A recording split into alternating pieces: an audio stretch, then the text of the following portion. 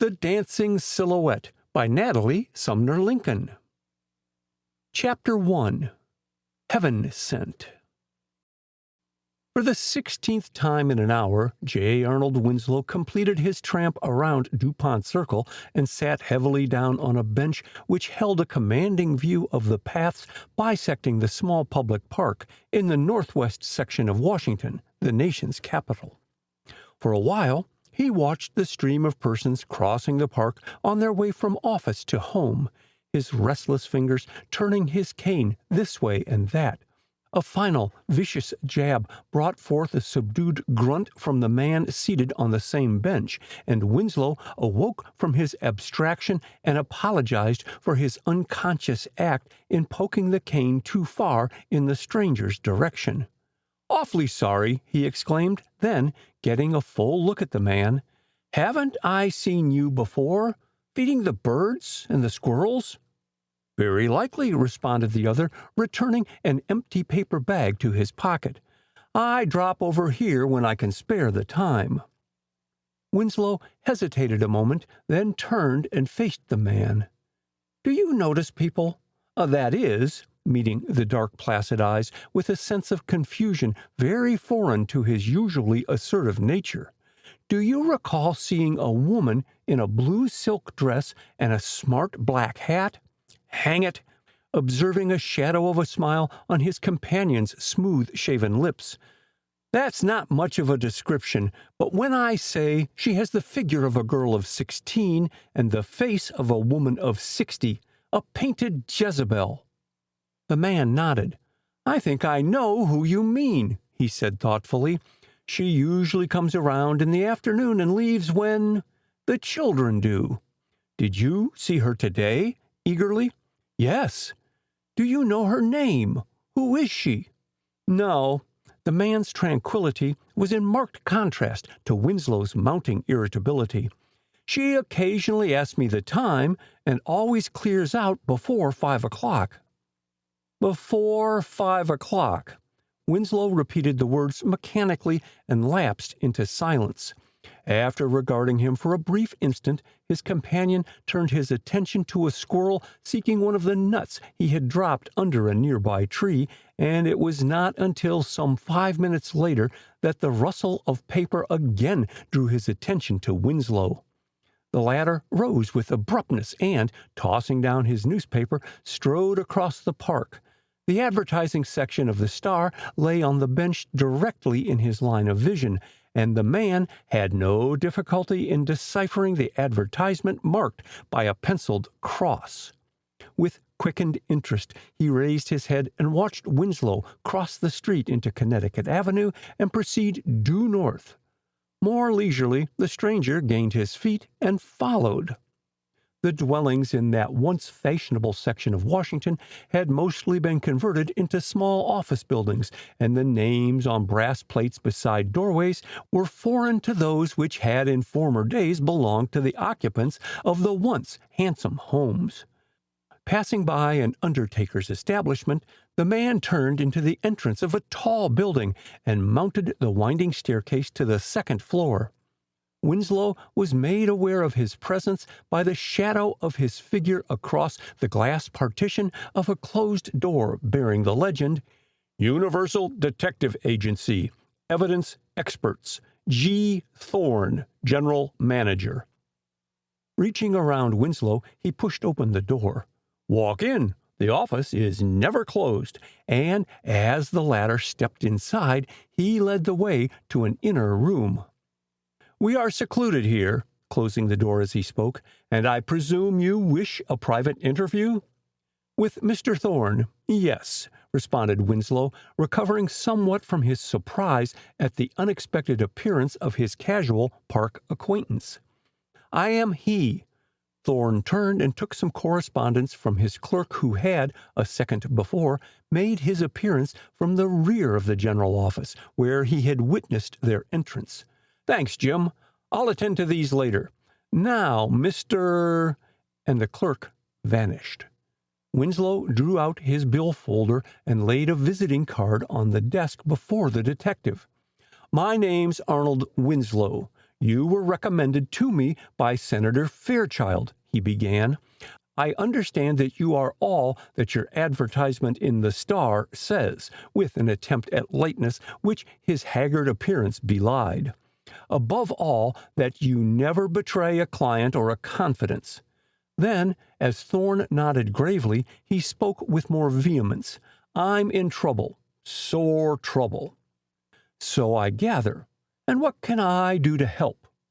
Thorne's quiet voice and sympathetic manner had a soothing effect, and Winslow's tired muscles relaxed as he sank back in the leather-covered office chair.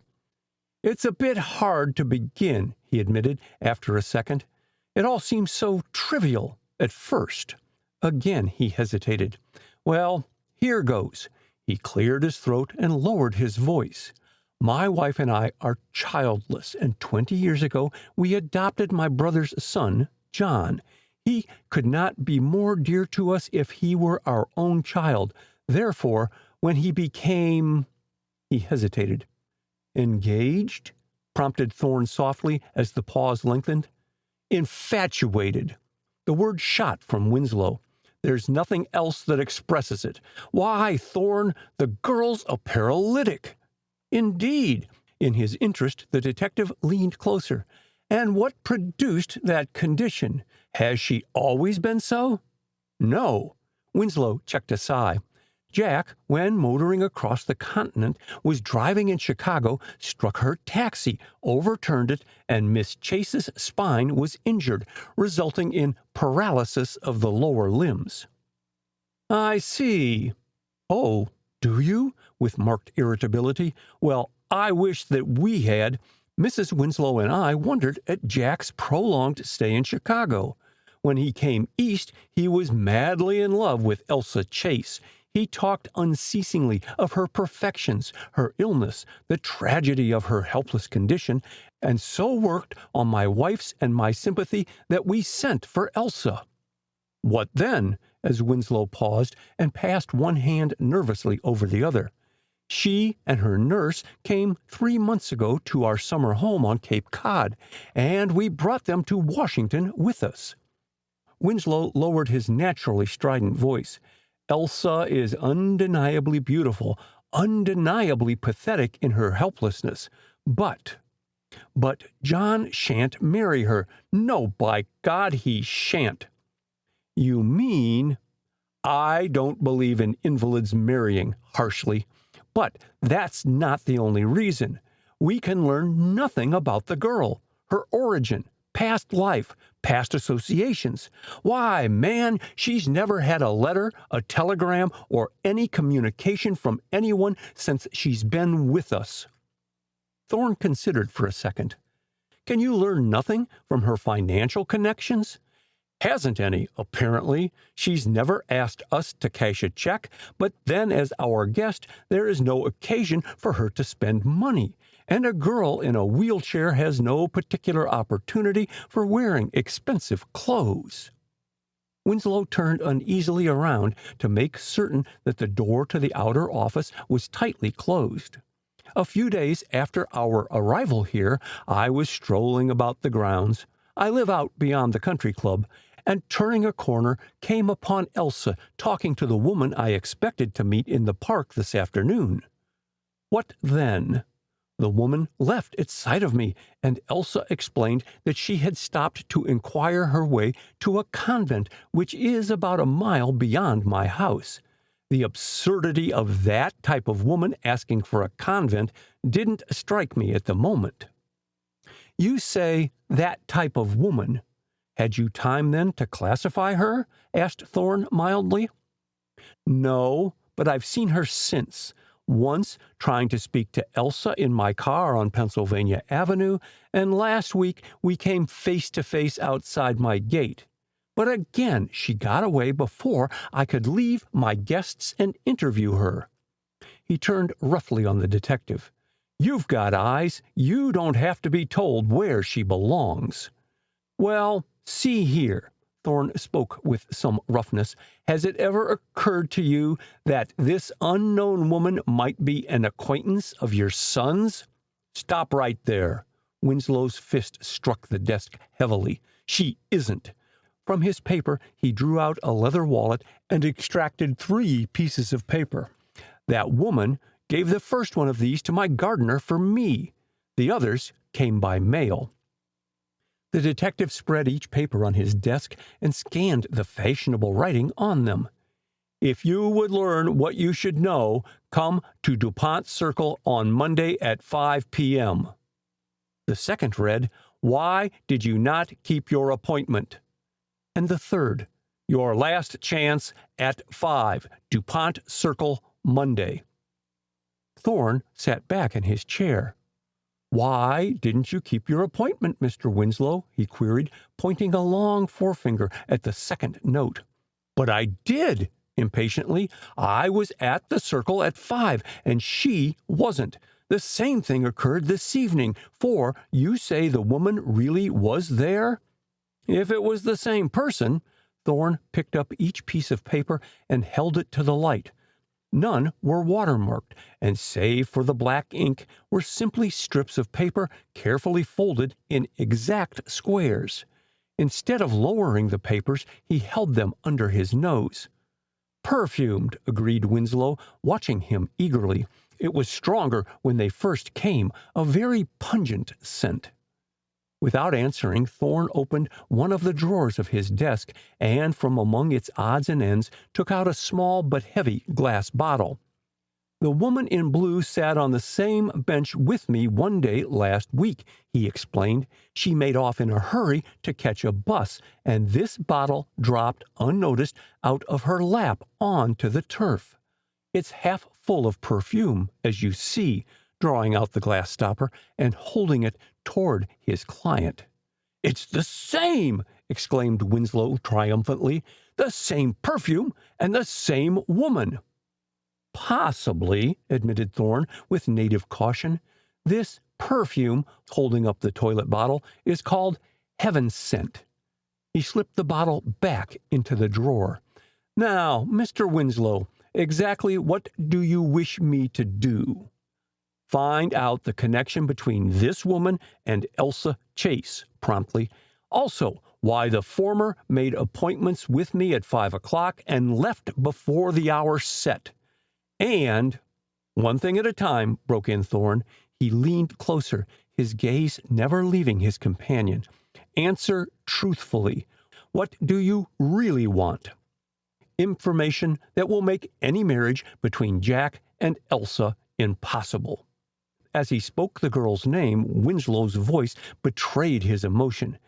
"Jack shall not throw himself away on this unknown," casting about for a word, "adventuress."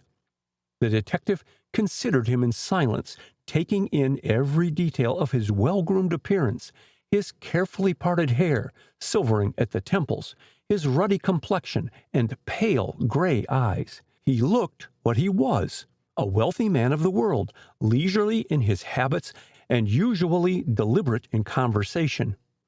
"Very well." Thorne's voice sounded oddly in the prolonged silence, and Winslow started as he reached for his hat and cane. "Where can I see you if occasion requires?" with a ghost of a smile. "Another interview?" "My address is on my card." Thorne picked it up and, handing a fountain pen to Winslow, asked, "Please write your phone number." Then, as the latter complied, he pointed to the 3 squares of paper lying by Winslow's visiting card. "Let me keep these, and, if anything turns up—" "You will hear from me." Winslow paused on his way out. "Pardon the question, Thorne, but you are a foreigner?" observing the latter's swarthy skin and high cheekbones under the strong rays of the high-powered central electric light just turned on. "No, Mr. Winslow. My ancestors on the shores of Plymouth met yours when they landed from the Mayflower." A queer gleam lit the detective's black eyes. "I am an American Indian." End of Chapter 1. Chapter 2. The Girl in the Wheelchair. The last rays of the setting sun colored the western sky, but the splendid view obtainable of the sunset did not claim the attention of the gardener at Oaklands, the country home of Arnold Winslow. Instead, under pretense of examining the hardy shrubs near the long flagged terrace which ran the length of the Georgian mansion, Ferguson had eyes only for a young girl sitting propped up in a wheelchair on the terrace. Slowly and yet more slowly he approached the terrace, the rubber boots he was wearing making no noise. Elsa Chase raised her eyes from her embroidery in time to see Ferguson's bent form straighten itself as he ceased inspecting a cluster of dwarf evergreens which gave protection to the terrace, screening its occupants from the sight of passers-by along the garden walks further from the mansion. Impersonally, her gaze swept over the gardener's bulky form, clothed in overalls and sweater, the dilapidated cap he was wearing at a rakish angle on his frowsy hair. As one grimy finger was lifted to touch the visor of his cap in greeting, Elsa looked straight into his eyes. In silence, they regarded each other. Then Ferguson's hand dropped to his jaw, and he caressed his week-old beard. "Ain't ye afraid to sit out here, miss? Indian summer's mighty treacherous for delicate ladies." The gardener's throat tones carried to other ears, and Jack Winslow stepped hastily through the open French door which gave upon the terrace. "You shouldn't be here, Elsa," he chided gently, gaining her side. "Ferguson's quite right. Come indoors, dear." And waiting for no remonstrance, even if she felt so inclined, Jack wheeled the chair across the terrace. Pausing only to close the door firmly behind them, he pushed Elsa to one end of the music room, stopping before the great stone chimney, where a wood fire blazed on the hearth. "Not too close."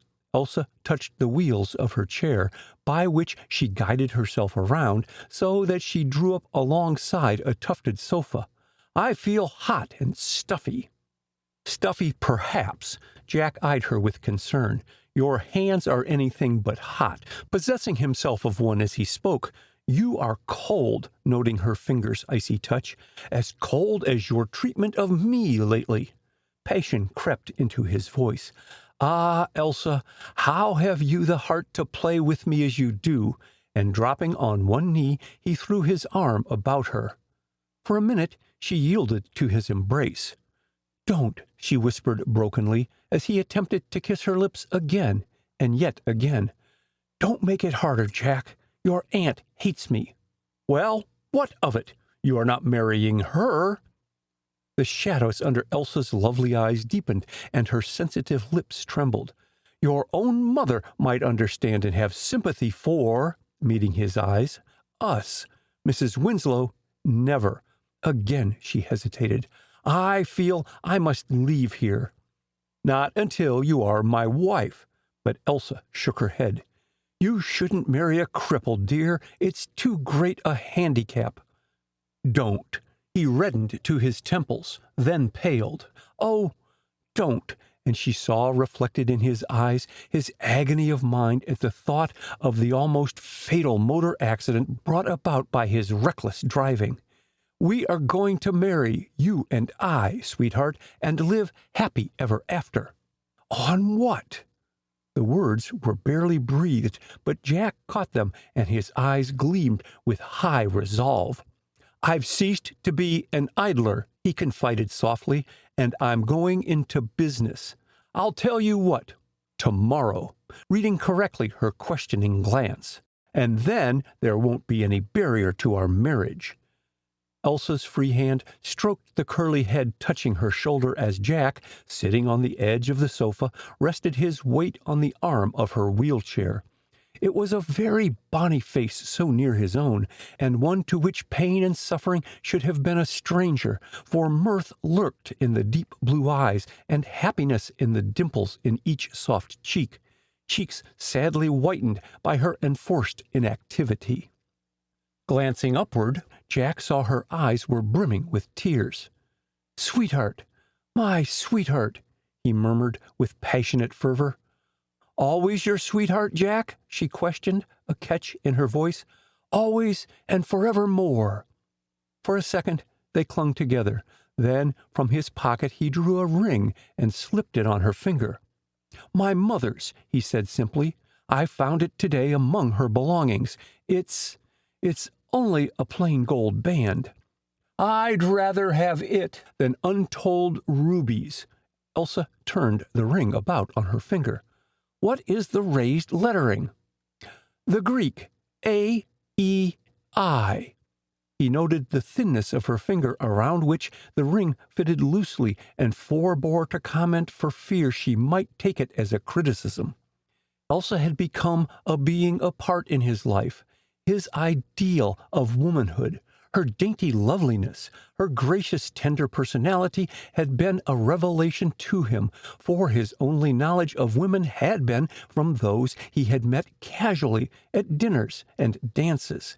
His own mother was but a shadowy memory, and his adopted mother, Aunt Julia, had not been able to reach his heart, although she had striven in her way to supply the required amount of affection to cement his home ties. The rough, untutored lad had found his vacations from boarding school great trials, for, while he had endeavored to meet Aunt Julia's strict requirements, he had never been an example of a perfect gentleman, her favorite and oft-quoted admonition. He was, as the headmaster at school wrote home, just plain boy. His uncle's indulgence had enabled him to skim through college with little regard for high scholastic standing and no regard for the high cost of pleasure. "Mr. Jack," the butler's voice from the doorway caused the lovers to start apart. "You are wanted, sir, on the phone." And with a strong pressure of Elsa's hand before he released it, Jack hurried away in the servant's wake. With a soft little sigh, Elsa sank back against the pillow of her chair and closed her eyes. She suddenly felt weak and unstrung. It was fully 5 minutes before she roused herself sufficiently to look about. Only the firelight illuminated the room, and the flames were dying down, casting eerie shadows here and there. With an uncontrolled shudder, she turned the wheels of her chair with practiced hand and glided across the highly polished parquetry floor. Reaching the electric switches which controlled the indirect lighting of the entire room, she turned on just enough to dissipate the gathering darkness. A tapestry concealed the switches from view, and withdrawing her hand from them, she ran her fingers along it, feeling its texture while admiring its exquisite workmanship. It was a beautiful and ancient work of art, and one which Elsa never wearied of examining. Other tapestries hung on the walls of the room, which, in its period furniture, was more like a museum than an ordinary chamber devoted to music. As she studied her surroundings, Elsa wondered once again if the architect, in designing the house, had built it around the music room, sacrificing all else to secure perfect proportion and balance. If so, he had succeeded in his object, and the Winslows had reason for their pride in their home.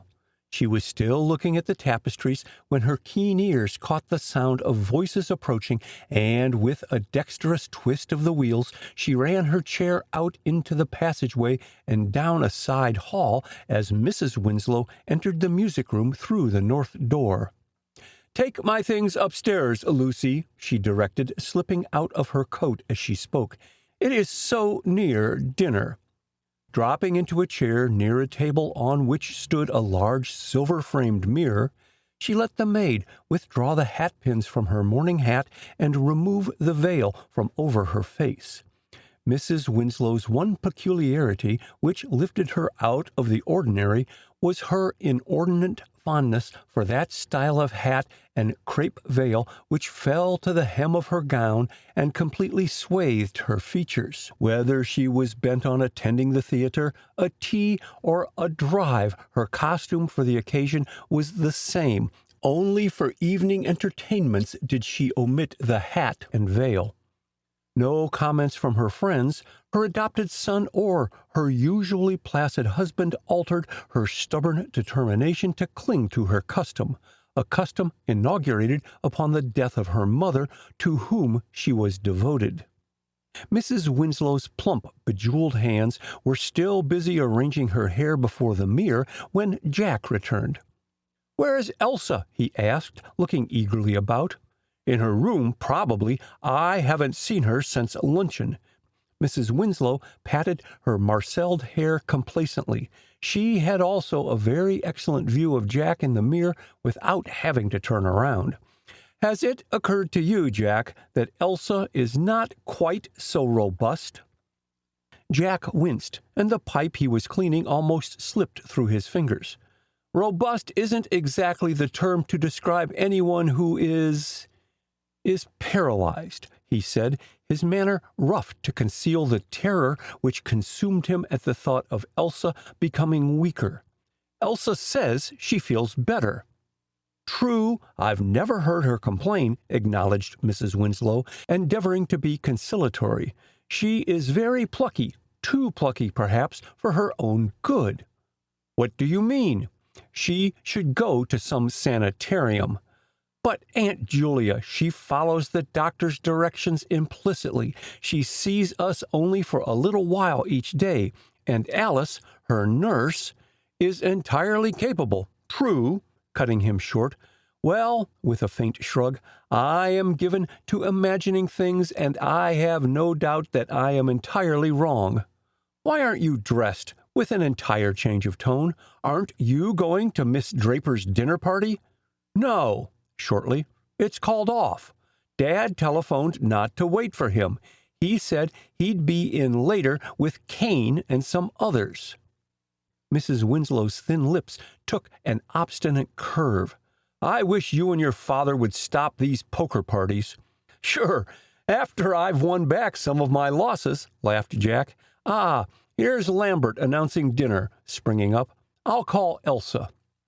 But, anticipating the hour, Elsa had already wheeled her chair up to the door of the dining room, and she did not keep Mrs. Winslow waiting.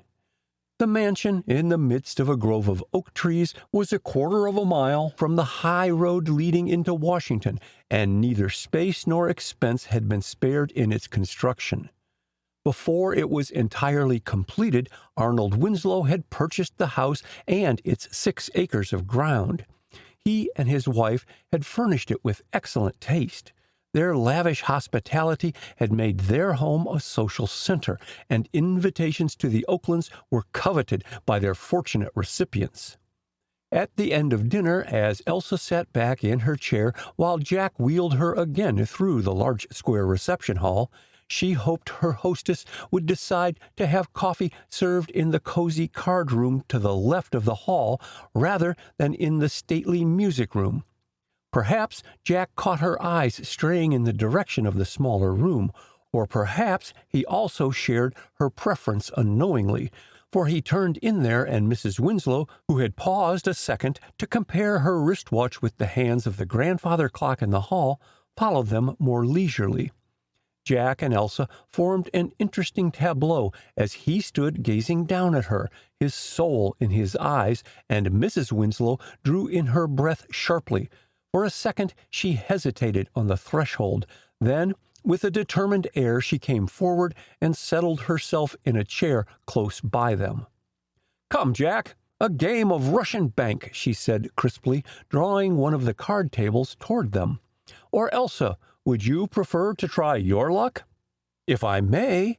The girl's smile was hard to resist, and as the game went on, with Jack an interested spectator, Mrs. Winslow's caustic manner thawed as she came, all unconsciously, under Elsa's power of fascination. In spite of her crippled condition, Elsa managed to twist her body from the hips so that she could face the card table, placed at the side of her wheelchair. Her gestures with her hands were exceedingly graceful, and Mrs. Winslow found her no mean adversary when she once understood the rules of the game. "Dear me!" she exclaimed, totaling her losses. "Can you change a $5 bill, Elsa?" Elsa felt down in her chair and drew out her handbag.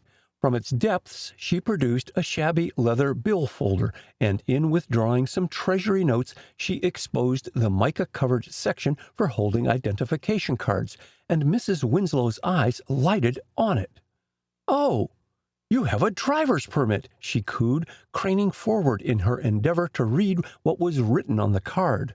But her curiosity went unsatisfied as Elsa closed the bill folder. I used to drive a car, she acknowledged. Here is your change, Mrs. Winslow. Surely that is your husband's voice in the hall. Arnold Winslow came in even as she spoke, bringing with him a stranger to Elsa, but judging from Mrs. Winslow's cordial greeting, an old friend of the family. Elsa? Winslow stopped by her chair. This is Dr. Kane of Boston, and the girl looked up into a pair of steel gray eyes as her hand was taken and held in a powerful grip. Jack, wheeling abruptly on his adopted son, I promised you would call for Bates and Glover tonight. Is your car in the garage? Yes, but for a second, Jack did not stir, and his face held a repellent look. He maintained a sullen attitude even when Dr. Kane spoke jestingly of some college prank which had resulted in his interceding in the boy's behalf with the college faculty.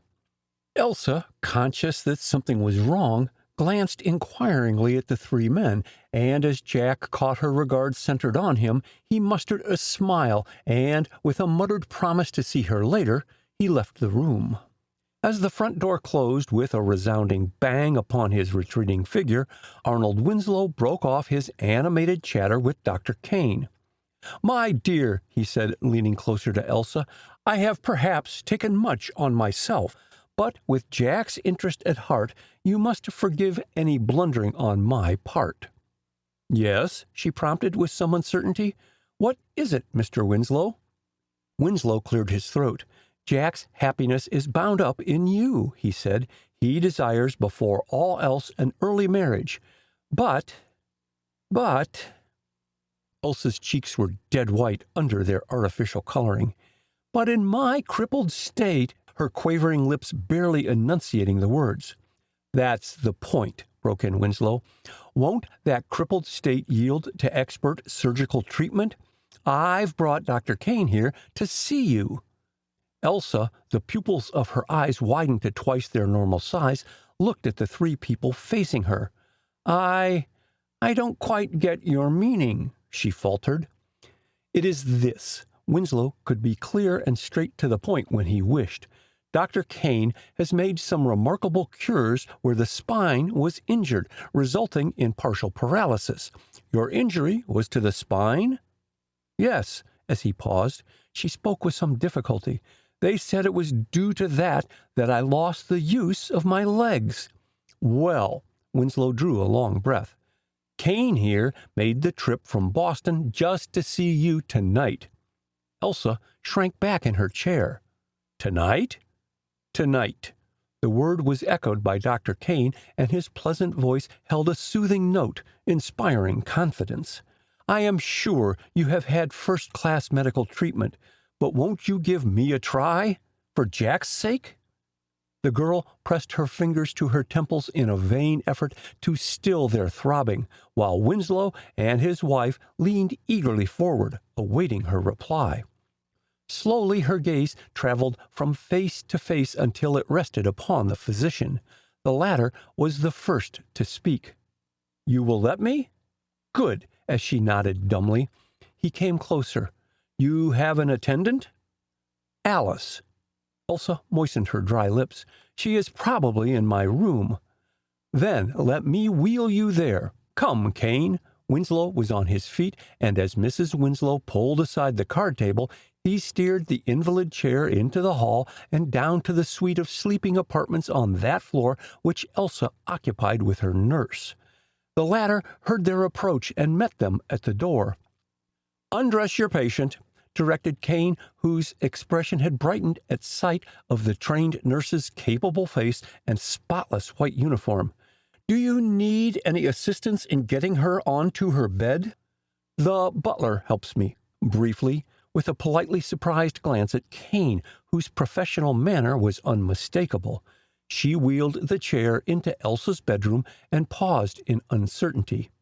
Prepare Miss Chase for an examination, then notify me here. pointing to an old settee which stood across the hall from Elsa's bedroom. Kane, bowing to Elsa, turned to Winslow. "Where can I wash my hands?" "Your old bedroom is ready for you." Winslow walked across to the small house elevator shaft and pushed the button. "You know how to operate this elevator," as the cage was heard coming down from the second floor. Then, not waiting for a reply, "I'll take you up anyway." Nearly 2 hours elapsed before the elevator once more took Dr. Kane to the second story. Walking slowly along that floor to his bedroom, he heard voices coming from the large reception hall and paused to look over the railing which circled the second floor, making it resemble a gallery. "Go to bed, Julia, and stop worrying," came Winslow's voice. "Kane will be here soon," snapping his watch. "I rely on his diagnosis to tell us if Elsa is a cripple or a fraud." A burst of loud laughter came from the card room where evidently a game was in progress, drowning out Mrs. Winslow's voice, and Dr. Kane slipped noiselessly into his bedroom. It was approaching 1 in the morning when those in the card room were silenced by a loud rapping on the long French window opening upon the terrace. Glover, more sober than the others, swung open the window, and Ferguson, the gardener, lurched inside. "Master! Master!" His throaty voice sounded oddly in the sudden stillness, and Winslow gazed at his white, distorted features as if hypnotized. "The man upstairs, master! Him you called Kane! He's lying on the ground under his window! Dead!" End of Chapter 2. Chapter 3. The Bolted Door. Arnold Winslow eyed the undertaker in speechless amazement. "Do you mean you haven't embalmed the body?" he demanded, recovering his breath. "Just so." Payne's grave manner was in keeping with his somber clothes. "The law requires that I have a doctor's certificate." "Oh, that's all right." Winslow's relief was manifest. "McLean will fill out the necessary papers. Dr. Kane lived in Boston. Will you arrange to have his body taken there, or shall I?" "I can." The undertaker rubbed one hand reflectively over his vest.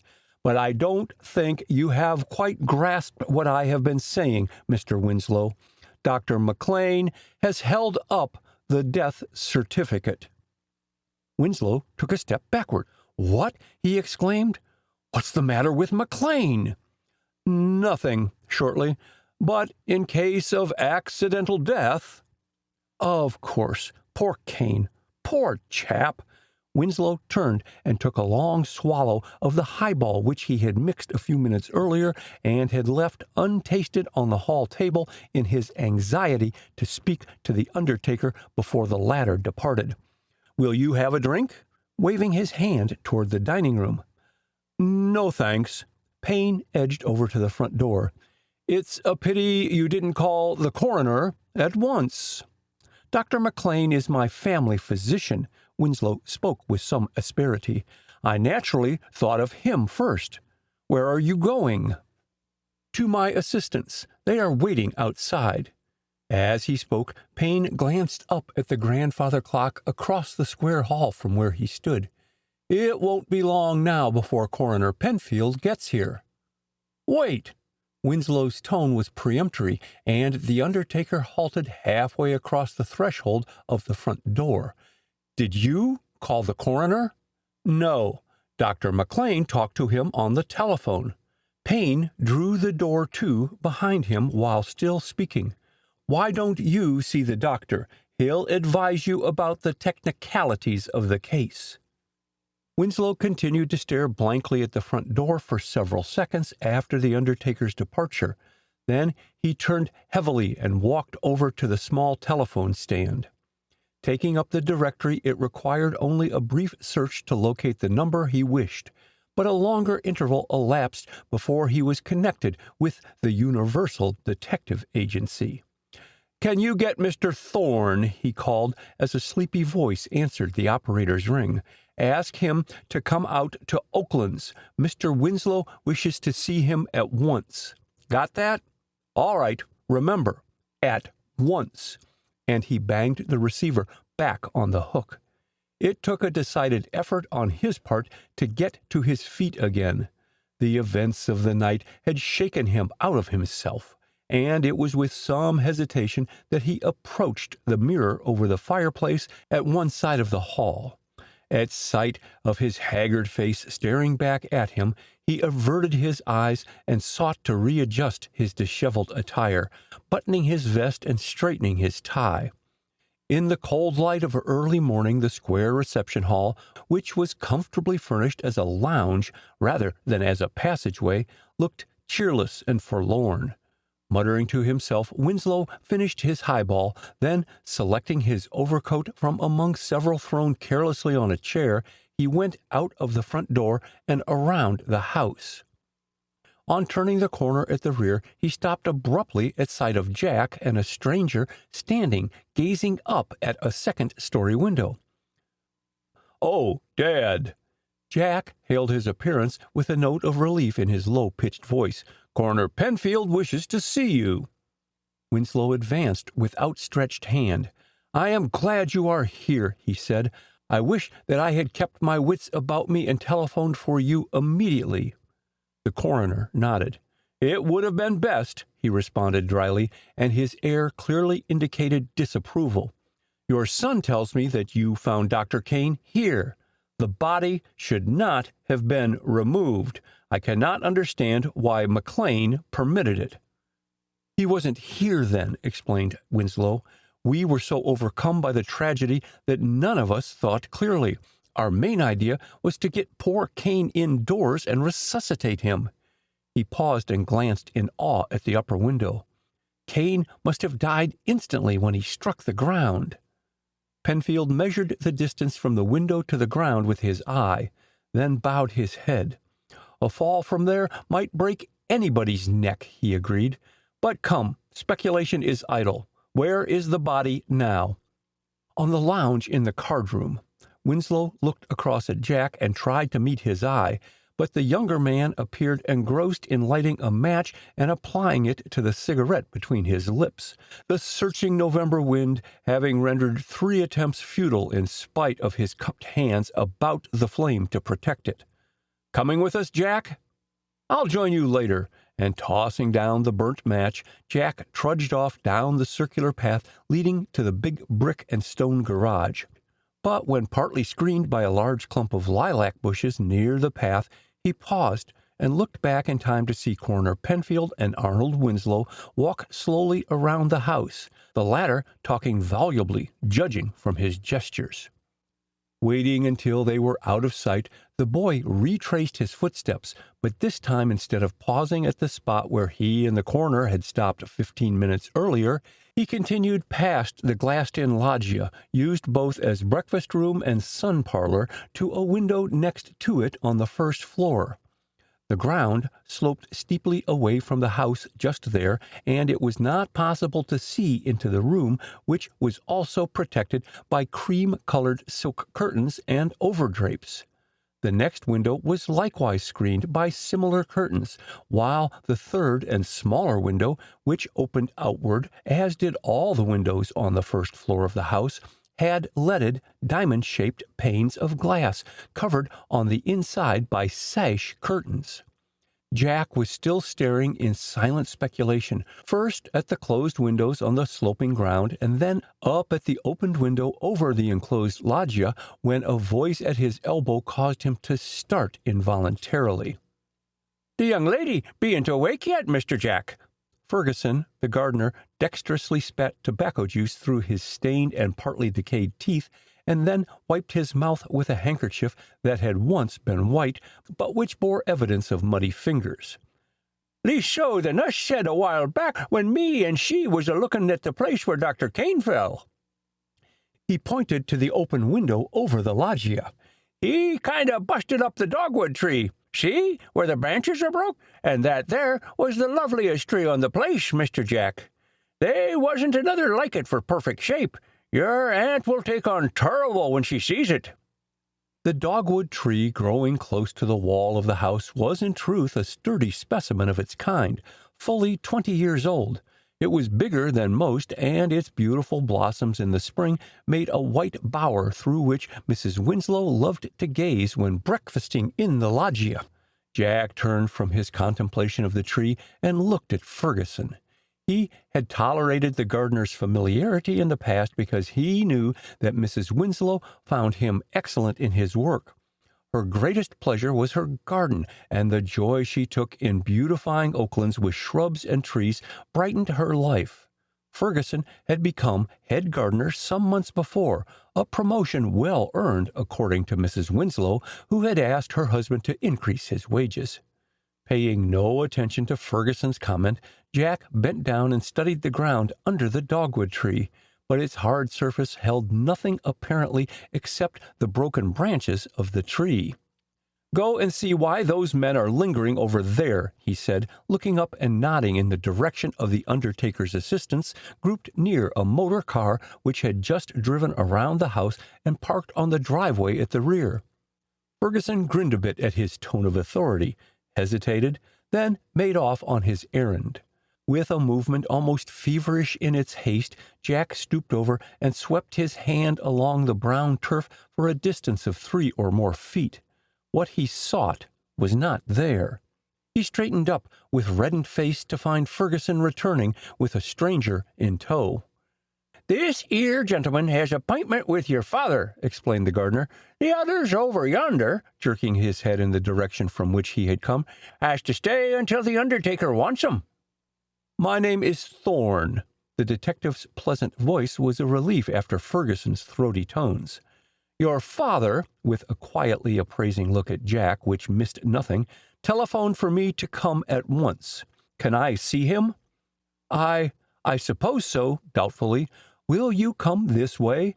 And wasting no further words, Jack started for the front of the house. With a hitch at his trousers and a passing glance at the undertaker's assistants, Ferguson followed Jack and the detective, although at a respectful distance.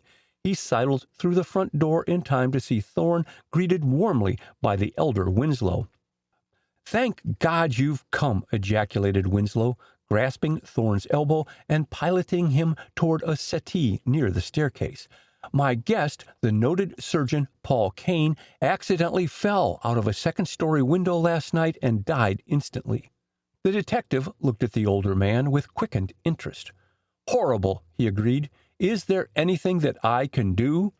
His question went unanswered as Winslow caught sight of Ferguson, but his attention veered from the gardener on hearing Jack's quick hail from the rear of the reception hall. "Coroner Penfield wants you, Dad." And not waiting for the others, Jack hastened to the card room. He was only a second or two ahead of Winslow, whose brief "come along" proved an invitation not only to Thorne, but to the gardener, who trailed behind them. Both of the Winslows hesitated at sight of the prone figure on the lounge, which had been pulled out toward the windows. The room still bore evidence of the game of the night before. Playing cards littered the table. Poker chips were scattered even on the floor, while decanters and soiled glasses, with a plate of stale sandwiches, were on a small end table. But over all the disorder the majesty of death held sway, and only the detective was conscious of his surroundings as the men drew closer to the still body. Coroner Penfield was the first to break the silence. "Mr. Winslow," he began, "was Dr. Kane in good health before retiring last night?" "Why, yes." Winslow cleared his throat.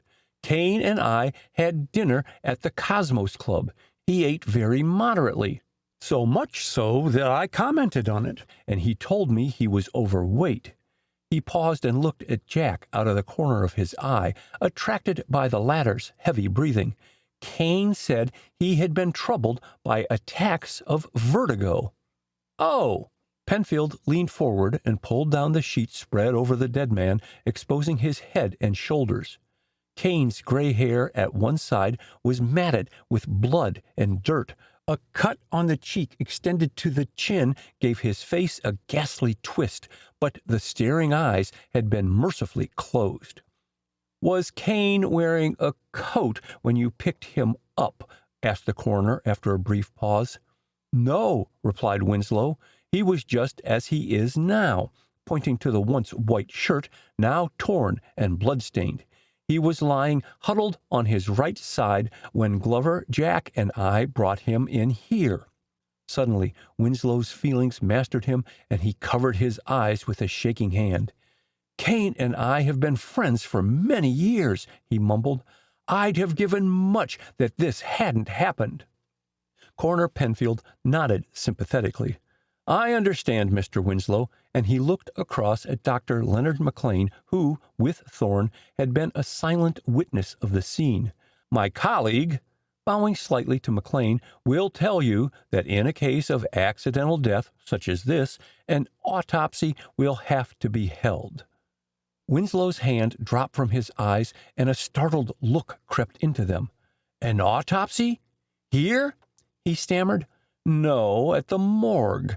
Then, reading the protest trembling on Winslow's lips, the coroner added, "I can realize your feelings, Mr. Winslow. To have your friend taken away and his body subjected to an examination seems horrible to you, but I assure you, sir, the law must be complied with." Winslow's glance dropped to the floor, and for a second he could not speak. Then he looked up and caught McLean's eye. "Go with them, Leonard," he said brokenly. "Do everything for Kane," and turning, he stumbled out of the room. A hand laid on Jack's shoulder stopped him on his way to the door.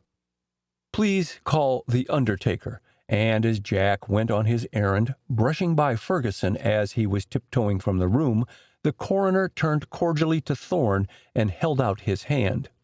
"Well, well," he exclaimed, "the crime theorist." Then, with a sobering glance at the couch and its pitiful burden, "Perhaps you and I will meet later, Thorne. Come on, McLean." Within 15 minutes the undertaker's car had driven off, followed immediately by that of the coroner, and McLean was about to enter his coupe when Winslow appeared at the front door. "Just a moment, Leonard," drawing close to the surgeon's side. "How did you find Julia?" "Your wife was resting quietly when I left her before Coroner Penfield came." Dr. McLean opened the door of his car. "Should she show any further inclination toward hysterics, administer another dose of bromide." Noting Winslow's haggard appearance, he added hastily, "Her condition is nothing to be alarmed about. As soon as the shock of Kane's death wears off, she will be her normal self. Take some bromide yourself, Arnold. You need quieting down as much as she does." But Winslow shook off his friendly hand with a scowl which deepened as, re-entering the house, he saw Jack talking eagerly with Elsa's trained nurse. They both looked up at his approach. Jack was the first to speak. "Can I do anything for you in town, Dad?" he asked, and almost before Winslow could answer, he held up a bottle. "You are sure, Miss Klein, there is nothing else Miss Chase wishes?" "Quite sure." The nurse consulted her watch. "I have to give her the medicine before 10 o'clock. "I'll be back with it," and snatching up his overcoat and hat, Jack was halfway to the garage before Winslow moved from the front door. It was with slow and heavy tread that he joined Thorne in the card room. Shutting the door, he beckoned the detective to come closer.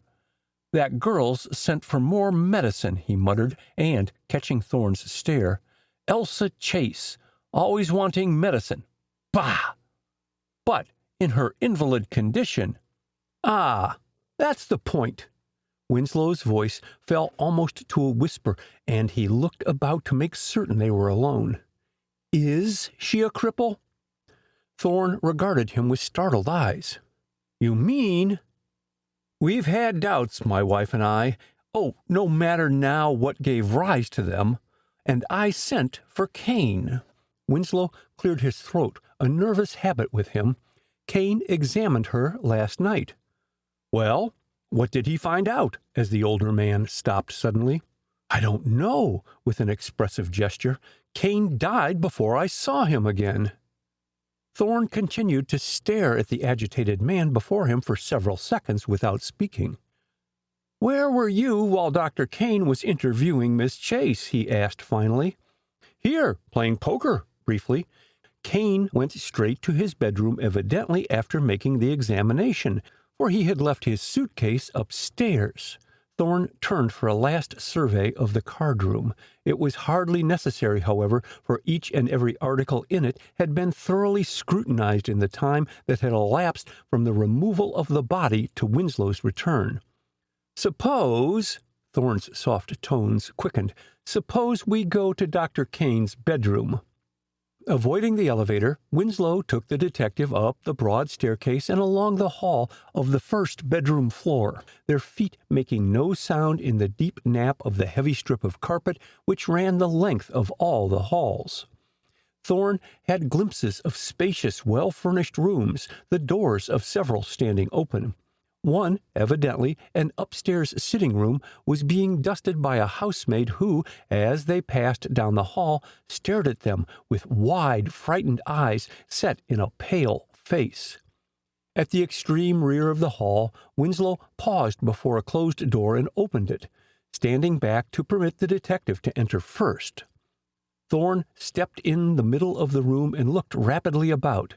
The four-poster had its covers drawn back, but the bed had not been slept in. Near it was a mahogany bench for bags, and on it lay a suitcase, unopened, while on top of the suitcase was a Gladstone bag, such as is sometimes used by physicians for instruments and medicine bottles. Thorne ran swiftly through its contents, which were mostly spread out by the side of the bag, carefully, however, to leave each article in its exact resting place. Kane's coat hung neatly over the back of a chair, and it next claimed Thorne's attention, then the bureau. From there he moved to the chest of drawers in another corner of the room. On it lay a leather bill folder with the end of a match protruding from it. Deftly, with a steel instrument, so as not to leave finger marks, Thorne opened the leather bill folder. Within the leather lay 3 matches with red tips and blue tops. "Thorne, come here." The imperative call was low-pitched. "This bathroom door is locked." "Try the other." "There is none. This is the only entrance to the private bath belonging to this bedroom." Winslow drew out his handkerchief and wiped the beads of perspiration off his forehead.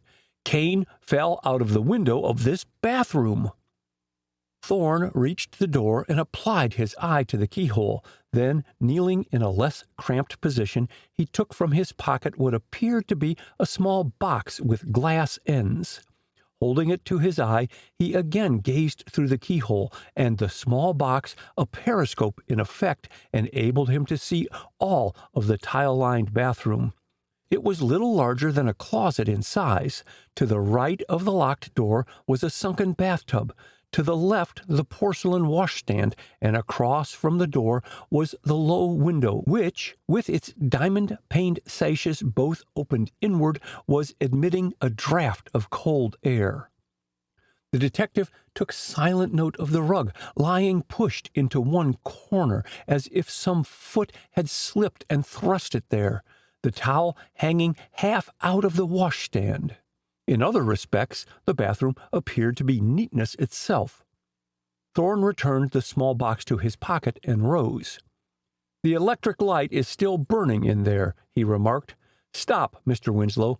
Don't try to force open the door," as the older man braced his shoulder against its wooden panels. "Have you a ladder?" Winslow crossed the bedroom to the north window, opened it, and looked out. Within hailing distance, Ferguson and his assistant gardener were spreading rich soil over some of the rose beds, and, cupping his hands, Winslow called Ferguson's name. The latter dropped his rake and ran over to the house, his awkward gait accelerated into a lope. "Bring a ladder and climb up into the window by the dogwood tree," directed Winslow. "Get into the bathroom and open the door for us. Be quick." The injunction was hardly needed. Thorne had only time to examine the contents of the dead man's bill folder before he heard Ferguson clambering through the window of the bathroom. A second later, the door between the rooms swung inward, and Ferguson backed almost into the sunken tub to make room for the detective and Winslow. The latter's hand went instinctively to the electric switch to turn off the light. "Leave it alone," Thorne spoke from the window where he was examining the low window casement.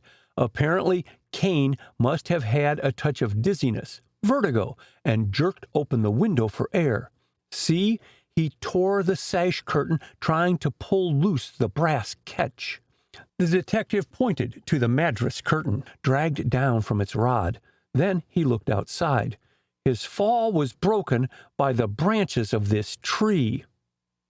"He about ruined the tree," chimed in Ferguson, the irrepressible. "It'll upset the missus."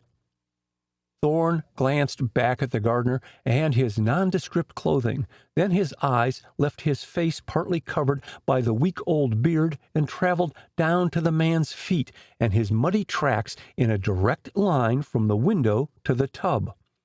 Ferguson moved one foot uneasily as the stare grew prolonged. "What ye looking at, mister?" he asked, unable longer to keep silent. "Stand still." The detective came closer and stooped down, pointing as he did so to Ferguson's right boot. Sticking out from a hole in the heavy rubber sole was a small, mud-covered object. Thorne pulled it out with a jerk, then rubbed off the mud. A door key lay in his hand. With one searching glance along the floor, he swung over to the door and tried it in the lock. "It fits!" he exclaimed, and closed the door. But while the key turned the lock failed to catch. "The house is settled, and the key won't lock the door any longer." Winslow broke his long silence. "So my wife had Ferguson, who's handy with tools, put this brass bolt on the bathroom door. That's how it was fastened just now." He wheeled on Ferguson. "How did that key get caught in your boot?" Ferguson shook a bewildered head. "I dunno, sure." And as he uttered the denial, he looked for the first time straight at the detective. End of Chapter 3. Chapter 4. Theories. "Miss Klein." Winslow pronounced her name with so much emphasis that the trained nurse looked at him in some astonishment. "You are quite sure that the news of Dr. Kane's death has not reached your patient?" "I am certain it hasn't," she replied with equal earnestness. "Miss Chase slept late this morning, much later than usual, and she has seen no one but me so far." "And you have not broached the subject to her?" inquired Thorne, breaking into the conversation. "Never given her a hint of the tragedy?" And his penetrating look held hers. "It would be uppermost in your mind." "But not before my patient's well-being," she retorted swiftly. "In Miss Chase's nervous condition, one does not run the risk of shocking her." "Your solicitude is commendable." Thorne's tone made Miss Klein itch to box his ears. Her own nerves had been set on edge by the servants' garbled accounts of the discovery of Dr. Kane's body, and her breakfast, owing to the attendant excitement, had been of the sketchiest sort, instead of the hearty meal she usually enjoyed early in the morning. Thirdly, she was not overpleased by Arnold Winslow's manner of addressing her. Lambert, the butler, had brought his peremptory message that she come at once to the den, a library, so called, near Mrs. Winslow's bedroom. There she had been kept waiting for fully 20 minutes before Winslow put in a tardy appearance. He had not troubled to introduce the detective, and Thorne's comments irritated her almost as much as Winslow's discourtesy. "Lambert said you wished to see me, Mr. Winslow," she remarked, ignoring Thorne. "Is there anything that I can do for you?" The communicating door leading from the den into Mrs. Winslow's boudoir was pulled hastily open, and the same white-faced housemaid who had watched Winslow and Thorne go down the hall to Dr. Kane's bedroom precipitated herself into the den. "Oh, oh, oh!" she exclaimed in frenzied agitation. "Come help Miss Winslow! She done cut herself!" Winslow was the first to reach his wife's side, with Miss Klein and Thorne close behind him. Mrs. Winslow stood with one hand extended over an empty bonbon dish, while with the other she strove to staunch the flow of blood aided by a handkerchief. Brushing Winslow aside with little ceremony, Miss Klein went to her assistance and, with a businesslike manner which Thorne secretly admired, applied a tourniquet just above the cut on her wrist. "Keep your arm in an upright position," she advised. "Arnold, bring Miss Klein the bandages and absorbent cotton from the medicine closet in my bathroom," directed Mrs. Winslow, who, although exceedingly pale, was more composed than her flurried husband. "This comes," she added tersely, seating herself in the chair Thorne pulled forward, "of trying to sharpen my pencil with that," indicating a Boy Scout knife lying on the desk beside her, with its large blade blood-stained. "When you hold the pencil pointed towards you, anything is liable to happen," grumbled Winslow, who, with his hands full of bandages and medicine bottles, had returned in time to hear her comment. "Any danger of rust?" he asked Miss Klein anxiously. "The knife's an old one." Thorne looked closely at her wrist. There was an ugly gash close to the vein and another, apparently a deeper cut, just below it. In thoughtful silence, the detective watched the nurse clean the cuts and take up the bandages preparatory to putting one on. Then he quietly slipped away. His destination was Dr. Kane's bedroom, but he turned to the right instead of the left on leaving the den and did not realize his mistake until he reached the circular staircase. The faint whirring sound made by rubber wheels rolling over a hardwood floor caused him to look over the stair railing into the reception hall below. As Elsa Chase came into sight in her invalid chair, he hesitated perceptibly. From where he stood, he could judge nothing of her face or features as her head was bent forward in her endeavor to find out what caused the unusual squeak in her smooth-running chair. When she looked up again, it was to find Thorne at her elbow. "Can I be of service?" he asked. For an instant she looked at him, startled. Then her lips parted in a quick, bright smile, showing her pretty teeth and still prettier dimples. "If you have an oil can, yes," and the soft richness of her voice held a hint of amusement. "Otherwise, not. I cannot abide small noises." "Unfortunately," his smile matched hers, "my oil can is in my car. I'll gladly get it." He made a motion toward the front door and checked himself. "Later. In the meantime, may we talk?" Her lips still smiled, but her eyes had grown watchful. "Of course," graciously, "but who is we?" Thorne glanced about the reception hall, and the comfortable settee back in one corner caught his attention. It held some degree of privacy. "May I wheel you over there?" Nodding in its direction, and taking her consent for granted, he pushed the chair across the hall. It was not until he was comfortably seated that he drew out his billfolder and laid one of his business cards in her lap. For a second she regarded the engraved lettering upon it with lowered head. "The Universal Detective Agency," she repeated thoughtfully. Then, meeting his dark eyes, "Are you Mr. Thorne?" "Yes." Following the monosyllabic reply, the detective's hands strayed to his package of Chesterfields, and he half drew it out. Elsa caught the motion. "Please smoke," she exclaimed, "and I will keep you company." And from the little workbag strapped to her chair, she took a silver cigarette case and a brass ashtray, with its leather ends weighted so as to balance on the chair arm. "Have you a match?" "Thanks." Elsa sank back against her cushion. "Now, Mr. Thorne, why are you here? Officially, or as a guest?" "By invitation." Thorne stretched out his long legs into a more comfortable position. "After the death of Dr. Kane."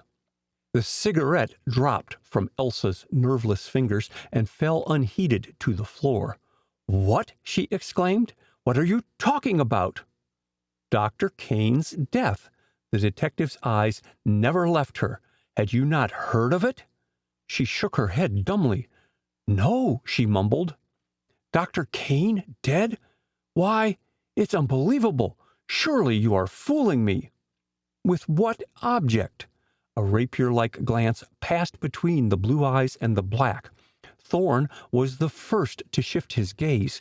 It fell on her hands, beautifully shaped with slender, artistic fingers, carefully manicured.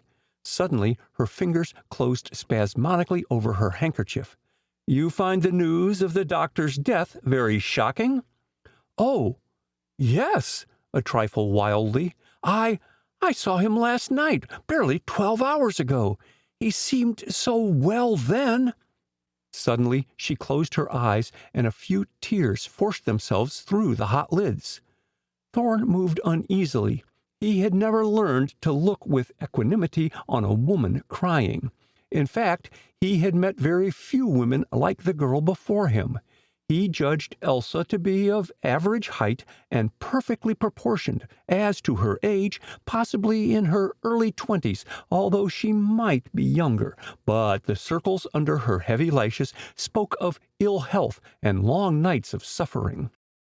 With a curious sense of discomfort, Thorne admitted to himself that her unusual and elusive beauty was of the type to catch and hold the attention of men. It made, therefore, all the more singular the apparent dislike that Arnold Winslow had for his adopted son's fiancée. Thorne had been quick, even in their first interview, to detect the venom in his voice whenever mention was made of Elsa. The detective stooped over and picked up Elsa's cigarette and laid it in the ashtray. "I am sorry to have brought you bad news," he said simply. "I supposed you had heard something of it. Dr. Kane met his death almost under your window, so to speak." Elsa's eyes flew open. "What is that you say?" she stammered, and her voice had grown hard, unnatural.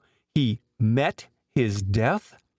"He fell out of the upstairs bathroom window and was killed." "And was killed?" The look of horror in the girl's eyes gave place to another emotion. Was it terror? It was gone before Thorne had time to analyze it. I... Desperately, Elsa strove to control her voice and keep it steady. "I liked Dr. Kane, although I saw him for the first time last night." "Ah, then he was not a relation of yours?" "Certainly not," swiftly. "Why should you think that?" "You seemed so upset over a casual stranger." Elsa looked up swiftly, but she gained nothing from her scrutiny. His rugged features and handsome dark eyes held no expression save of solicitude. For her? Her fingers, playing with her handkerchief, grew icy cold. But suppose that casual stranger, mimicking his tone, had held out hopes to you of eventual recovery from this, touching her wheelchair with a gesture pathetic in its hopelessness. "Suppose Dr. Kane had promised an operation which might relieve the pressure on my spine, so that I might walk again." Her low musical tones barely reached his ears. "Then, Mr. Thorne, put yourself in my place, and you will understand the shock his death is to me." The detective did not reply immediately, and she wondered at the cause of his silence. Suddenly, Thorne's eyes shifted to the tobacco smoke curling upward from his cigarette. Her voice, her words, had the ring of truth. Bah! He was a fool to be taken by old man Winslow. It was not his place to search out some mare's nest and find an impediment to the proposed marriage. Let Winslow do his own house cleaning. "Miss Elsa!" The trained nurse was running down the staircase, her starched skirts rustling about her knees and brought up breathless by the wheelchair. "Why didn't you send Lambert for me?" "But I didn't need you." Elsa laid her hand affectionately on her arm. "Alice, this is Detective Thorne of," consulting the card still in her lap, "of the Universal Detective Agency." Only Elsa felt the sudden start the nurse gave. Her stolid expression, however, did not alter. "I am pleased to meet you," she stated stiffly, bobbing her head in Thorne's direction. "Now, Miss Elsa, you must come back to your room. You haven't had your usual drops." "True. I came to see if Jack had returned with the medicine. Would you mind, Mr. Thorne," her smile was very engaging, "ringing the bell over there for Lambert?" But the nurse stopped Thorne. "It isn't necessary, Miss Elsa," she explained. "Mr. Jack phoned his father that he was arrested for speeding and would be out as soon as he could get away from the police station. He is sending the medicine by messenger." Without asking permission, Miss Klein turned the chair about and addressed the detective over her shoulder. "Mr. Winslow wishes you to come upstairs to the den again, Mr. Thorne," and hardly giving Elsa time to voice a soft goodbye, she wheeled her rapidly down the hall toward her suite of rooms. Thorne found Winslow pacing restlessly up and down the den. "I feared you had gone," he exclaimed in relief at sight of the detective. "Come in and close the door." But Thorne did neither. "I'm due at my office, Mr. Winslow," he said. "You can always reach me there if you care to see me again." Winslow looked at him aghast. "What's the matter with you?" he exploded. "Come in and sit down." With more emphasis, and crossing the room, he slammed the door. "I apologize, Thorne." "What for?" "I should have offered you a retaining fee." Turning to his desk, Winslow opened a locked drawer and took out a checkbook. "Will $500 do?" The detective drew up a chair and sat down by the desk. Then, still in silence, he gazed about the den. Simply furnished, it was essentially a man's room. Low bookcases lined the walls with well-thumbed books, books in deluxe bindings and paper editions, the leather lounge in one corner, the framed diplomas, sketches, cartoons, and photographs on the walls all bespoke culture and refinement. Thorne looked again at his host. His well-groomed appearance told of an excellent tailor and a large bank account. The detective cleared his throat. "I'll accept this check, Mr. Winslow, on one condition." "Well, what's that?" as the detective paused. "That you tell me your real reason for your," hesitating, "shall we say, hatred of Elsa Chase." Winslow turned brick red, and then for a second he hesitated. "I could resent your attitude, Thorne, and would do so, except that I want results, and we can gain results only by a mutual understanding." "Quite so. That is the motive prompting my question." Winslow's high color faded somewhat. "You've been talking to that damn girl. Oh, I'll admit her power of fascination, but—" he bit his lip viciously. "I'm convinced she's an adventuress, and I want actual proof of it." Thorne laid the check back on the table, but before he could voice his refusal, a tap sounded on the door, followed instantly by its opening. "What, Leonard? Back so soon?" Winslow gazed at the surgeon in surprise. "Surely Miss Klein did not send for you to look after Julia's cut on her wrist." Leonard McLean shook his head as he closed the door. "I've had no telephone call," he said, joining them at the desk. "I have grave news for you." He paused and glanced questioningly at Thorne, and Winslow guessed his meaning. "You can speak before Thorne," he declared. "He is looking out for my interests in an important," he glanced sideways at the expressionless detective, "case." McLean, absorbed in his news, paid no attention to the attitude of the two men. "I've just come from the city morgue," he stated, leaning his elbow on the desk, "and was present while Coroner Penfield performed the autopsy on Kane." Again he paused, evidently that he might select his words with care. "Was his neck broken?" asked Winslow, breaking the pause through sheer nervousness. McLean's unusual manner disturbed him. "No," was the brief reply. "Oh, was it concussion of the brain?" "No." The surgeon glanced about to make certain they were alone. He was a frequent visitor as well as their family physician, and he and his wife often played bridge in the den which he knew adjoined Mrs. Winslow's boudoir. The door to that room, however, was closed, and again McLean addressed his silent companions, keeping his voice lowered. "Evidently, Winslow," he went on, "Kane's fall was broken by the branches of the dogwood tree, for, while his shoulder was dislocated and his head and cheek cut and gashed, no injury was serious enough to cause instant death." His two hearers sat back and looked at him.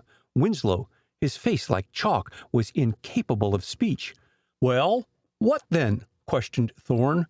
"Was his sudden death due to angina pectoris or the rupture of an aneurysm?" The surgeon shook his head. "To neither one," he said simply. "We found nothing organically wrong." "In other words," Thorne spoke slowly, thoughtfully, "you imply Dr. Kane did not die from accidental injuries nor from natural causes." He regarded Winslow, who sat hanging on their words, his face a study in expressions. "Well, Dr. McLean, what killed Kane?"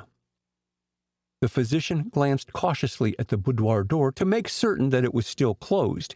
He had seen Mrs. Winslow through one attack of hysterics and dreaded a repetition of the scene. "The exact cause of death I am not prepared to say now," he said, weighing his words carefully. "A further blood test will determine the poison used." "Poison?" Winslow half rose from his chair, then sank back as the hall door was thrown unceremoniously open to admit an agitated butler. "If you please, sir," he stammered, "Inspector Mitchell and the police are downstairs." End of Chapter 4. Chapter 5. Queries. The door of the telephone booth swung outward as Jack Winslow brushed by its departing occupant so closely as to jog her elbow. With his mechanically spoken "Beg pardon" still echoing in her ears, the woman stooped over to pick up the handkerchief knocked from her hand, and in straightening up she caught through the partly closed door the telephone number given by Jack to Central. Taking out her vanity case, she haphazardly added a touch of powder here and there to her already rouged cheeks, her eyes being more busily engaged in watching young Winslow's features reflected in the powerful magnifying mirror on the open lid of her box than in observing her own countenance. "What's that you say?" came Jack's clear voice, carrying a hint of impatience. "Father's in conference? What? Lambert, speak louder." "Well, don't shout. Can I speak to Miss Elsa?" "What?" In his exasperation, Jack thumped the telephone stand. "Central, give me a better connection." "Lambert, you fool, speak into the telephone. Did the messenger get to the house with Miss Elsa's medicine?" "He did? All right. I'll be home soon." But it was some seconds before Jack left the booth, and in that time the woman eavesdropper was safely across the bank. It was the noon hour, and numerous depositors and other patrons of the Metropolis Bank hurried back and forth through the spacious quarters of the banking house. Jack's interview with one of the tellers sent him with puckered brow to another window. There his conversation had a more satisfactory ending, and walking over to one of the high mahogany desks, he proceeded to fill a blank note. With expert adroitness, the same woman wormed her way to his side, and under pretense of writing a check at the long desk, she read the document lying in front of him. 60 days after date I promise to pay. Jack's blotter covered the name. $10,000 for value received. The wide blotter was pulled down to cover Jack's bold signature, and the document was folded so swiftly that she failed again to see to whom it was made payable. Then, for the first time, Jack grew conscious of the woman's proximity. The pungent perfume she used was faintly familiar. As he caught her eyes, his hand went instinctively to his hat. He bowed in manifest embarrassment and turned away. Pshaw! What had come over him to accost a total stranger? Jack made the return trip to Oakland's with due regard to traffic regulations. The next conviction for speeding meant the revocation of his driver's permit. It was close to 5 o'clock before he drove into the garage. Peter, the chauffeur, stopped polishing the family limousine long enough to touch his forehead with a grimy finger. "Mr. Winslow's been asking for you, sir," he volunteered. "Want your car washed tonight, sir?" "No." Observing the servant's hurt look at the curt refusal, Jack added, "No thanks, Peter. I'll probably need the car." And gathering up the magazines he had purchased for Elsa that morning, he walked away. To the right of the garage and a little distance from it was the gardener's cottage, a pretty one-story building covered in summer with roses and clematis. While occupied at that time only by Ferguson, it had sufficient bedrooms, living room, bath, and kitchen to accommodate a small family. Mrs. Winslow, excellent housekeeper that she was, had seen to it that pretty curtains hung at the windows and that each room was suitably furnished. Elsa had particularly admired the cottage in its picturesque setting, and anything that appealed to her appealed to Jack. Instead of going direct to the big mansion, Jack crossed the lawn to the gardener's cottage, but his repeated rap on the kitchen door brought no response. Finally, he turned over the doormat. The key, which generally lay concealed there in Ferguson's absence from the cottage, was missing. Through the window, Jack obtained a glimpse of the telephone, placed there for the convenience of the men working on the grounds, as Mrs. Winslow's cook, a privileged servant of many years' service, objected to their tramping through either her kitchen or the servants' dining room to reach the branch telephone in the butler's pantry. Jack turned away from the cottage. Evidently, he would have to use the telephone at home. A moment later, Lambert opened the front door before Jack could get out his latchkey. "Miss Klein's wishing to see you, sir," he spoke in subdued tones. "She's waiting beyond in the dining room," and having executed his mission, the butler disappeared with dispatch. Jack found the nurse reading a magazine. She dropped it on his entrance with a quick sigh of relief. "Is anything the matter with Elsa?" Jack's ever-present fears for his fiancée's health gained the upper hand, and his tone bespoke his alarm. It was but seldom that Miss Klein discussed her patient with him. The nurse hesitated. "She is nervous and unstrung," she admitted, "and that will react on her general condition."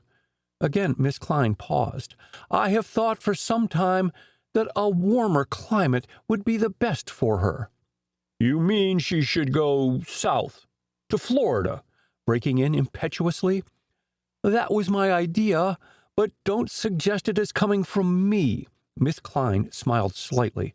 "Miss Chase is not easily persuaded. That is why I want your influence. She will listen to you." "Will she?" A half-sigh accompanied the softly spoken question.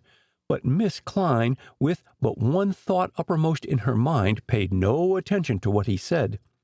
"Get her away soon," she begged earnestly. "If she won't go without you, arrange to accompany us. This tragedy here, Dr. Kane's death," with an expressive gesture, "it is sure to have a most disastrous effect upon her nerves, and the slightest agitation might mean—" "Don't." Jack raised his hand, half imploringly. "Let us keep the news from her." "Too late, Mr. Jack," clipping her words in her haste. "That man Thorne has already told her." Observing his bewilderment, "The detective who has been hanging around the house all day." Jack's set features whitened. "I remember now," he muttered. "Thorne said he had an appointment with Dad. I didn't realize he was a detective." His voice trailed off, and it was some seconds before he again addressed the nurse. "Where is Elsa?" "In her room, asleep." Miss Klein moved toward the door. "I gave her a mild sedative." She half turned away, then laid her hand impulsively on his arm. "Don't let her be worried by Detective Thorne." Jack's grim nod carried assurance, and Miss Klein left the dining room well pleased. To Jack, as he trudged upstairs, the atmosphere of the house seemed somber.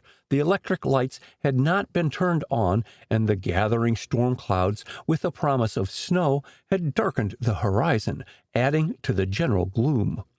A sudden change in temperature, a common occurrence in the capital city, had dissipated the last lingering hint of Indian summer. The day before, with its glorious sunshine and warmth, had indeed been a weather breeder. Jack was not ordinarily affected by climatic changes, but he was conscious of a sense of depression very foreign to his usually even temperament. As he stopped at his bedroom, a door further down the hall opened and Thorne, followed by Inspector Mitchell, came toward him. "Just a moment," the former exclaimed, quickening his footsteps. "Inspector Mitchell is very anxious to meet you, Mr. Winslow. In fact, we have been waiting for you." "Indeed." Jack's gruff tones were not overly cordial, and Mitchell regarded him with an appraising eye. Jack stood 6 feet 2 inches in his stockings, and his broad shoulders and deep chest gave clear indication of his athletic tendencies. His chestnut hair, cropped close to cure a persistent inclination to curl at the temples, had a decided reddish tinge matching his pugnacious jaw, and his hazel eyes met Thorne's persistent gaze with a belligerent stare. "Well, what is it?" "I'd like a few moments' conversation," responded Mitchell briskly, as his companion remained silent. He glanced up and down the hall significantly. "Your room here?" with a slight wave of his hand toward the open door. "Yes, come inside." But once within his room, Jack did not ask either man to sit down. "What can I do for you?" "We want your version of what happened last night," went on Mitchell blandly, ignoring Jack's obvious desire to get rid of them both. "Your room is not so very far from that occupied by Dr. Kane. Did you hear him moving about? Did he call or shout for aid?" "No." Jack tossed his hat and overcoat, which he had carried over his arm since entering the house, onto the bed.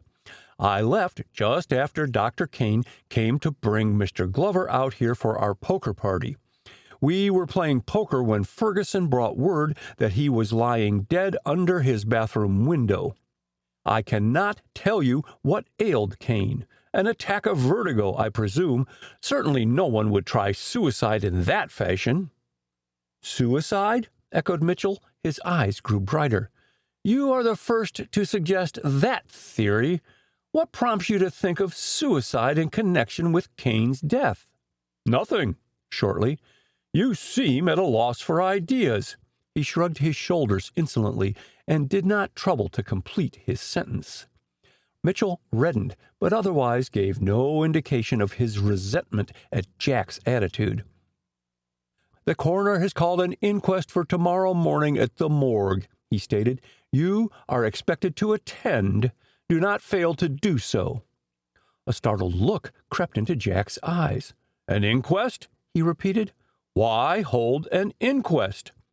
"An accidental death is always open to investigation," chimed in Thorne.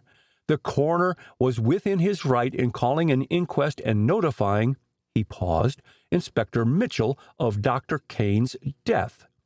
"Oh, so he notified the police." Jack followed them into the hall. "But where do you come in, Mr. Thorne?" with a derisive glance at the detective. Thorne smiled, showing his strong white teeth. "Ask your uncle, Mr. Winslow," he suggested, and bowing, the two detectives continued their way downstairs. Jack waited until he heard the front door close, and then he turned thoughtfully toward the den. Arnold Winslow looked up from his writing with an impatient frown, but at sight of Jack, his expression softened. "Come in, son," he exclaimed affectionately. "Aunt Julia has been asking for you." Jack had readily called his adopted father Dad, but neither persuasion nor punishment had ever induced him to speak of or to his adopted mother except as Aunt Julia. Try as he did in later years to conquer his antipathy for his uncle's wife, he had never fully gotten over his boy's dislike of her unyielding austerity.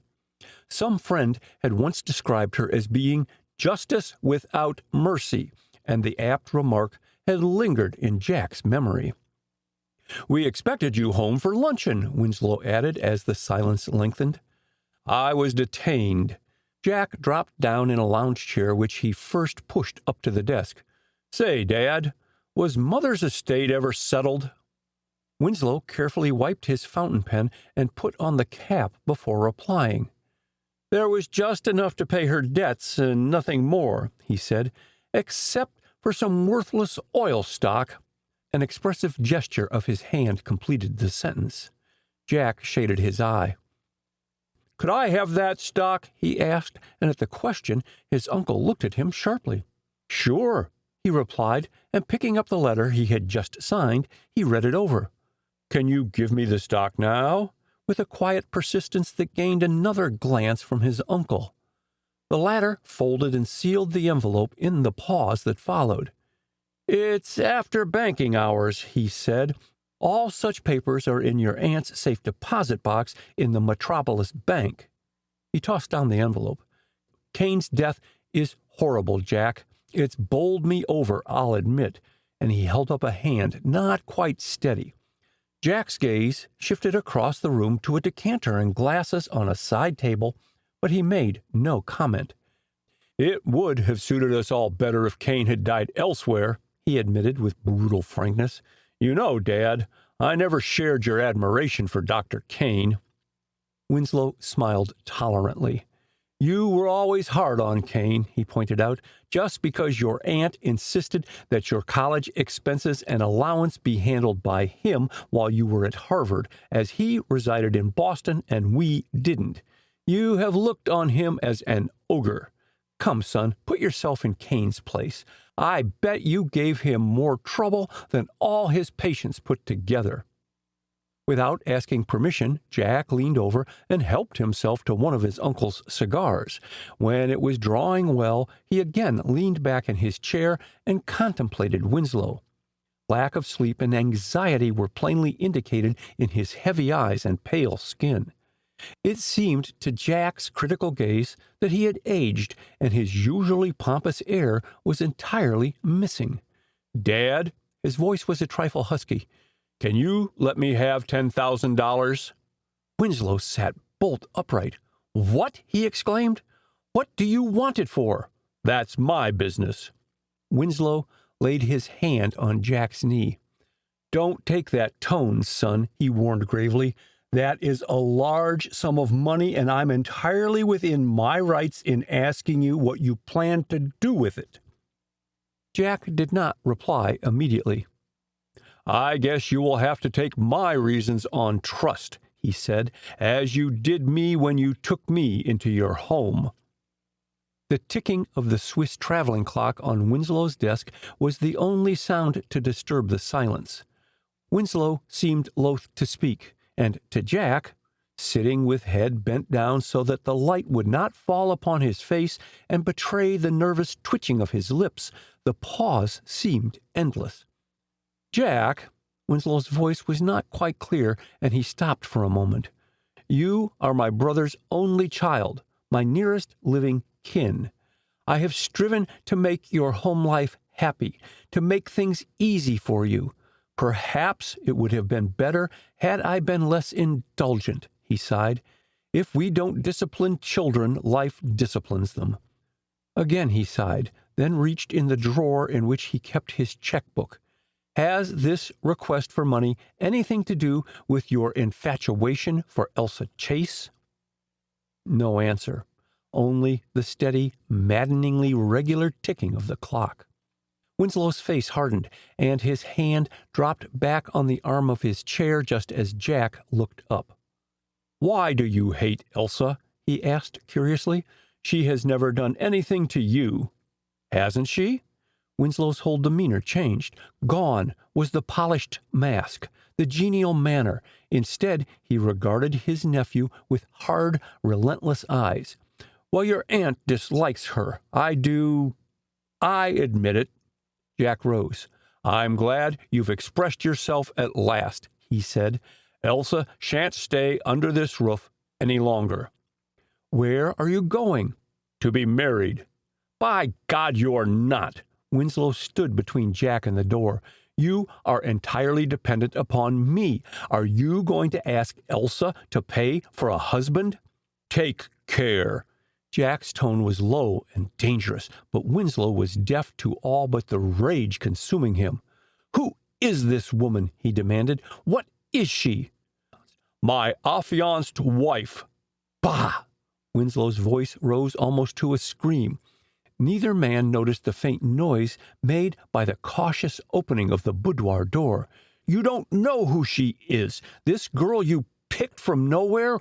Wife? Maid? Or—" His words ended in a gurgle. Jack's iron fingers were around Winslow's throat, and he bent him backward across the desk. The shade knocked from the electric lamp fell off, and in the sudden brilliant light, Winslow caught the berserk passion in the eyes gleaming down at him. "You murderer!" The rasping whisper echoed through the deathly stillness.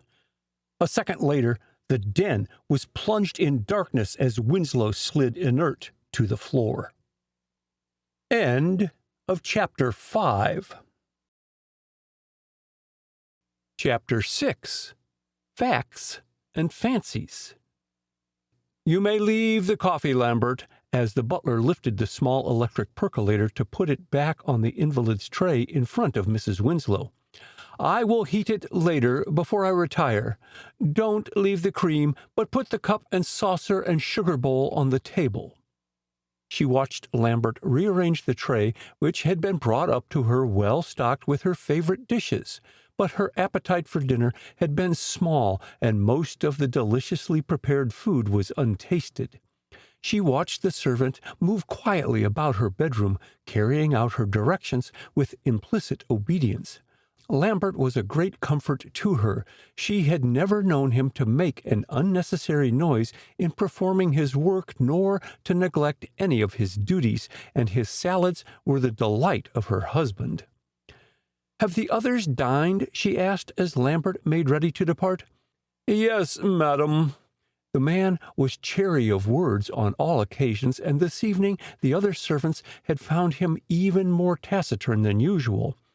"Mr. Thorne has returned." "Good." Mrs. Winslow tossed her napkin on the tray. "Ask him to come to my boudoir, Lambert, and on the way down stop at Mr. Winslow's room and tell Dr. McLean I will be greatly obliged if he will join us there." "Very good, madam." But still Lambert lingered, and Mrs. Winslow regarded him questioningly. "If you please, I will not be here tonight." "Oh!" Mrs. Winslow's thoughts, which had strayed elsewhere, came back to the well-trained servant and her domestic affairs with a rush. "This isn't your usual night off, Lambert." "I'll take it instead, madam."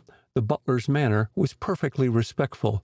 "You won't be needing me tonight," with a placating smile which disarmed Mrs. Winslow, and she curbed her hasty temper.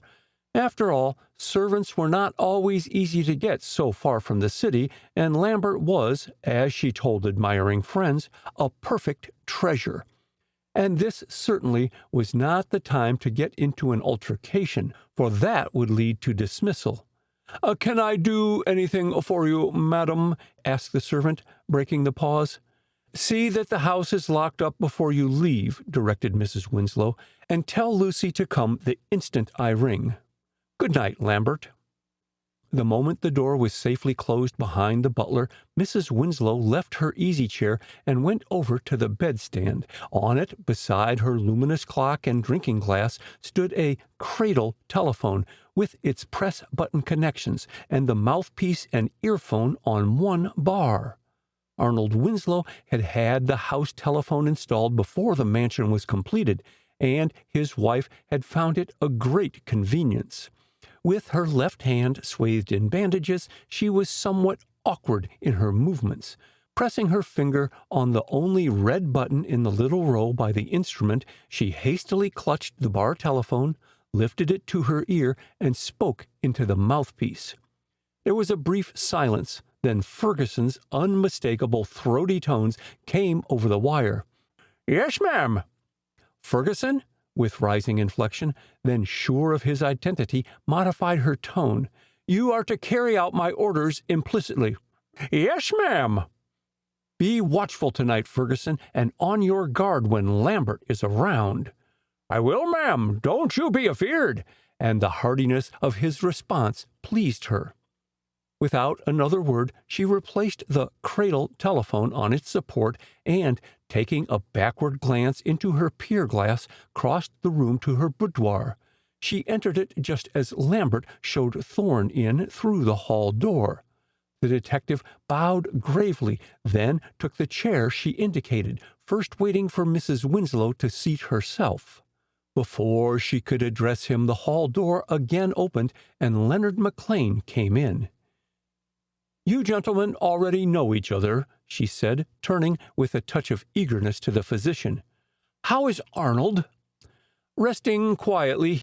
He dropped off to sleep soon after regaining consciousness," replied McLean. He glanced at his watch and then at Mrs. Winslow. "How are you feeling?"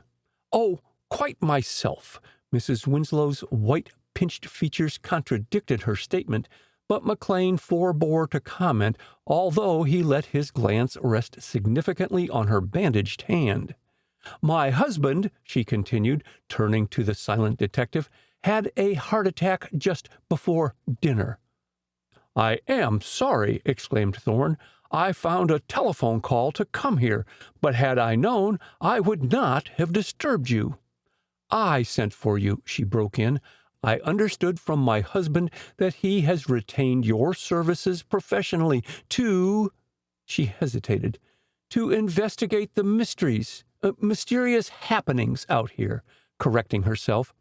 "Arnold said that while you had not definitely promised your aid, the check he had offered you was not left on his desk." "I took it." Thorne's eyes never left Mrs. Winslow. How deep was she in her husband's confidence, and did she, too, share his dislike of Elsa Chase? "Frankly, Mrs. Winslow, Dr. McLean's statement as to the result of the autopsy altered my decision." "Ah, I am glad." She rose, and with a sudden graciousness which sat well upon her, "My husband will be equally pleased. But tell him that I shall not cash the check now." Thorne's pleasant manner matched hers in courtesy. It was impossible to take offense. "Can I do anything for you?" "You have already given me great comfort," suavely, although her heart was beating swiftly. It was not so easy as she had imagined to read Thorne's expression. "I will tell Arnold when he awakens that Dr. McLean and I have your promise to undertake the case." She spoke more rapidly and changed the subject with marked abruptness. "Poor Arnold, to have another attack at this time!" And as the two men moved toward the door, "Shall I sit up with Arnold tonight, Doctor?" McLean shook his head. "Miss Klein will look after him," he said.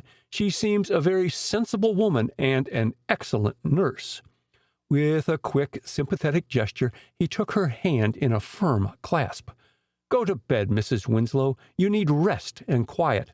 I assure you, you have no cause to worry over Arnold's condition. Miss Klein will call you and me if occasion requires us." Her tired face lightened, and returning the friendly pressure of his hand, she bowed to Thorne and withdrew to her own room. In the hall, the physician hesitated, then spoke under his breath. "Come this way, Thorne." And side by side the two men walked the short distance to Arnold Winslow's bedroom. It was at the end of the hall, which formed an alcove with an outer door.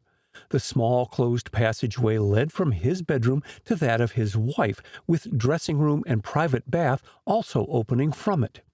An electric lamp so placed as not to shine in Winslow's eyes lighted the room, which, while not large in size, held several massive pieces of furniture, among them the carved four-post bedstead and an old mahogany wardrobe which almost touched the ceiling.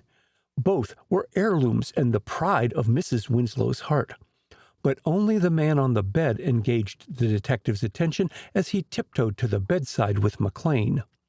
Winslow lay sleeping partly on his right side, with one hand tucked under his pillow. The doctor turned back the sheet and blanket, which were pulled up to his chin and exposed his throat. On the white flesh, bruises were distinctly visible. With a movement so deft that it elicited McLean's silent commendation, Thorne drew out a small magnifying glass and studied the marks on the skin, then gently replaced the bed covers without disturbing the sleeping man. For a few seconds, Winslow's heavy, regular breathing was the only sound, and McLean, after a pause, tiptoed to the door and waited for the detective, busily engaged in studying the orderly appearance of the bedroom. It was not until they were in the lower hall once more that the latter spoke. "Was he choked into insensibility?" he asked in little more than a whisper. "I would say so," cryptically, "but his wife claims it was another heart attack."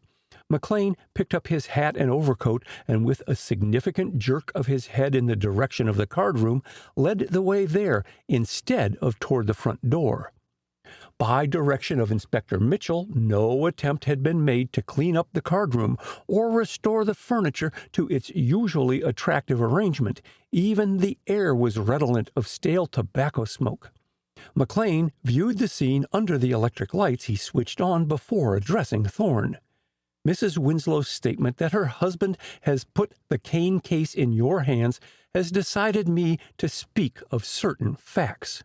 He hesitated, then, with a quick, friendly smile, "Perhaps I'll regret my impulse, but," with an appraising glance at Thorne standing gravely by him, there was something very likable about the quiet-spoken, neatly dressed detective.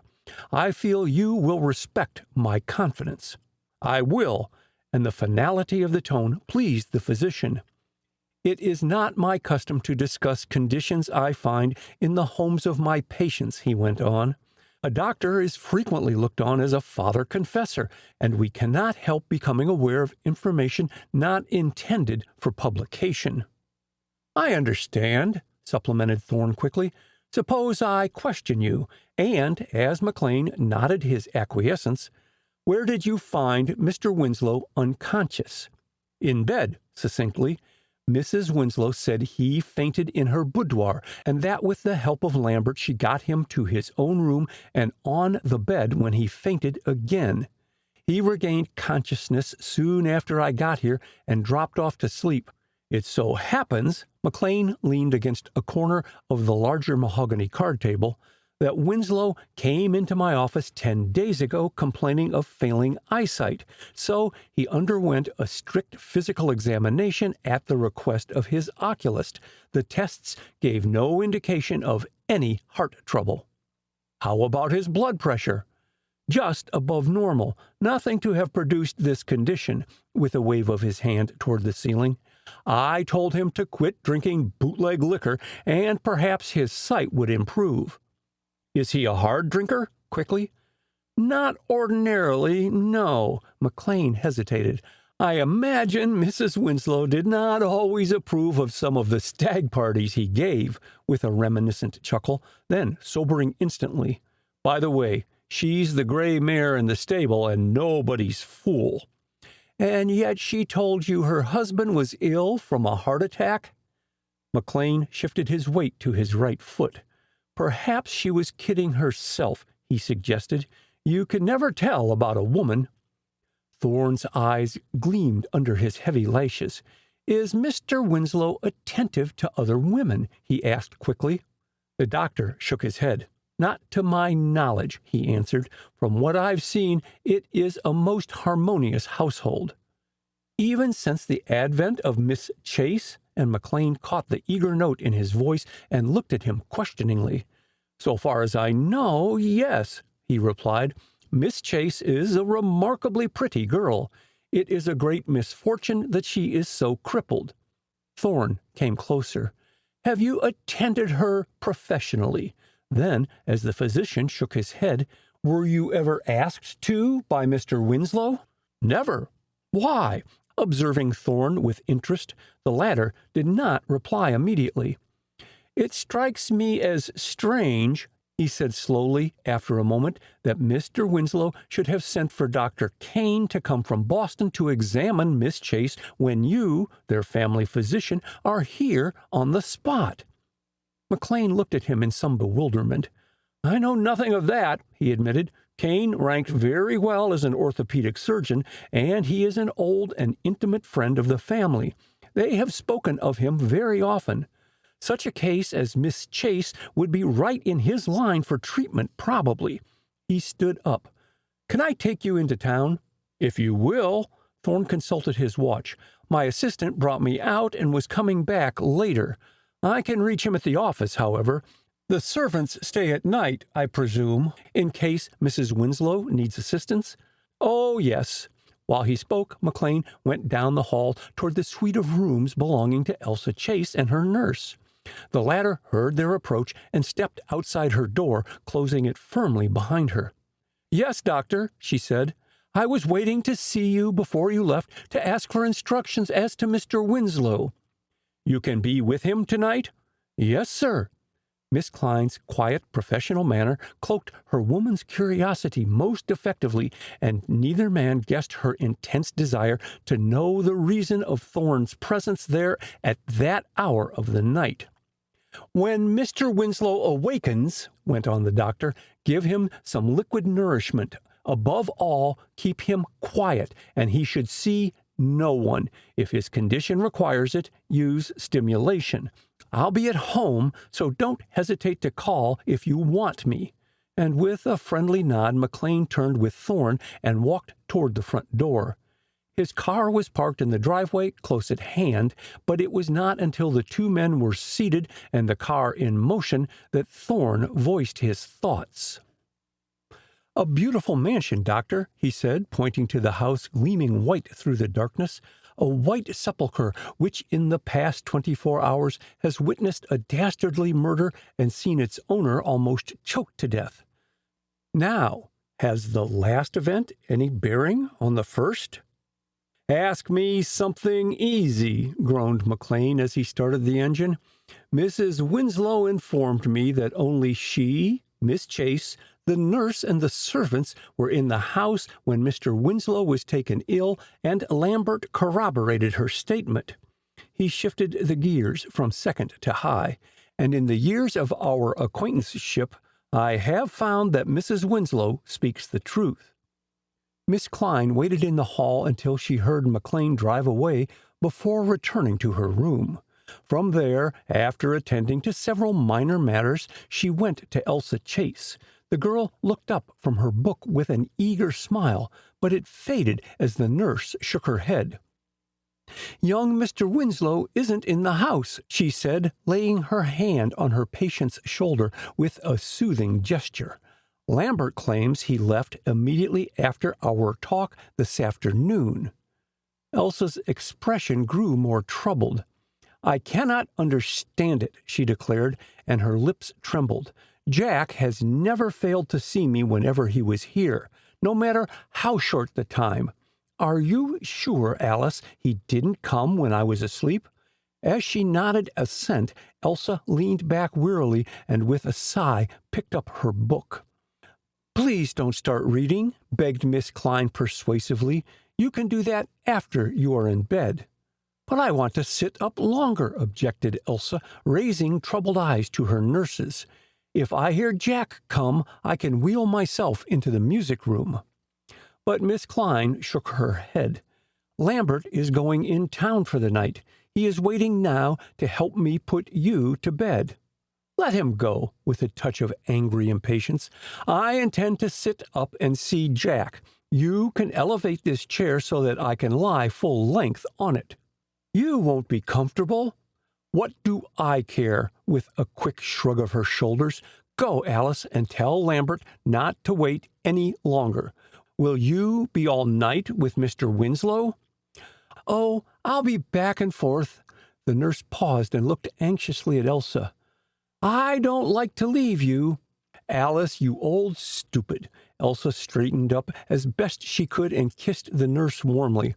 "Go along and don't worry about me. I have everything I could possibly want right here. Alice," with an entire change of tone, "what is the matter with Mr. Winslow?" "Dr. McLean didn't say." The nurse glanced about the combination bedroom-sitting room. Every material comfort was there to make Elsa happy and contented. Jack had seen to that. Shaking off her sense of depression with an effort, Miss Klein waved a kiss to Elsa and went in search of Lambert. The servants' wing was attached to the big mansion by a long corridor. carrying out Mrs. Winslow's ironclad order, a dim light was always kept burning there and in all hallways throughout the night, for if she had immediate need of her maid at any hour, the servant would not be afraid to come through a lighted house. It was no such summons which had brought Lucy, the housemaid, creeping along it that night, however. It was far after 1 in the morning, and nothing but dire necessity had gotten the girl out of a warm bed. With stealthy fingers, she unlocked the side entrance and stole around the house, the letter she wished to mail clutched tightly in one hand. The rural letter box was close to the road, and Lucy covered the distance with fleet feet. She had arranged with the milkman, a devoted admirer of hers, to take any letter he might see sticking from under the cover of the box. One of Mrs. Winslow's peculiarities was having the milk left at the entrance to Oakland's instead of placed outside the kitchen door. The noise of the milk wagon coming along their driveway had awakened her for 3 mornings consecutively when they first occupied the mansion, and she persuaded her husband to build a small concrete platform and shelter for the milk bottles next to the rural mailbox. Lucy placed her letter where it would be sure to catch the milkman's eye, and then, with a lighter heart, she ran back to the house. Instead of sticking to the graveled path which hurt her feet through the soft bedroom slippers she was wearing, she cut across the lawn, head down, hugging her coat up about her throat and across her chest. Coming from behind a clump of evergreens, she caught sight of a gleam of light on the ground before her and glanced toward the house. In front of her lay the flagged terrace on which opened the long French windows of the music room, and the light came from them. Even as Lucy looked, the light grew brighter, and against the yellow shades, which were pulled down on all the windows of the room, appeared a shadow. It grew in size, but as it pirouetted this way and that, the horrified girl was unable to decide whether it was man or woman. One moment, the silhouette assumed giant proportions, then shrank to normal size. Suddenly, its movements grew intensified, body and arms whirling in a mad rhythm of motion.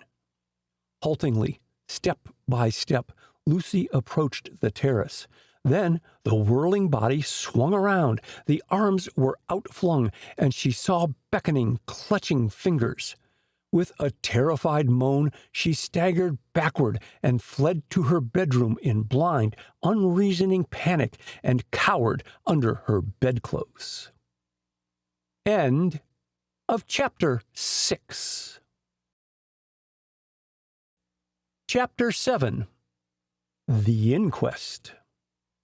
Thorne's unpretentious sleeping quarters on the top floor of the renovated building which housed the offices of the Universal Detective Agency, Inc., comprised a sitting room with a Murphy bed, kitchenette, and bath.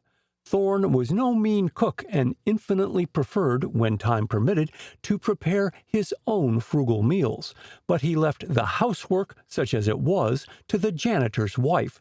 She was unusually late that morning, and Thorne, with a last glance at the clock with its hands pointing to 8:30, went hastily down the staircase. Jim Barker, his chief assistant, welcomed his appearance in the inner office, telegram in hand.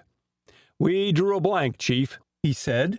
"Police headquarters in Chicago wired that all records show that nobody by the name of Elsa Chase was a patient in any of the hospitals in Chicago during the past 12 months. Thorne contented himself with a grunt for an answer as he took the telegram and read the message for himself.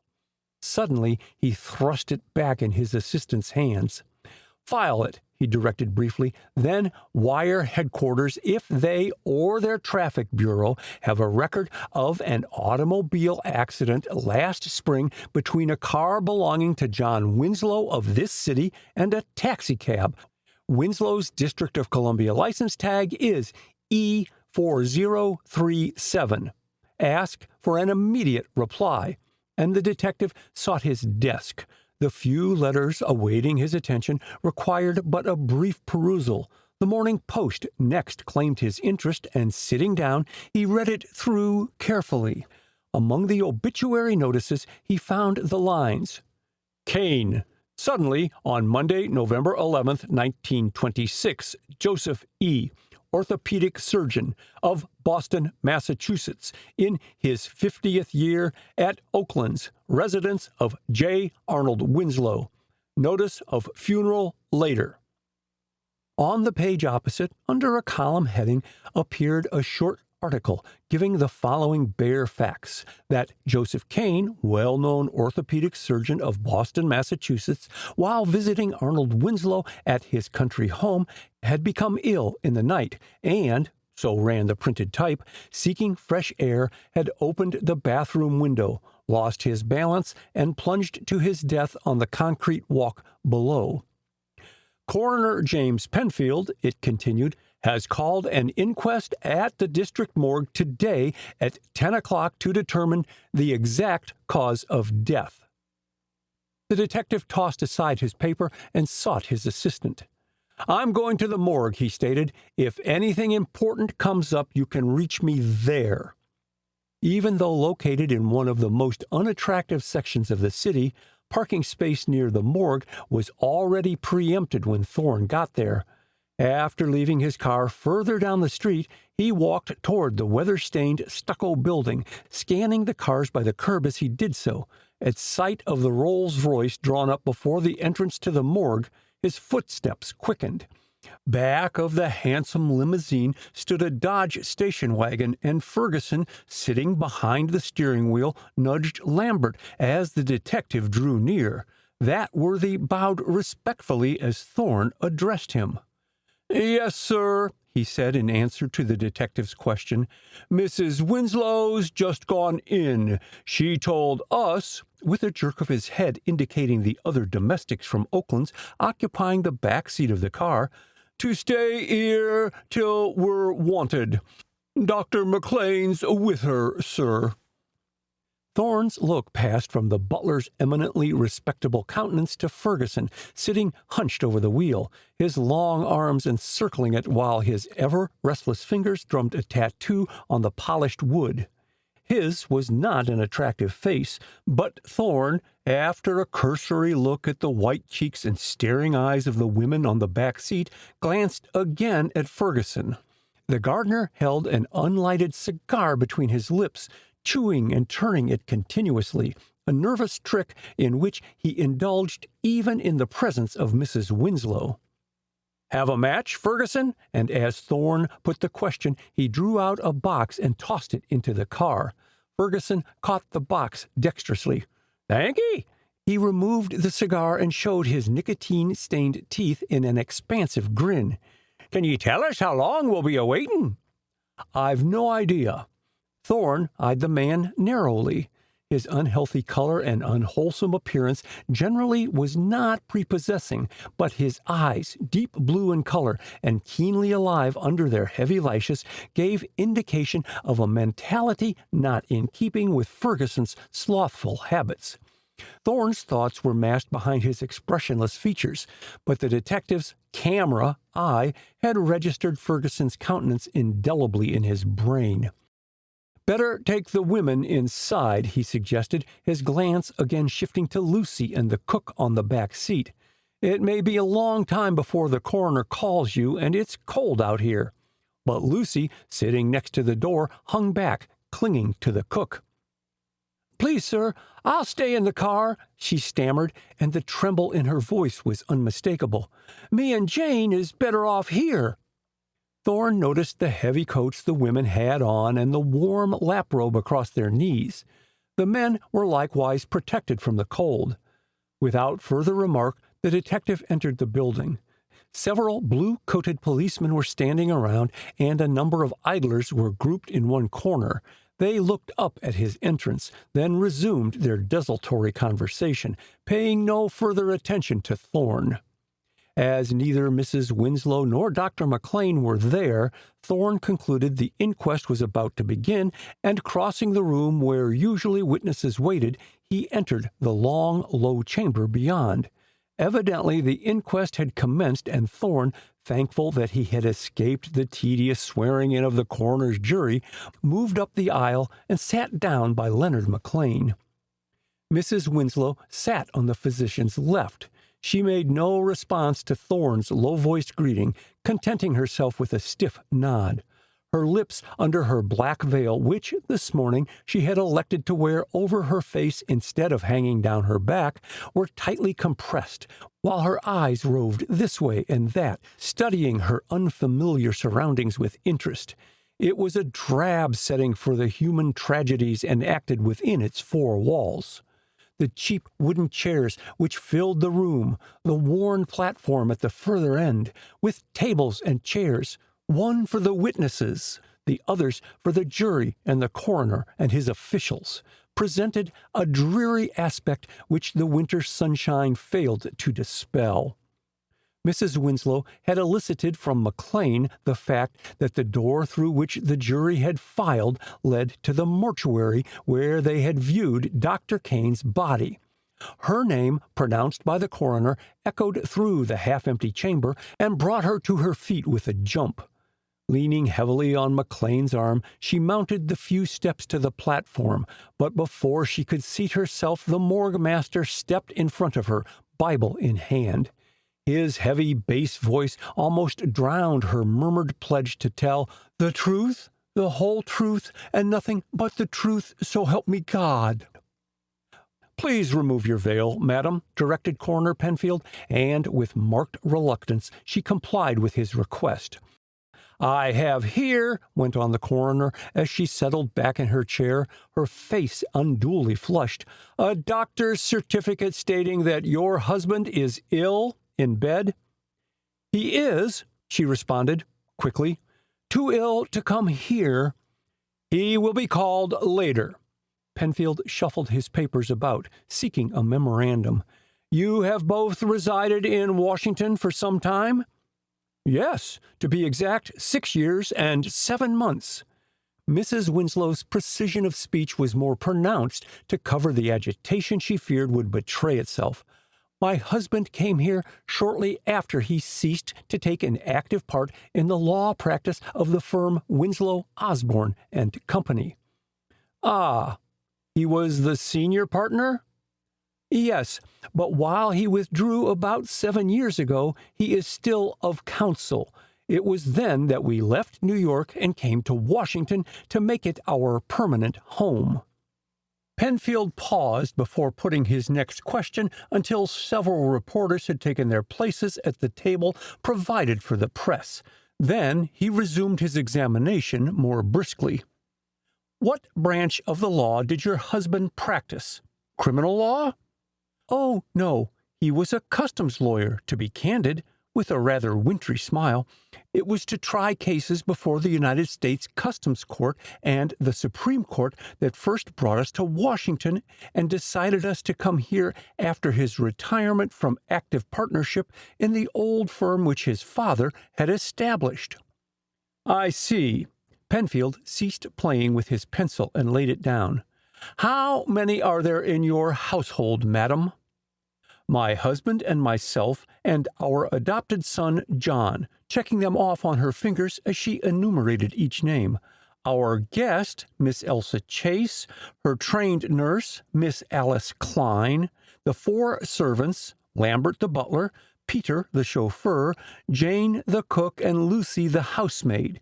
She acts as my personal maid, Frances being on her vacation."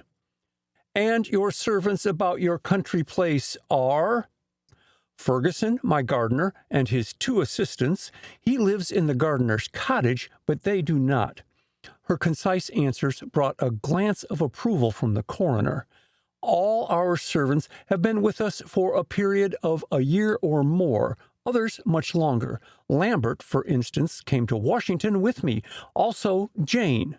And all, with emphasis, are entirely trustworthy." "You are to be congratulated." Penfield's dry tones brought a touch of color to Mrs. Winslow's cheeks. She was sensitive to ridicule, and anything approaching sarcasm annoyed her in the extreme. Now, Mrs. Winslow, how long have you known Dr. Joseph E. Kane?" And he sat back and contemplated her keenly. "For over 15 years and more," crisply. "He attended my father in Boston, and we have looked upon him as a close personal friend as well as our physician."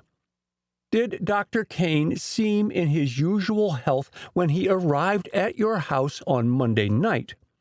"I should say yes." She spoke more thoughtfully, choosing her words, and her altered demeanor was not lost on either Coroner Penfield or Thorne.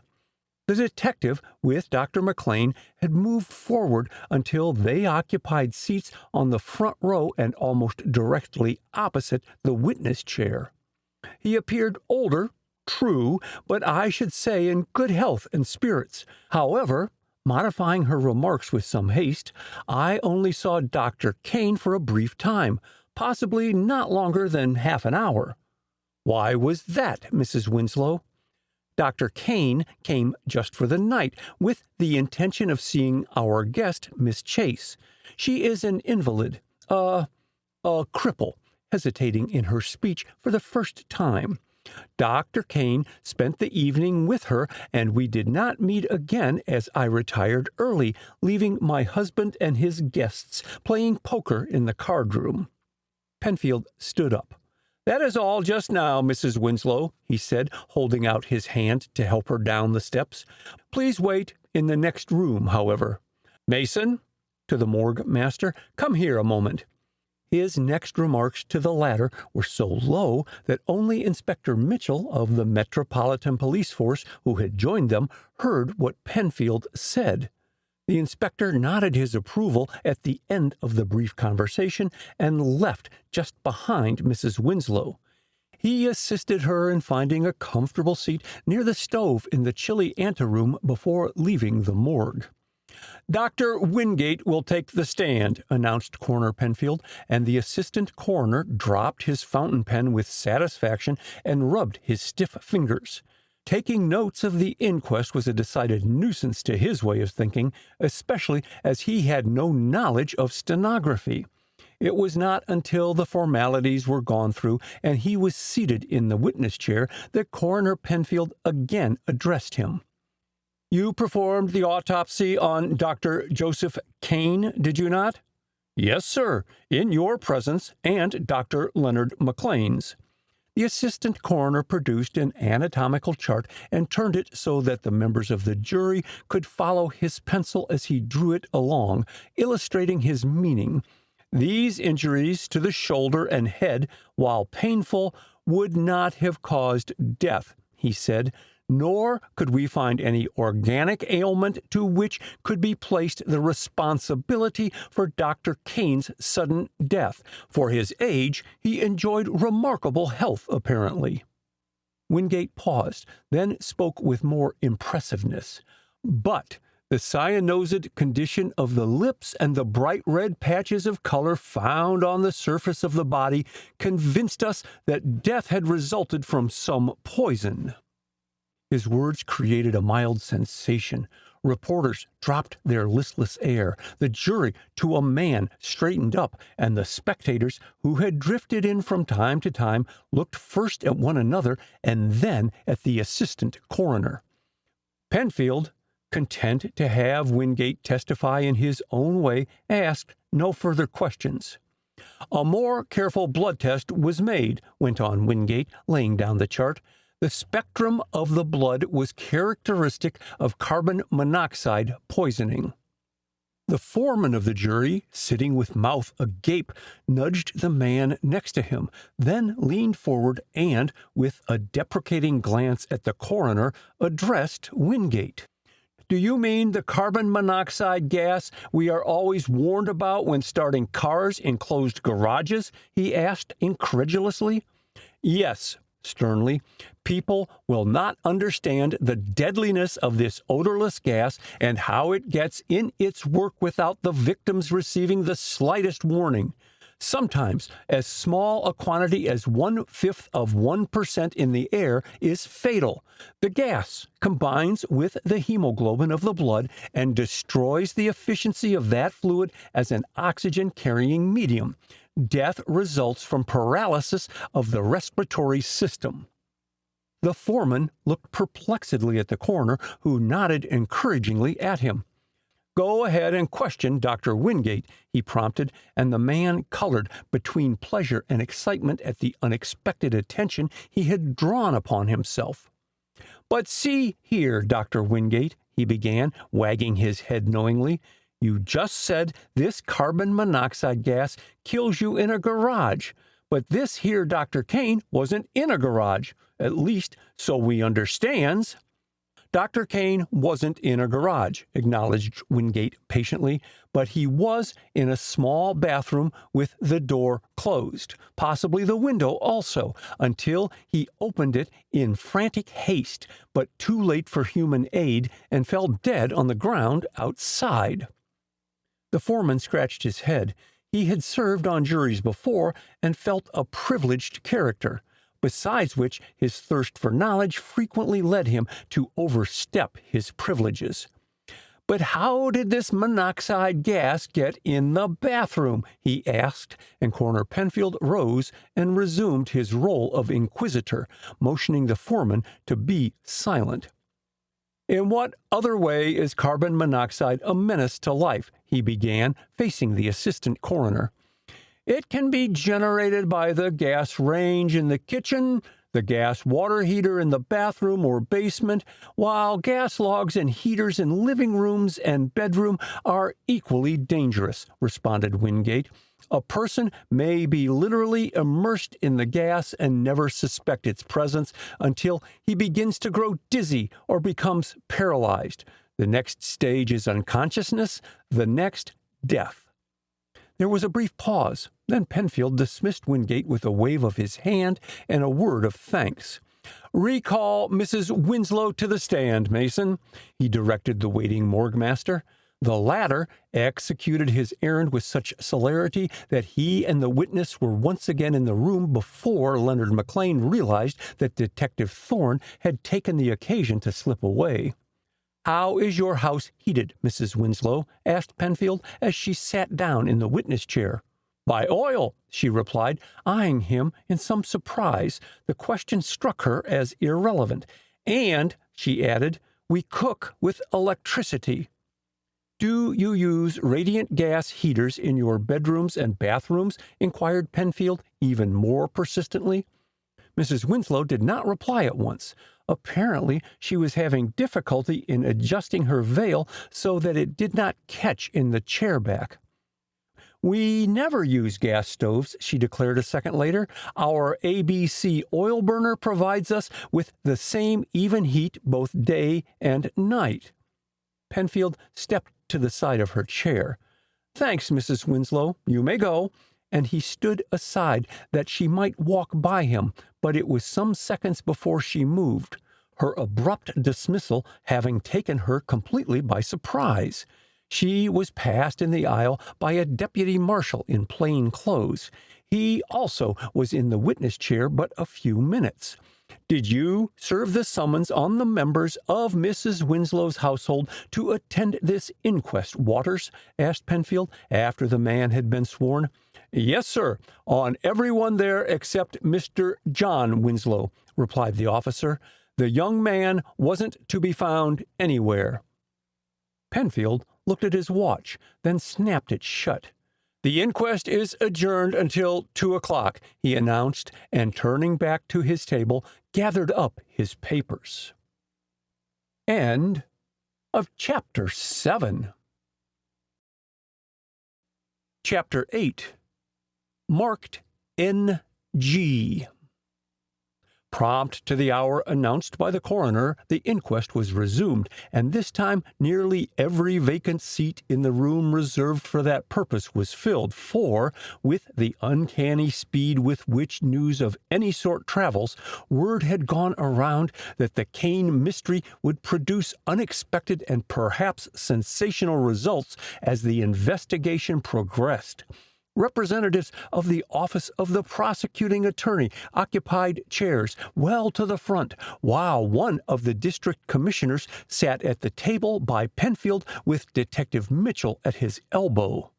The social prominence of the Winslows and the facts brought out at the morning session had convinced city editors of the importance of the inquest, and every local newspaper had its reporter there, as well as the great national news services with headquarters in the capital city. Coroner Penfield wasted no time in formalities, and the first witness was called as the clock chimed the first quarter past the hour of 2. In a calm manner which cloaked far different feelings, Lambert gave his full name and a brief history of himself and his career as butler before and after commencing to work for Mr. and Mrs. J. Arnold Winslow. "And they are most excellent people," he concluded. "They look out for them that works for them, and the wages is tip-top. In fact, sir, the livin' at Oakland's in a domestic way is delightful." Thorne, in his old seat by the platform, eyed the butler reflectively. On the few occasions that he had talked with Lambert, he had been struck by the man's excellent diction. Why, then, his sudden lapse into ungrammatical English?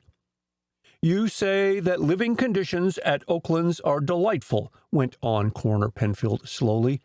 "Do you mean that harmony prevails in the whole house as well as in the servants' hall?" Lambert moved uneasily in his chair. The question evidently disturbed him. "Yes, sir." "Think carefully, Lambert. You are under oath to tell the whole truth, not part of it," cautioned Penfield. "Have you ever overheard any disputes or quarrels among the members of the household?" Lambert cast an unhappy glance at the coroner, but his stern look held no comfort for the embarrassed butler. "Occasionally, sir," he admitted. "There's been words, I wouldn't say quarrels, though, between Mrs. Winslow and Mr. Jack." "What about?" The abrupt question was swiftly put. "Over him not workin'. Mrs. Winslow didn't approve of him bein' so idle and at the same time contemplatin' matrimony." "Ah, so young Mr. Winslow planned to marry?" "Sure. Him and Miss Elsa Chase is engaged," in mild surprise at the coroner's ignorance. "But nobody was happy about it 'ceptin' them two. At times it put Mr. Winslow in a terrible passion just seein' them a-courtin'." So Mr. Winslow also was not pleased. Penfield's persistency was not to be denied, and Lambert watched in uneasy silence as the coroner considered his next question. "Come, Lambert, tell us what took place on Monday night, the night Dr. Kane died." The sudden change of topic confused the butler, and he failed to reply at once. Penfield repeated his question with more emphasis. "'Twarn't nothing uncommon," Lambert protested. "I did as I always had done when Mr. Winslow entertains gentlemen for cards. I carried in refreshments, sandwiches, and white rock," he hastily interpolated, with one eye on Inspector Mitchell. "Then I locks up the house 'ceptin' the front door and goes to bed." "Was that all you did on Monday night, following your usual work of serving dinner, washing the dishes, and so forth?" inquired Penfield. Lambert reflected a moment. "I helps Miss Klein lift Miss Elsa from her wheelchair onto her bed," he said. "'Twas then early in the evening, earlier than the regular hour for her goin' to bed. She's a cripple, you know." He paused before adding, "She seemed mighty white and faint-like on Monday night." "More so than usual, Lambert?" Yes, sir, so it 'peared to me." He paused again. "The nurse, Miss Klein, spoke to her real sharp about it. She said Miss Elsa hadn't taken her medicine regular." Penfield considered a moment before putting the next question. Did you see Dr. Kane? He asked. Yes, sir. I opened the front door when he came with Mr. Winslow, and I carried his bags to the bedroom, the one Dr. Kane used when visiting at Oakland's. You have seen Dr. Kane before? Oh, yes, sir, in obvious surprise at the question. He used to come to the apartment quite frequent in New York. When did you learn that Dr. Kane was dead?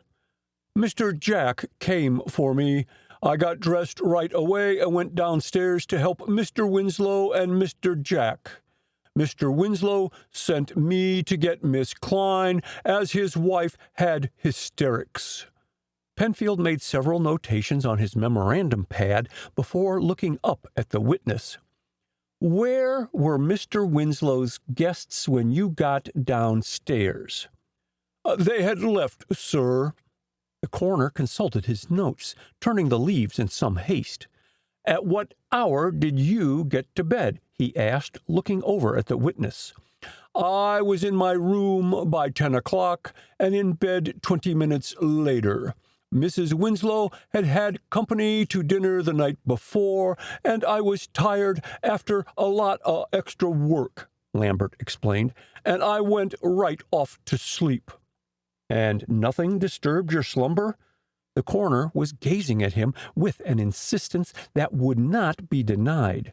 Lambert crossed and uncrossed his feet, shuffling them about with a creaking noise that sounded loud in the stillness of the room. I'd been asleep some time when I came awake with a start, he admitted slowly, and I kinda imagined I heard— Yes, go on, prompted Penfield, with marked impatience at the servant's slowness of speech. I heard a woman sobbin'. Lambert moved his hands up to his ears. I sat up and listened. She sure was cryin', and I got up out of bed and opened the hall door. No one was in sight, and though I listened hard for 3 or 4 minutes, I couldn't hear a sound, so I went on back to bed, thinking I had dreamed it all. I never woke up until Mr. Jack half pulled me out on the floor. Again, the coroner considered the witness. And where is Mr. Jack Winslow now? He demanded. Lambert shook his head. I haven't seen him since yesterday afternoon, he stated, clearing his throat. Mr. Jack came in around 5 o'clock. Later, when I was in the dining room setting the table for dinner, I heard his footsteps in the hall and the front door close. But you did not actually see young Mr. Winslow leave the house? Persisted the coroner. No, sir.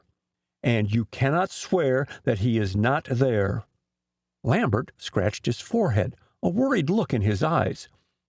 He wasn't around when I went to announce dinner, and he wasn't at Oakland's for breakfast this morning, he declared. That's all I know, sir. Very well, Lambert. You can retire. And Lambert left in haste. His place in the witness chair was taken respectively by the cook and the chauffeur. The first stated that she knew nothing of Dr. Kane's death until she came downstairs Tuesday morning, that she had heard no unusual noises in the night, and had slept undisturbed until her regular hour for arising, when she had been awakened by her alarm clock. Peter, the chauffeur, proved a disappointing witness, except for recounting his trip to the Union Station to meet Dr. Kane and bringing the latter and Mr. Winslow to Oakland's after their dinner at the Cosmos Club. He had nothing to say. He was on the point of leaving the platform when Coroner Penfield's uplifted hand stopped him. "When did you last see Mr. Jack Winslow?" he inquired. About 5 o'clock yesterday afternoon, sir. He brought his car to the garage then." Peter halted, with one foot on the first step leading from the platform.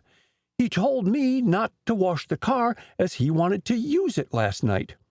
"Did he?" "I can't say, sir, as I wasn't on duty last night. Mr. Jack has a key to the garage." Peter took another step downward. "His car was in the garage this morning." You may go." Penfield shuffled his papers about, searching for the next name on his list of witnesses. "Mason, call Sam Ferguson." The gardener stepped promptly to his place on the platform. He had made some attempt to straighten his untidy clothes and presented a generally more improved appearance. His monotonous answering of the first questions put to him caused the spectators, as well as the reporters, to lose interest in what he was saying. Only Thorne paid strict attention to his replies. "Ferguson," Penfield leaned forward, "you found Dr. Kane lying under his bathroom window, did you not?" "Yes, sir." Ferguson hitched around in his chair so as to face the coroner more directly. "He was lying crumpled on the ground. So," demonstrating as best he could with his arms, shoulders, and head twisted about. "Gee, he looked awful, and I ran and beat on the window of the card room as the lights were burning there, and I could see people's shadows on the drawn shades." "What were you doing about the grounds at that hour of the night?" asked Penfield quickly.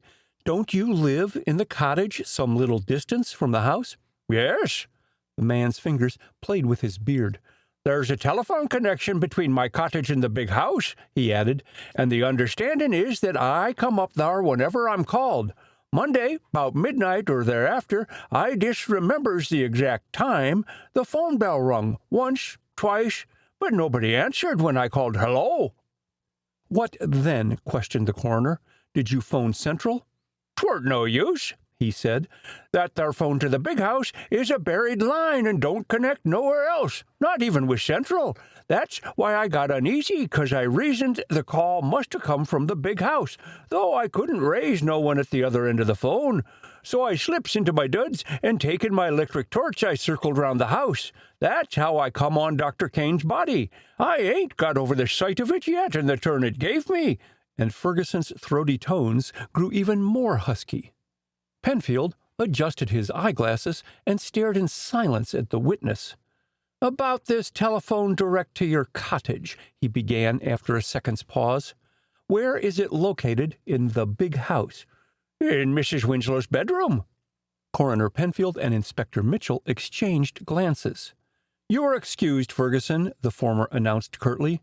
The gardener was followed in rapid succession by Clifford Bates, Nelson Whitney, and Charles Underwood, all of whom stated they were frequent guests at Oakland's and on Monday night had played poker with Mr. Winslow and his adopted son. Each corroborated what the others testified as to the events of the evening, and stated that during the progress of the game much excellent whiskey was consumed. Upon their dismissal, Gilbert Glover was summoned.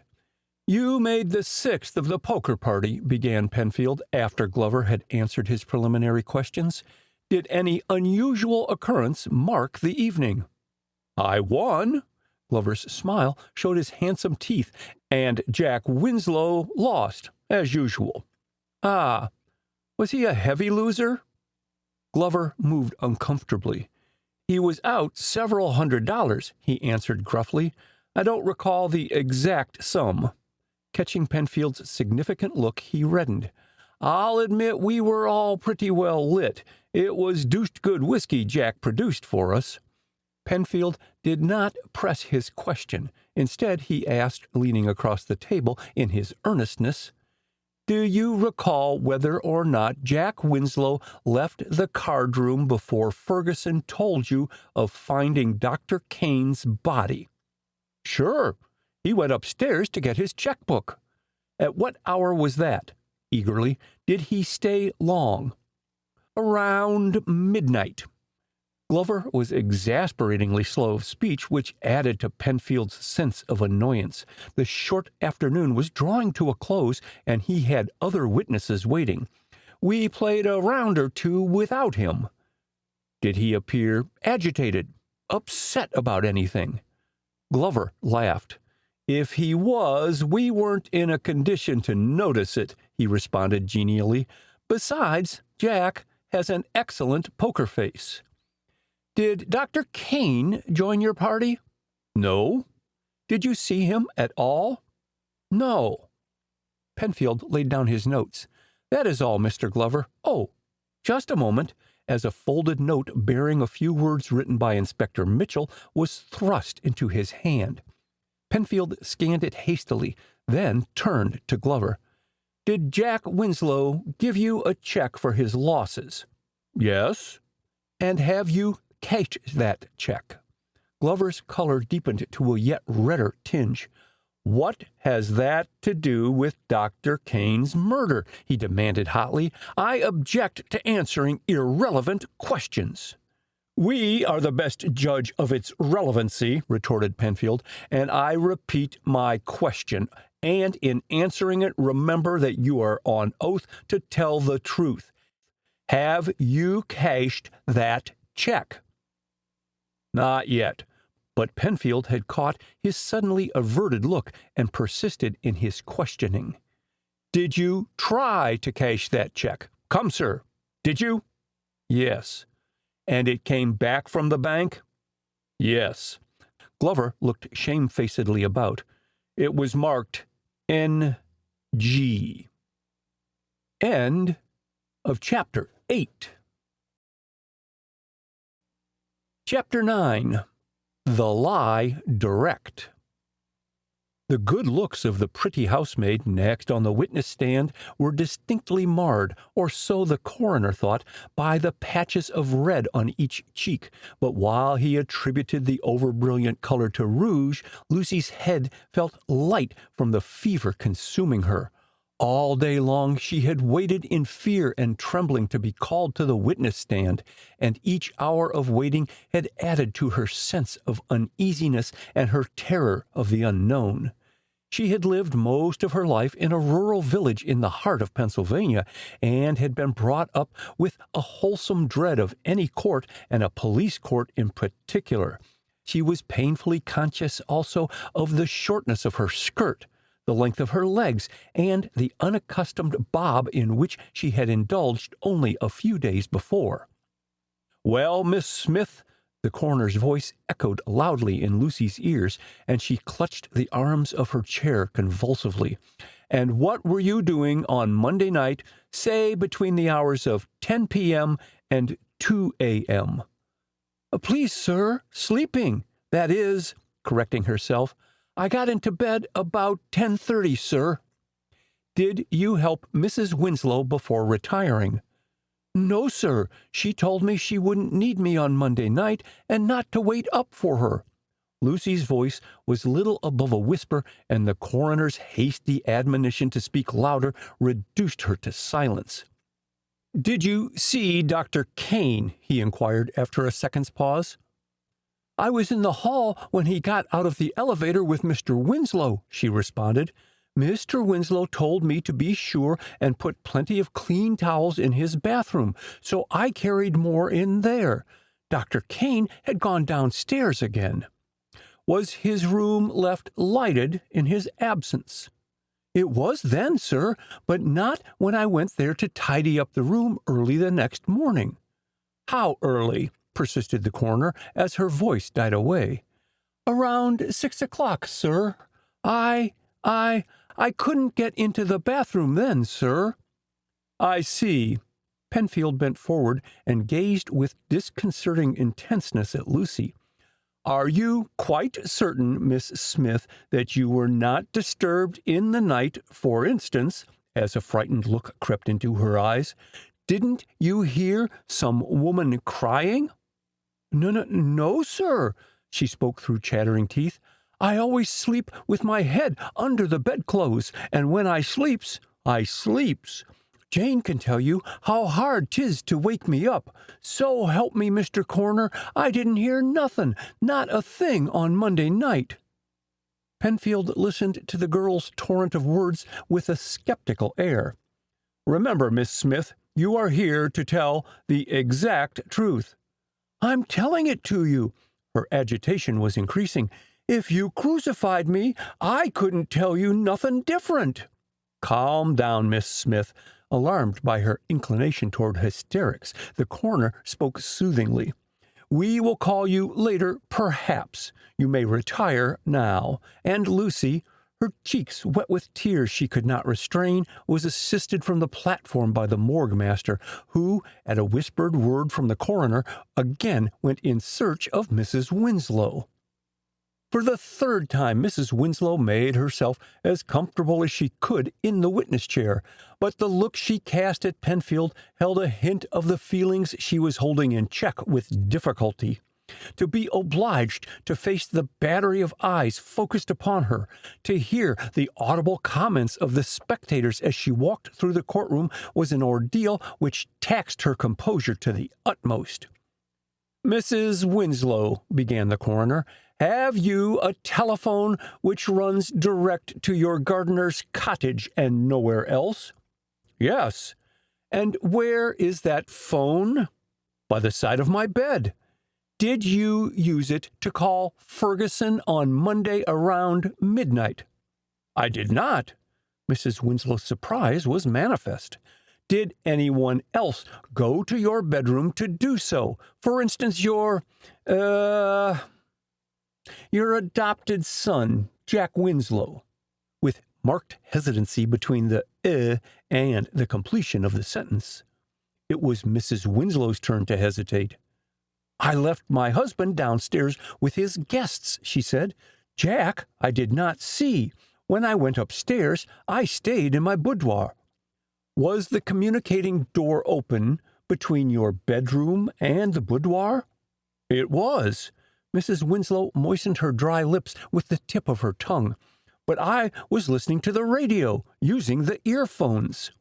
Penfield eyed her in obvious disappointment.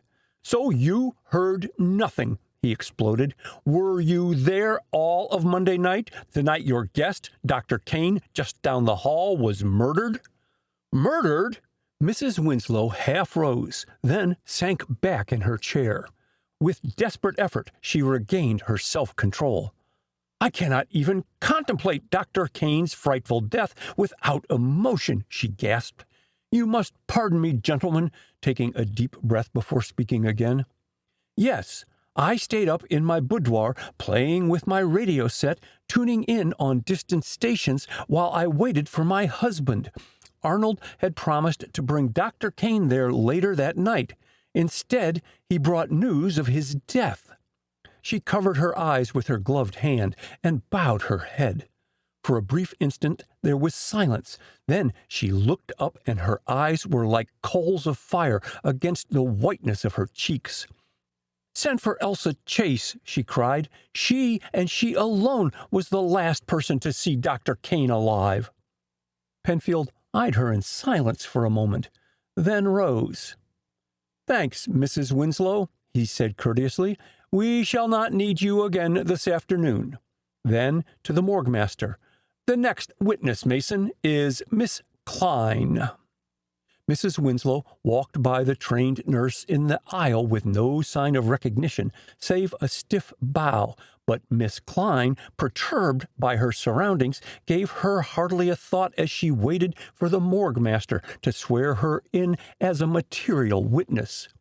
Briefly, she replied to the coroner's questions as to her full name, her legal residence, her age, and qualifications as a trained nurse. "How long have you been with Miss Elsa Chase?" he asked, pausing to take a drink of water from the pitcher in front of him. "Since her accident in Chicago, nearly 8 months ago," she replied. "And is your patient better?" "Yes." "Much better?" with emphatic persistence.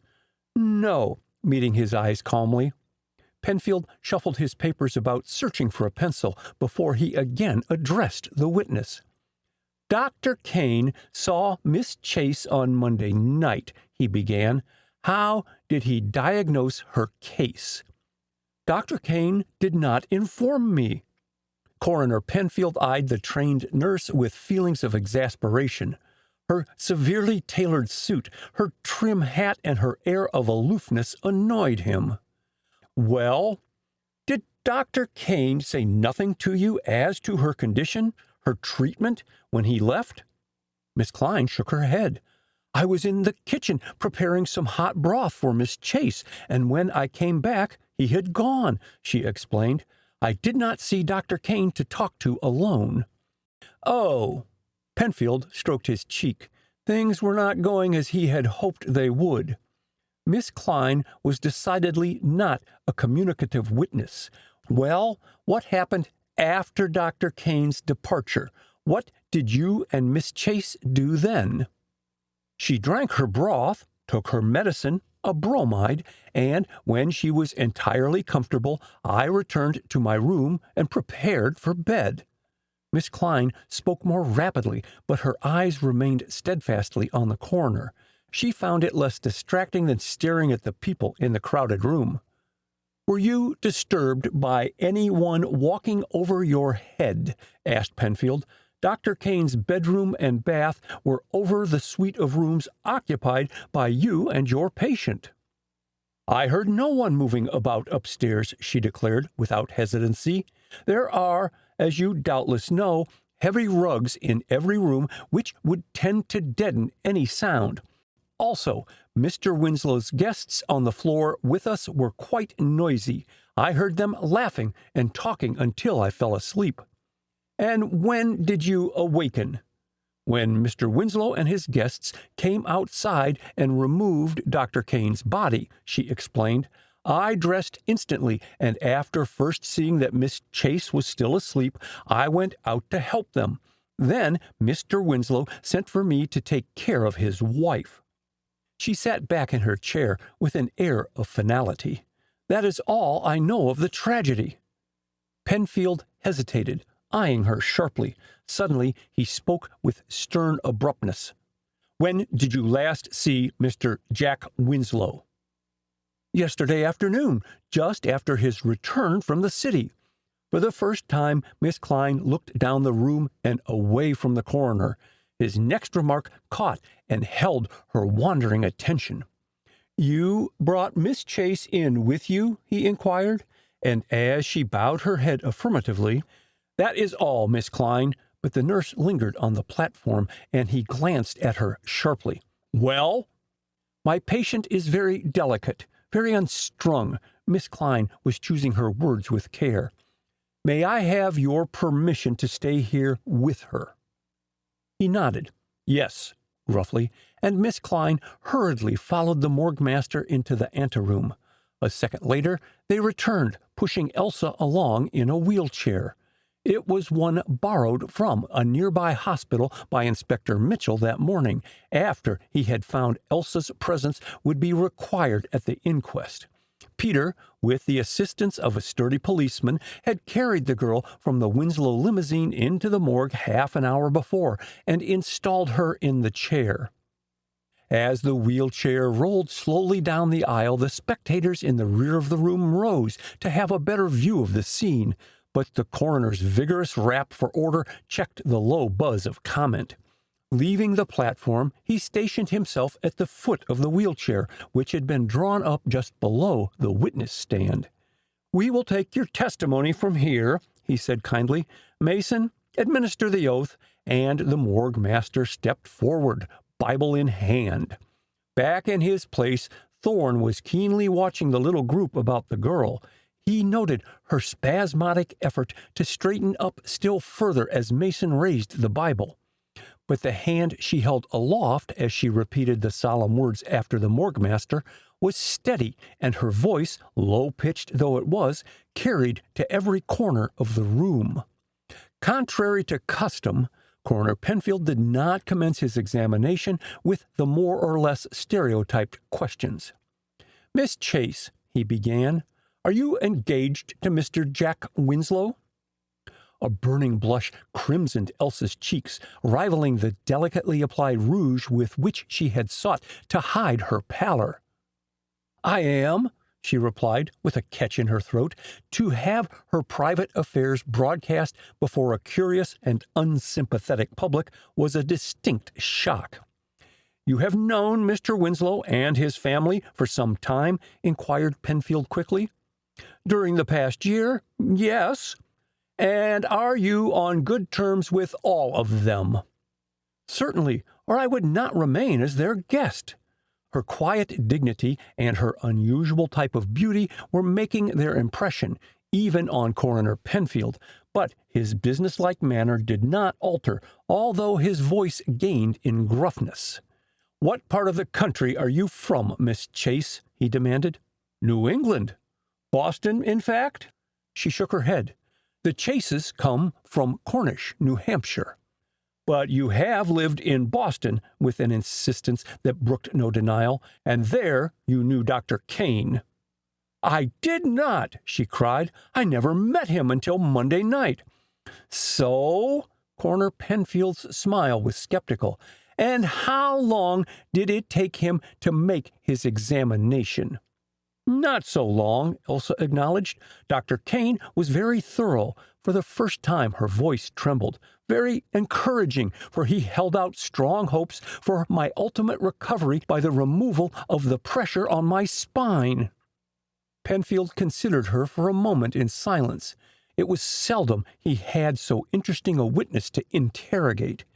"You would be the gainer, then, had Dr. Kane lived," he suggested swiftly. "Yes." "And are the loser through his murder." Miss Klein's hands, resting on Elsa's shoulders as the trained nurse stood behind her chair, pressed her back against the pillows put there for her comfort by the attentive Peter. Under the girl's fur coat, Miss Klein could feel her rapid heartbeats, and her strong, capable hands patted her patient sympathetically, tenderly. The human touch steadied Elsa. "What is that you say?" she asked. "Dr. Kane murdered? Oh, it is not possible!" A shudder shook her. "Murdered," went on Penfield, his voice deepening, "while visiting old friends, and murdered within 8 hours of his arrival in Washington.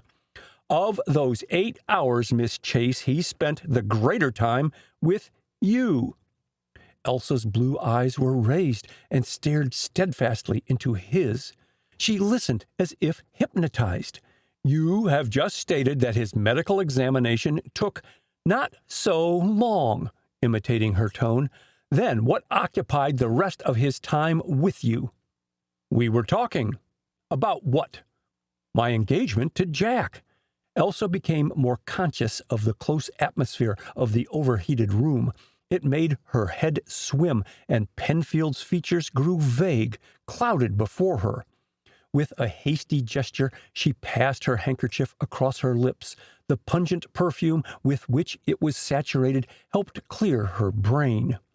"Dr. Kane knew Jack well when he was at Harvard, and he told me many anecdotes of Jack's athletic career there, and of his remarkable success in chemistry." "Chemistry!" Penfield echoed the word with triumphant emphasis. "So Jack Winslow is a skilled chemist. Well, what business is he engaged in now? What branch of chemistry? The manufacture of dyes? The making of munitions?" He... Elsa, bewildered by Penfield's rapidly mounting excitement and his repeated questions, stammered in her speech. "Dr. Kane was lamenting that Jack hasn't put his knowledge of chemistry to practical use." "He hasn't." Penfield rested both hands on the platform against which he leaned and bent toward her. "Dr. Kane was killed by inhaling carbon monoxide gas. That gas," he spoke slowly, impressively, "for experimental purposes can be generated, and its deadly qualities are known to all chemists." His look held hers. "Where is Jack Winslow now?" As the silence lengthened, Elsa pressed her hand against her mouth to suppress the scream she feared would escape her. The raised lettering A-E-I of the gold ring on her engagement finger cut her lip, but she was unconscious of it. Could she answer truthfully and keep faith with Jack? Suddenly, her head was thrown back, and she faced the coroner, her lovely eyes ablaze with hidden fires. "I do not know," she whispered as consciousness left her. End of Chapter 9. Chapter 10. Hide and seek. Arnold Winslow tossed down the Evening Star just as the door of the den opened and Thorne stepped inside. At sight of the detective, Winslow's whole expression brightened. "I thought you'd never get here," he exclaimed. "Sit down and tell me of the inquest." Thorne glanced at the newspapers scattered about. "If you've read the 5:30 editions, you must be well informed." Winslow's face flamed red with anger. "They insinuate," he almost bellowed the words, shaking the Times back and forth, "that Jack has something to do with Kane's murder. It's outrageous, monstrous, damnable." He sank back, exhausted by his own vehemence, then reached forth a shaking hand for the highball glass on the desk by him and drank the fiery liquid in great gulps. "Jack's a fool in many ways," he admitted a second later, "but he wouldn't commit cold, premeditated murder." The detective's eyes rested curiously on Winslow's neck. The soft collar of the silk shirt under his smoking jacket was worn open, without tie, and the bruises on his white skin showed faintly. "How'd you hurt your throat, Mr. Winslow?" he asked sympathetically.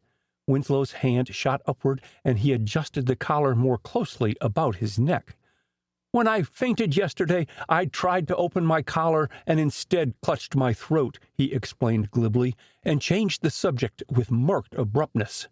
"Have you located the woman in blue with the heaven-sent perfume?" "Not yet. DuPont Circle is being watched closely. She has never shown up there since Monday afternoon." Thorne slipped his hand inside his pocket, and his fingers closed around the folded telegram from Chicago, which his clerk had given to him when he had left that morning for the morgue. "Have you had any communication from this woman since then?" "No, What more Winslow would have said was checked by the entrance of his wife, followed by Inspector Mitchell. Mrs. Winslow's agitation was marked by her unusually high color. "Inspector Mitchell wishes to search the house," she explained loudly. "He infers that we have Jack concealed on the premises." Winslow glared at the inspector. "What next?" he inquired grimly. "Have you the colossal nerve to arrest Jack on such flimsy evidence as was produced against him at the inquest?" "Flimsy?" echoed Mitchell with equal anger. "Well, if it's so flimsy, why doesn't he face the music instead of disappearing?" Staggered by the question, Winslow was silent, but only for an instant. His inborn combative spirit was not easily downed. "Because Jack was absent from the cardroom, because he knows chemistry, and because the autopsy is said to prove Kane died from carbon monoxide poison, which can be chemically produced for experimental purposes, you declare Jack murdered a man whom he has known for years, who acted as his guardian in my absence from this country, a man we have none of us seen for fully 2 years. Oh, bah!" Winslow's scorn cut like whiplash. "Is Washington's police force made up of imbeciles?" Mitchell's eyes had a curious gleam in them. "Thanks, Mr. Winslow," he began mockingly. "You have just given me the very information I wished, the relationship between the dead man and Jack Winslow. There I will find the motive for Kane's murder." Mrs. Winslow dropped down in the nearest chair. She felt, for once, incapable of speech. It was Inspector Mitchell who broke the pause. "Now, sir," addressing Winslow directly and ignoring the others, "suppose you tell me where we can locate your adopted son." But Winslow had pulled himself together. Gone was every trace of passion. It was the suave man of the world who replied. "That information, sir, you can deduce for yourself," meeting Mitchell's taunting gaze with an impenetrable smile. "Knowing Jack, I can confidently promise that he will face the situation in person and confute his enemies. Neither my wife nor I, sir, are well. I must ask you to retire. Lambert," raising his voice as he glimpsed the butler loitering outside the hall door, "show Inspector Mitchell out. Good night, sir."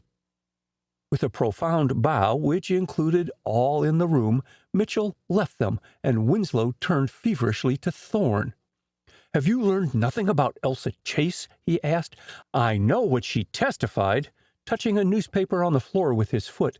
Then, with a complete change of voice, "The coroner insinuated she once lived in Boston. Could it be true, man, that she's linked up with Kane?" "In what way?" Swiftly. "What manner of man was this Dr. Kane?" "With women," Winslow shrugged his shoulders, "none too good. Do you suppose—" His voice rose higher in his excitement, and Lucy, the housemaid, passing down the hall from arranging Mrs. Winslow's bedroom for the night, caught what he said. "There was a love affair?" "Involving Miss Chase?" Thorne looked at him quickly. "Did you tell her that Dr. Kane was expected here Monday night?" "No." Winslow rose and paced the floor with restless, tired steps. "But then, if those two were, hesitating in his speech suggestively, Kane would have told her he was coming, and she would have had time to plot against him. Off with the old love, you know, before you are on with the new. There's a motive, Thorne." "Well, but the poison used—" The detective was studying Mrs. Winslow. It was the second time only he had seen her at close range without her hat and veil. She was a younger woman than he had at first thought. Her gray hair was arranged low over her forehead and ears and fastened in a severe knot at the base of her neck. Her delicately penciled eyebrows and rouged cheeks took away from her colorless expression, but it was her eyes that piqued Thorne's interest. The pupil of one was gray, the other brown, but both shone glassy and staring in the light of the electric lamps which illuminated the den. "The poison," went on Thorne, becoming conscious that Winslow and his wife were waiting for him to complete his sentence, "the poison used certainly precluded the possibility of Miss Chase being involved in the murder." Winslow shook his head vigorously. "Nonsense," he objected. "There's the nurse, Miss Klein. She knows chemistry." "Beg pardon." The interruption came from the open door, and all three wheeled in that direction to find Miss Klein regarding them from the threshold of the hallway. "Miss Elsa would be very glad to see Mr. Thorne if he will stop in the music room on his way out. With your permission, sir," with a deferential glance at Winslow. "By all means." Winslow rubbed his hands together as he turned with eagerness to the detective. "Go at once, Thorne. I'll see you later." But when the detective and Miss Klein were safely out of hearing, he turned to his wife, his animation dropping from him, leaving stark misery in the glance he cast toward her. Mrs. Winslow rose and threw her arms around his neck. "Jack! Oh, Jack!" she moaned and burst into tears.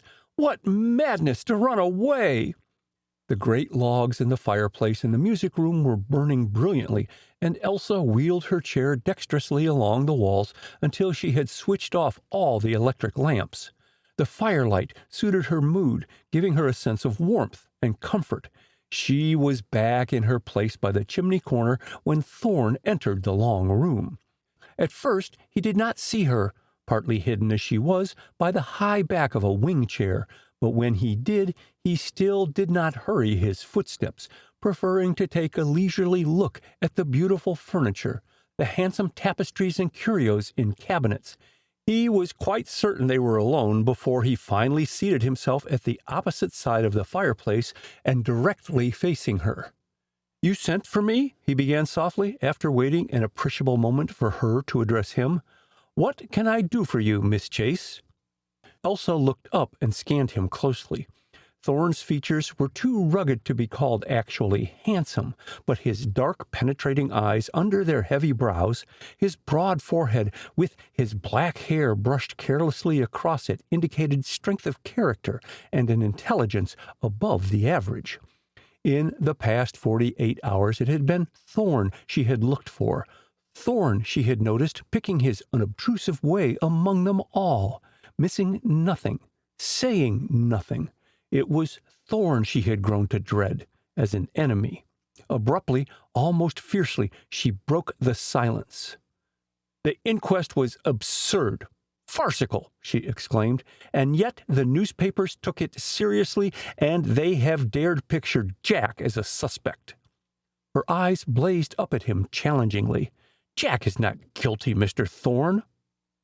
Guilty of what? Of what he is charged. He is not charged with anything. Yet. Thorne was watching every movement of her slender, perfectly shaped hands as she played with the fringe of her silk scarf, which Miss Klein had thrown across her shoulders before wheeling her into the music room. The inquest is not over, only postponed. Take care, as the fringe ripped away. You have torn your pretty scarf. Elsa's hands dropped into her lap, and she sat motionless, contemplating the detective. He had drawn back somewhat in shadow from the flickering firelight, and she could not make out his expression. Miss Chase. She jerked her head upward nervously and looked at him under lowered lids.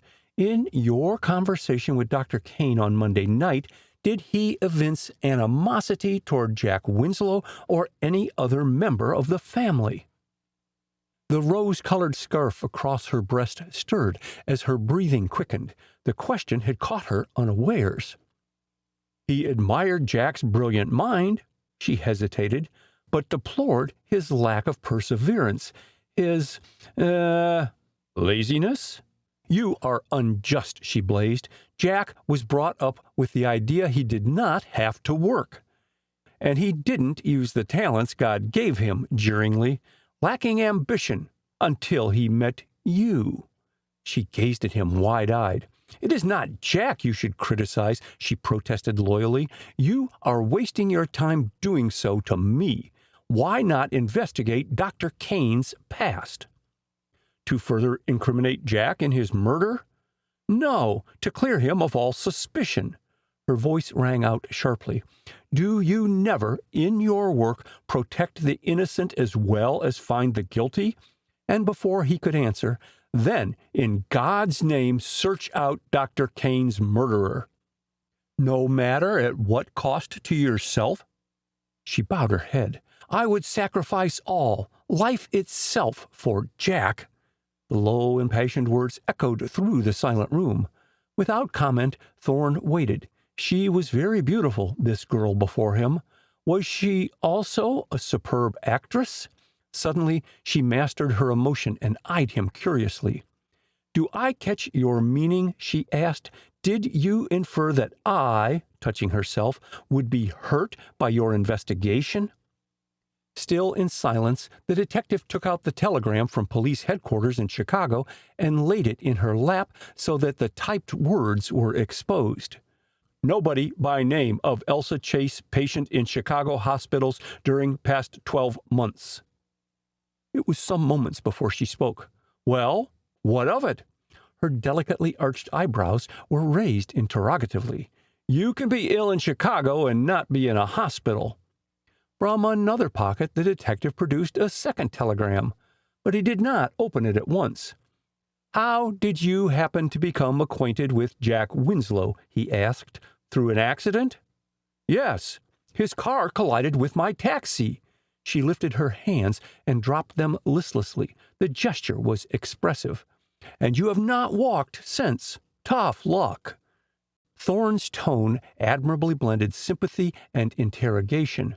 May I smoke? Still balancing the telegram on his knee, he took out a cigarette, but his search through his pockets for a match was fruitless. Here. Elsa located a box of matches in the bag attached to the side of her wheelchair and tossed it to him. Is the other telegram as barren of results as this one, Mr. Thorne? He shrugged his shoulders as he laid the second dispatch on top of the other. Judge for yourself, and he sat back while she read the message it contained. No taxi company has record of collision with car driven by John Winslow of Washington, D.C., Chief of Police, Chicago, Illinois. Elsa leaned back and smiled up at him. Jack paid high for the collision, she admitted softly. The taxi was privately owned and operated, and he gave the man a new car. So no suit was brought against him and no record made of it. She paused. Tell me, Mr. Thorne, Who has prompted you to investigate this mare's nest?" Thorn, busily engaged in lighting his cigarette, did not reply at once. The first match he struck went out. The next, with the vigorous stroke he gave it against the side of the box, ignited, but the head flew off, and the tiny flame lighted the lace of Elsa's silk dressing gown at her feet, setting it afire. Elsa moved her shoulders and arms convulsively, but the spreading flame was beyond her reach. Springing swiftly to her aid, Thorn smothered the flame. When he resumed his seat, he was satisfied of one thing: her feet had not moved, although threatened by fire.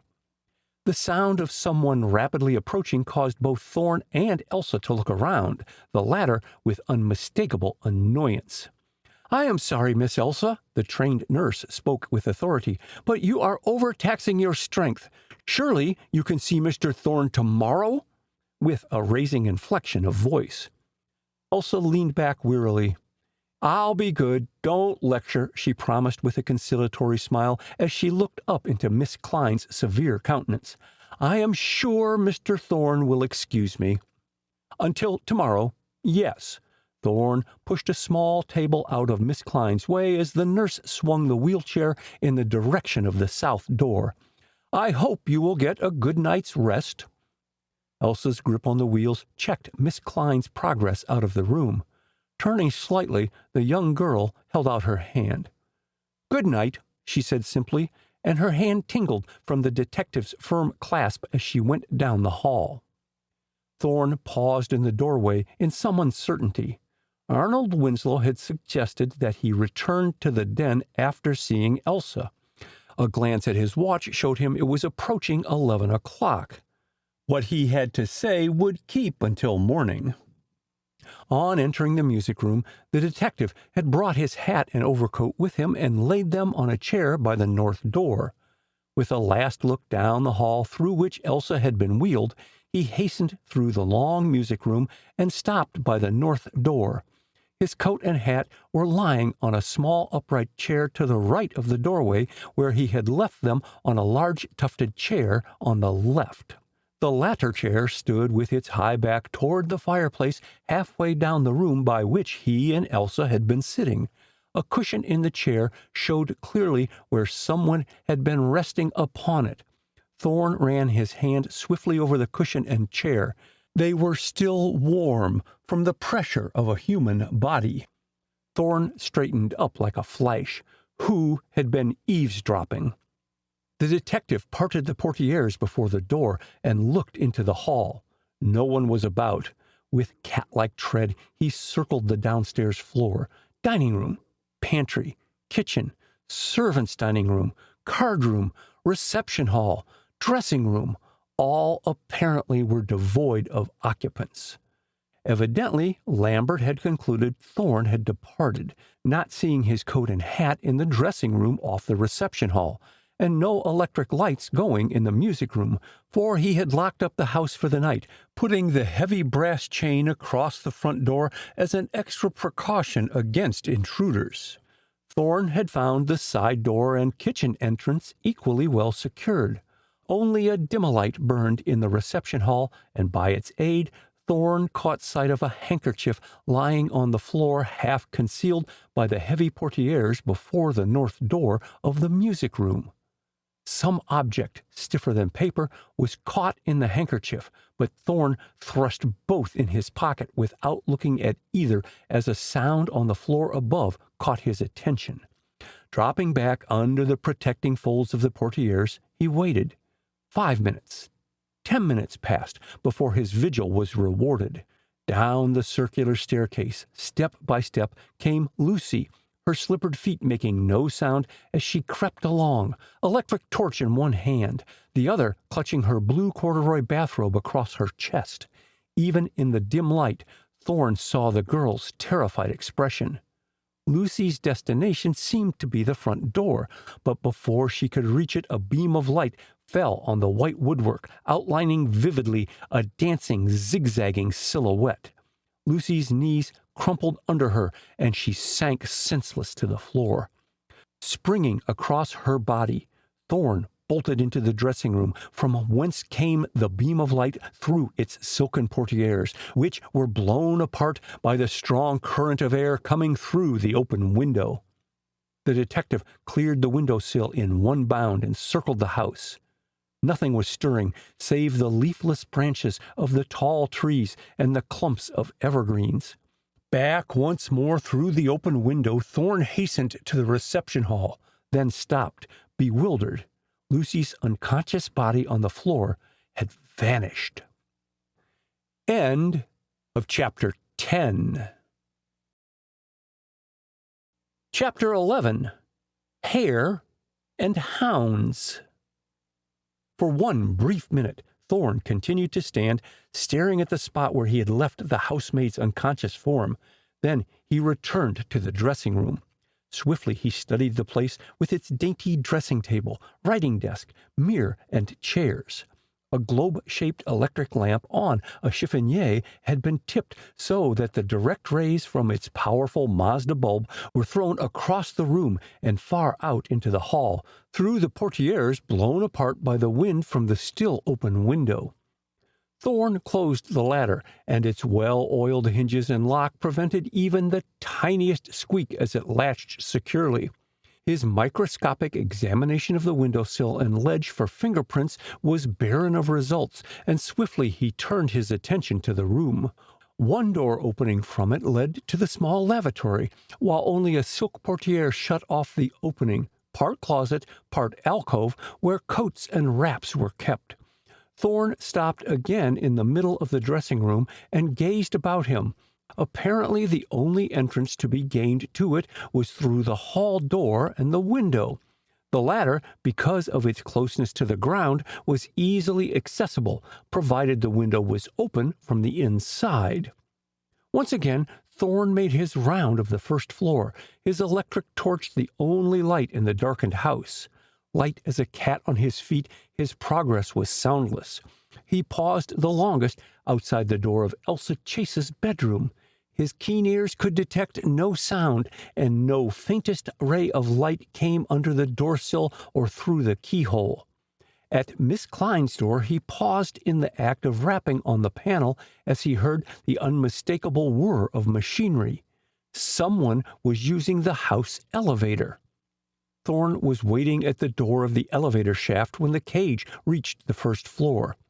Without ceremony, he swung wide the outside mahogany door as the elevator came to a stop and gazed through the inner steel door at its occupant. Mrs. Winslow, apparently too aghast for speech, stood in the brilliantly lighted elevator with her hand on the press buttons which controlled the machinery and peered out into the dark hallway. Who is there?" she quavered, and for answer Thorne pushed back the steel door and stepped forward so that the light from the elevator shone full on him. Mrs. Winslow shrank further back. "You? Mr. Thorne? What are you doing here at this hour?" Thorne parried her question with another. "Do you wish something downstairs?" he inquired solicitously. "Anything I can bring you?" "Only a book I left in the music room. I couldn't sleep." She stammered somewhat in her speech and made no motion to leave the elevator. "Mr. Thorne, you have not answered my question," she reminded him gravely. "Lambert said you had left the house long ago." "Lambert was mistaken," he responded.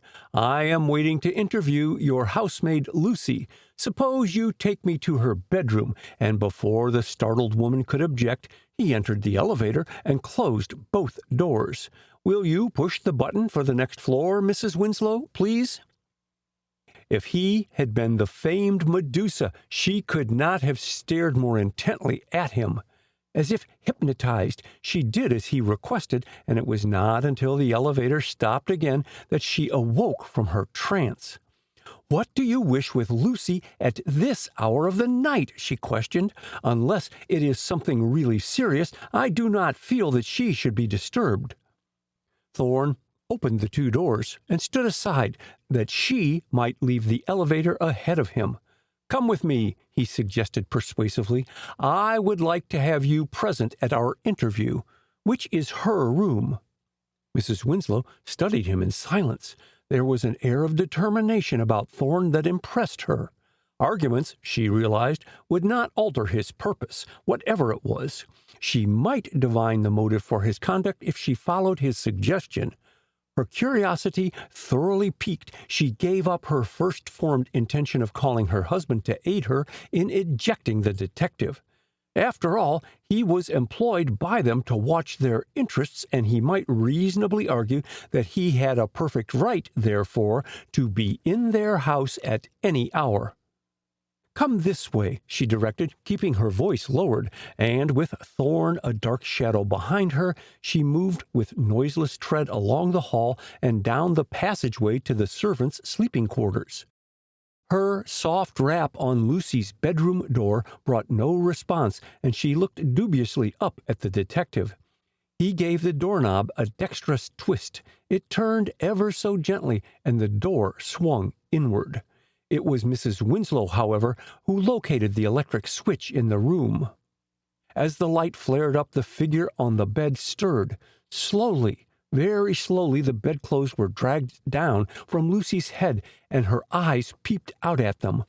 The sounds she made were unintelligent, but as Thorne advanced to the foot of her bed, sheer fright brought forth a gasping, "Oh, what is it?" Thorne was the first to address her. "Whom were you looking for when you went downstairs 10 minutes or so ago?" he asked, and his soothing tones calmed her to some extent. "Was I downstairs?" she asked wonderingly. "I remember fallen and woke up here." She cast an apprehensive glance at Mrs. Winslow. "I sleepwalks, you know, and then I don't know where I go, nor why. The missus knows I do." "True," acknowledged Mrs. Winslow, and unconsciously her voice betrayed her relief at the trend the interview was taking. "Had I known why you wished to see Lucy, Mr. Thorne," reproachfully, "I could have told you this, and saved scaring Lucy so dreadfully. Why, the girl is as white as a ghost." Mrs. Winslow spoke truly. Lucy's cheeks rivaled her sheet in whiteness, but the unnatural brilliancy of her eyes, roving this way and that, suggested a mental condition not so easily explained. "Come, sir," Mrs. Winslow spoke with authority, "suppose we retire and give Lucy an opportunity to quiet down." And she whisked out of the bedroom, not forgetting to turn off the electric light, and perforce Thorne followed her. But at the elevator door, he checked her. "I'll get your book," he said. "There is no use your going downstairs again," and giving her no chance for protest, even if she felt so inclined, he brushed by her into the elevator and slammed both doors behind him, only to have her open the outer one before he had a chance to press the electric button. "I'm going with you," she announced with shrill emphasis, and bounced into the cage. "There will be no necessity for detaining you longer.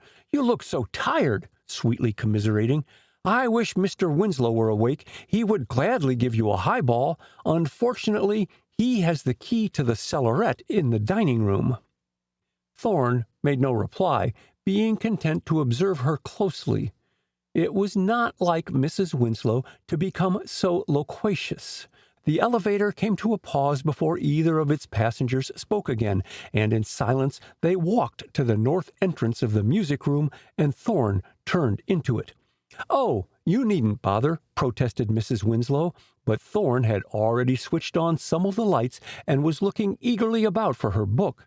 She spied it first on top of a music stand, and, picking it up, hurried determinedly toward the front door with the undoubted intention of ushering him out. "You saw Miss Chase," she began as he halted, hat in hand and door partly open. "Was your interview satisfactory?" "Entirely so," he answered, with a hint of a smile in his black eyes. Mrs. Winslow, in the role of inquisitor, amused him. She was so very obvious in her efforts to gain information. "By the way, Mrs. Winslow, has Lucy any little love affair on her hands?" "Why, She appeared somewhat nonplussed by the question. "One pays so little attention to servants' gossip, but, I believe there is a milkman who is quite smitten with Lucy's charms. She is pretty." "The milkman," Thorn repeated slowly. "Why not Sam Ferguson, the gardener?" In opening and closing the book in her left hand, Mrs. Winslow let it slip, and Thorn caught it before it touched the floor and returned it to her, not, however, before he had read its title, Aids to Forensic Medicine and Toxicology. As she murmured her confused thanks, Thorn slipped through the front door. He was buttoning his coat in the vestibule when he heard the heavy night chain once more put in place. Evidently, Mrs. Winslow was making certain the door would be securely fastened for the night. It was not the shrubbery, nor the beautiful landscape setting of Oaklands as outlined in the moonlight, which attracted Thorn as he circled the mansion on his way to his car parked by the garage, but the construction of the building, and particularly its height. Dormer windows on some of the wings indicated a third floor, but whether that floor was finished over the entire building was unknown to Thorn. The house itself was built on such spacious lines and covered so much ground that it seemed unnecessary to have bedrooms constructed on the third floor, and Thorn had concluded, never having had occasion to go there, that the whole place was a large attic with many storerooms. It had seemed to Thorn, while he waited for the elevator to descend that first time, that it had taken longer than when he and Mrs. Winslow had come down in it from seeing Lucy on the floor above. Was it that Mrs. Winslow had been in the attic and had come from there in the elevator? But what was Mrs. Winslow, not overly courageous, doing in the attic in the dead of night? And how had Lucy gotten to her bedroom without assistance, in her unconscious condition? Thorn had seen too much of illness, of men and women stricken unconscious during the horrors of war, not to recognize Lucy's fainting state when she fell to the floor. He had left her only because of the imperative need of discovering who or what was casting the fantastic shadows on the wall and woodwork of the front door. And to think that both the shadow and Lucy had eluded him. Thorn's lips closed in stern resolve. Turning quickly to the right, he headed for the gardener's cottage. It might be that Mrs. Winslow had found Lucy unconscious and had taken her to her room by means of the elevator. Two things, however, were against that theory. How had she revived the girl in the brief time he was racing around the house, or gotten her into the elevator and upstairs after his return? The elevator would have betrayed itself by its noisy machinery. Slowly and with care, Thorn walked around the gardener's cottage.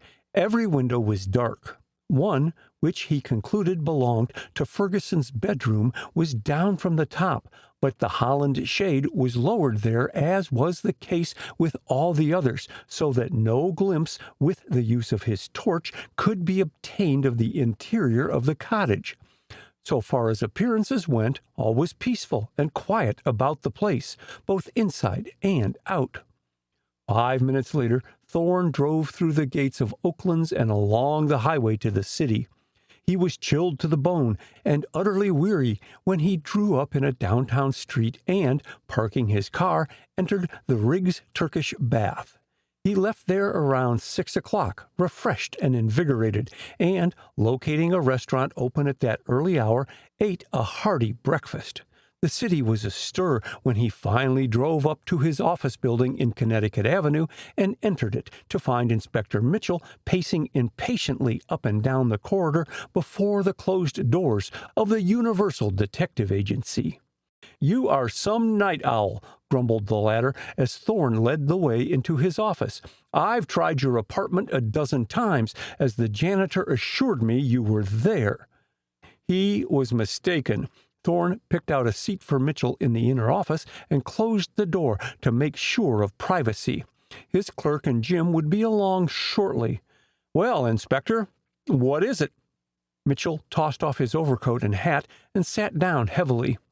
"Where do you stand on this Kane Winslow affair, Thorne?" he asked. "Are you with us, or are you playing a lone hand?" Thorne eyed the inspector carefully. "Up a tree?" And as Mitchell flushed, he added, "Come, if we are to be allies, let's have frankness." "You are right," admitted the inspector. "To tell the truth, Thorne, I can't afford to pull a bone. To arrest young Winslow without sufficient evidence to hold him, well, old Winslow has a lot of influence politically, and my goose would be cooked. He's employed you, hasn't he, to look after young Jack's interests?" "If you put it that way, he has. And not to find out who murdered Joe Kane?" With a penetrating glance from under frowning brows. "He doesn't believe the two are synonymous." Thorne met Mitchell's suspicious glance with unmoved countenance. "I feel at liberty to investigate Kane's murder." "Good." Mitchell hitched his chair closer. "I'm coming to you on my own responsibility, Thorne. Understand that. The department has nothing to do with it." Thorne nodded. "You've been to me before, on the same terms. Sure, you play straight, and damn it, you've got brains," with a sudden burst of enthusiasm foreign to his usually conservative manner. "I never met an American Indian before, but if all red men are like you, they're white." Thorne chuckled. "What do you want, Inspector?" he asked. "But wait." He rummaged about in his drawer and took out a bottle of perfume. "Smell that." He thrust it in Mitchell's hand, then drew out the handkerchief he had found in the music room at Oakland's after his interview with Elsa Chase. Unfolding it, he disclosed a theater ticket. "Now, smell the perfume on this handkerchief." Mitchell sniffed at the handkerchief and again at the bottle. "The same scent," he declared, then glanced at the label on the bottle. "Humph! Heaven Sent. Appropriate name." He looked up sharply. "What has the perfume to do with the case in point?" Thorne, busily engaged in examining the theater ticket, did not reply immediately. Suddenly, he tossed the ticket into Mitchell's lap. "Good for one performance at Keith's Theater yesterday," he commented. "Find out, if you can, Inspector, who purchased that ticket. There is a bare possibility the ticket seller may know, and then I'll answer your first question." Mitchell turned the ticket over, then put it in his vest pocket without further remark. "The officials of the laboratory stand by their tests," he stated. "They declare Kane came to his death through inhaling carbon monoxide gas. I've made a careful examination of Oakland's, and Mrs. Winslow is right. There is no way the gas could have been introduced into the bathroom through the usual causes, from the exhaust of an automobile engine, a gas range, a gas water heater, gas logs, and other gas heaters. That positively puts the crime on a person or persons with chemical knowledge to generate the gas and with sufficient diabolical ingenuity to introduce it undetected into the locked bathroom." He paused. "You have had a chance to study the folks at Oakland's. Which one, in your opinion, fills the bill, except young Jack Winslow?" Thorne took out his pipe and tobacco pouch. He did not often smoke at that hour of the morning, but a smoke screen was sometimes most effective in concealing thoughts and expressions. "Your reasoning is entirely logical, Inspector," he admitted. "Have a cigar? No? Well," he started filling his pipe, "so logical that I am doubtful." His voice trailed off into silence for a moment. Then he added more briskly, "Have you located Jack?" "Not yet," glumly. "A description has been sent broadcast through the regular channels throughout the country. It's a funny thing we can't get his picture. The local photographers frequently importuned him for a sitting, and he always declined. Glover told me that Jack was averse to having even a Kodak snapshot taken by any of his friends." "Were you at Harvard together?" Thorne shook his head. "He was a freshman the year I graduated," he replied. "I returned to Harvard the year after the war to complete my course. I don't recall ever having known Jack while there." Inspector Mitchell drew out a bill folder and bent closer. Did you run across Dr. Kane while you were in Boston? Again, Thorne shook his head. Never even heard of him. Then, with a quick smile, I was remarkably healthy and never required a physician's care. Have you made any inquiries about Kane, Inspector? Sure. The report just came in from Inspector Smith of Boston. Mitchell moved even closer to the desk by which Thorne sat and laid the bill folder in front of him. Kane was a divorcee. They don't know what became of his wife, only her name was Sarah Holcomb. No children, apparently. He stopped and cleared his throat. While Kane has always been looked upon as a first-class orthopedic surgeon, his practice of late years has fallen off, for no apparent reason that the Boston police could find out. That's interesting, commented Thorne quickly. I'd follow it up, Inspector. Mitchell nodded. They added he'd been short of funds lately, with creditors pressing him for money. His bank admitted he'd made unfortunate investments. More and more interesting, exclaimed Thorne. Inspector, you're on the right track. Mitchell looked gratified. Glad you think so, he said. Now, listen here, Thorne. You've seen this bill folder before? Thorne looked more closely at the leather bill folder. It was lying on the chest of drawers in Kane's bedroom the morning after his murder. He stopped speaking as Mitchell opened the bill folder and spread its contents on the desk. All were there as Thorne remembered them: the 3 matches, visiting cards, driver's permit, and registration card for Kane's automobile, and $500 in bills of varying denominations.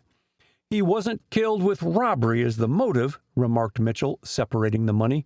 See here, and he produced a small soiled piece of paper stuck between 2 $10 bills. Read that memorandum. Hastily, Thorne scanned the pencil lines. J.W. paid $1,000. Still due $9,000. Interest 7%. Thorne looked up. The handwriting, he began, but Mitchell gave him no time to complete his sentence. It was written by Kane, he announced quickly. Boston sent down specimens of his handwriting. They are at headquarters. Interesting. Very. Thorne looked at the memorandum more carefully a second time. What do you make of it, Inspector?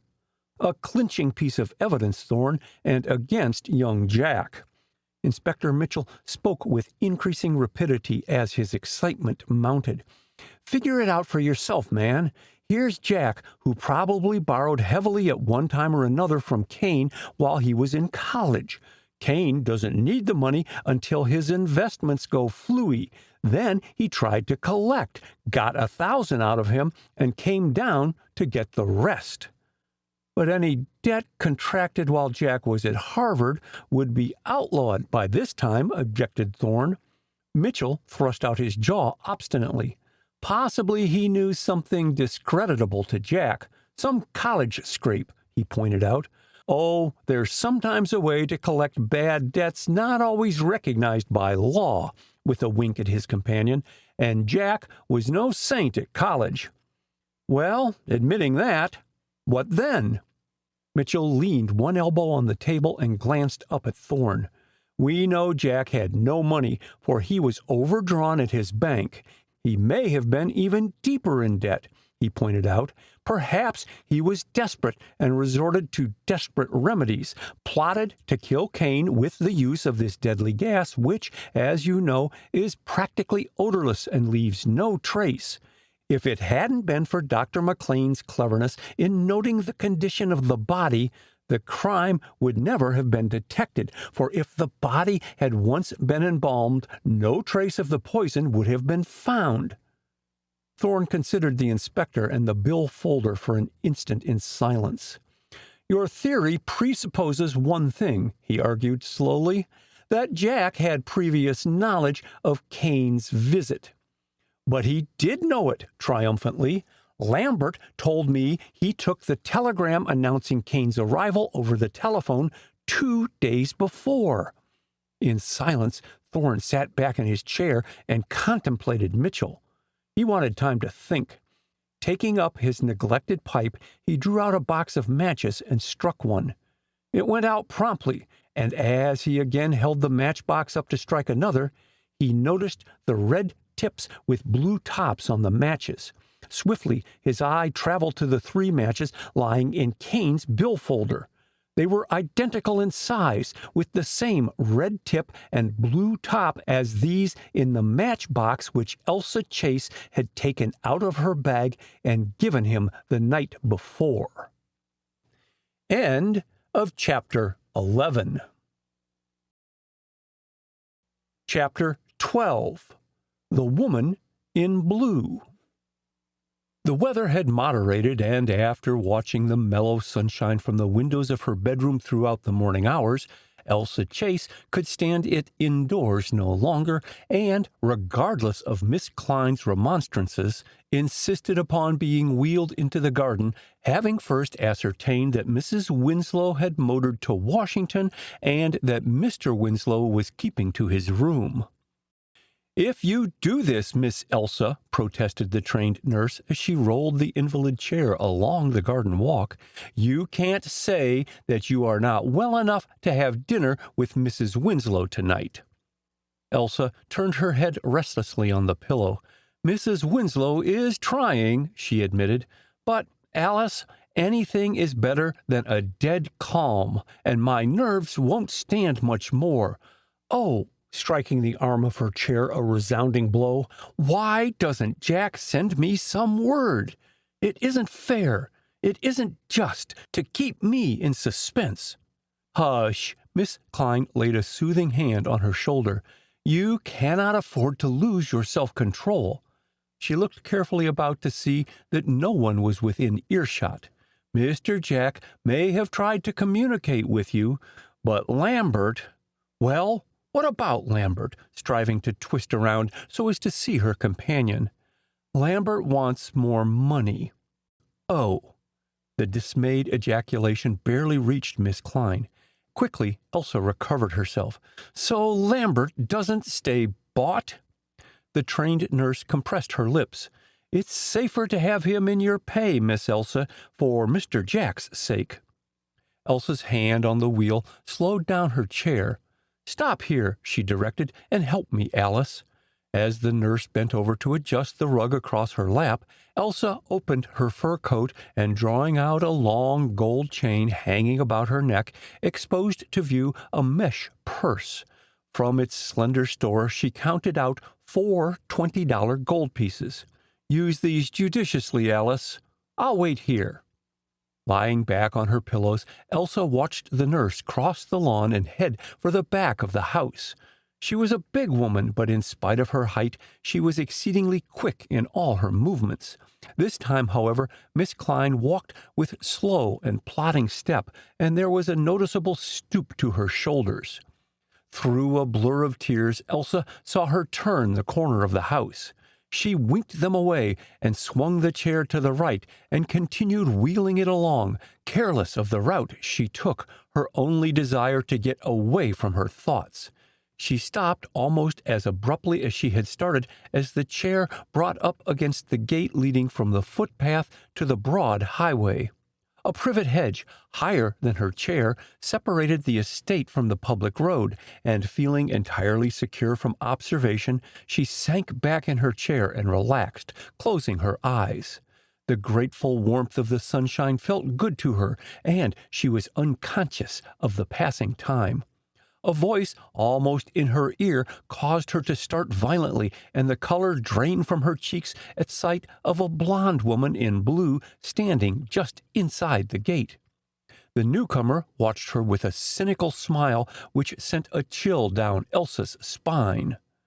"Well, well, here we are again," the newcomer exclaimed, "and that nurse of yours said you were too ill to come out of doors."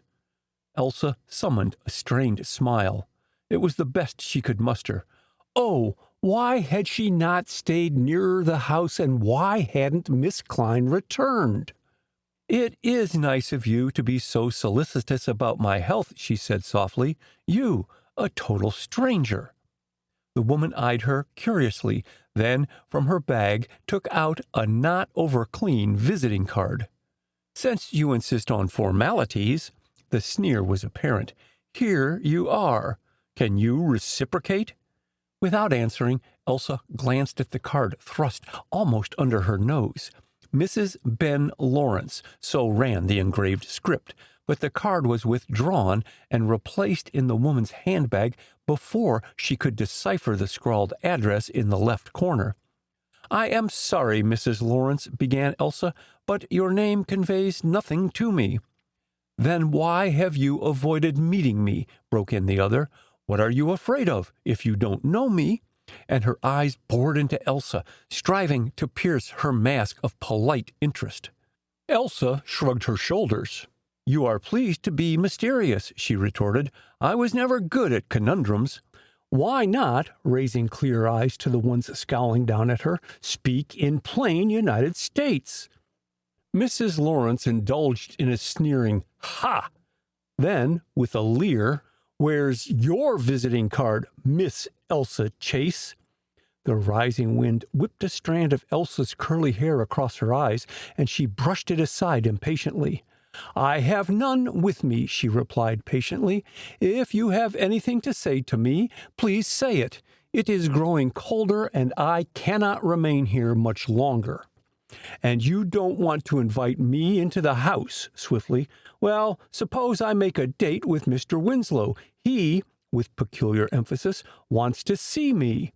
"Well, pray see him, and gratify his curiosity," retorted Elsa, losing all patience.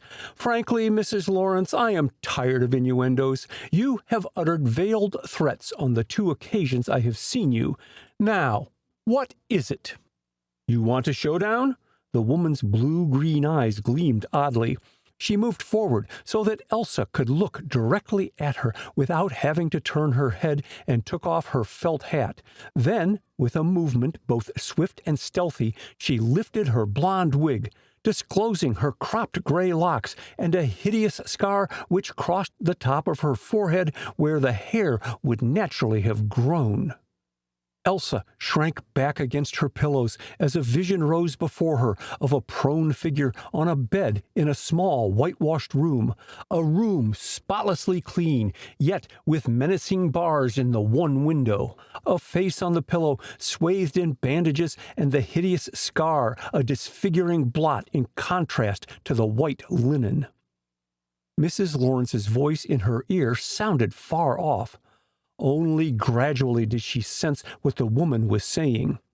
"Come across, sister," and Mrs. Lawrence stood looking down at Elsa, her felt hat and wig once more in place. "It's easier to pay the price than doing a stir in the pen," she muttered coarsely, the thin veneer of artificial refinement dropping from her. Elsa fumbled in the mesh bag which she had dropped in the inside pocket of her fur coat instead of returning it to its usual hiding place, and drew out $50 in gold. "You will have to be satisfied with that," she exclaimed, catching Mrs. Lawrence's mutinous glance. "For now." The woman pocketed the money. "Shall I come out for more tomorrow?" suggestively. "Or perhaps tonight, when the men folks are at home?" From her bag, which hung conveniently on the arm of her chair, Elsa took a pad and the stub of a pencil. "Your address?" she asked briefly, and the woman, glancing at her uneasily, saw that she had gone too far. "What do you want it for?" suspicion overcoming her cupidity. "So that I can communicate with you through others," swiftly regaining her composure, although her heart was still thumping unevenly against her ribs. "Stop," observing the protest trembling on Mrs. Lawrence's lips. "If you wish money, it will have to be given to you in my way, or, well, you know the penalty for blackmail." The woman's color changed. There was another method of gaining her ends, and it behooved her to walk warily. "I am stopping at 1819 35th Street, she volunteered, and would have added more, but the gate behind them clicked as it swung back into place, and Ferguson shambled up to them. "Is this here woman a botherin' of ye?" he questioned, touching his finger to his cap visor, and, with an appraising glance at Mrs. Lawrence, "Mr. Winslow don't permit no trespassing, ma'am." Elsa pressed the blunted stub of her pencil against the pad as she wrote down the figures in blind haste. Thank God Ferguson had come, but how much of their interview had been overheard by him? The effect of the gardener's presence on Mrs. Lawrence was marked. Instantly, she was all suavity. "Just stopped for a friendly word," she announced glibly, "seeing this young lady through the garden gate sitting here so lonely. Well, I must be off," and she waved her hand coquettishly at Elsa as she sidled through the gate which the scowling Ferguson held open for her and went on down the highway. Ferguson gazed after her while he fumbled with the chain with its heavy padlock, both of which were used to ensure privacy when Mr. and Mrs. Winslow were away from Oaklands. The padlock had rusted a bit, and it took several seconds of effort to get it and the chain both in place and securely locked to his satisfaction. Then he turned about to address Elsa, but she and her wheelchair were nowhere in sight. Ferguson stood where he was for fully 10 minutes, cogitating. Then, picking up some garden tools which he had dropped when locking the gate, he went in search of his assistant.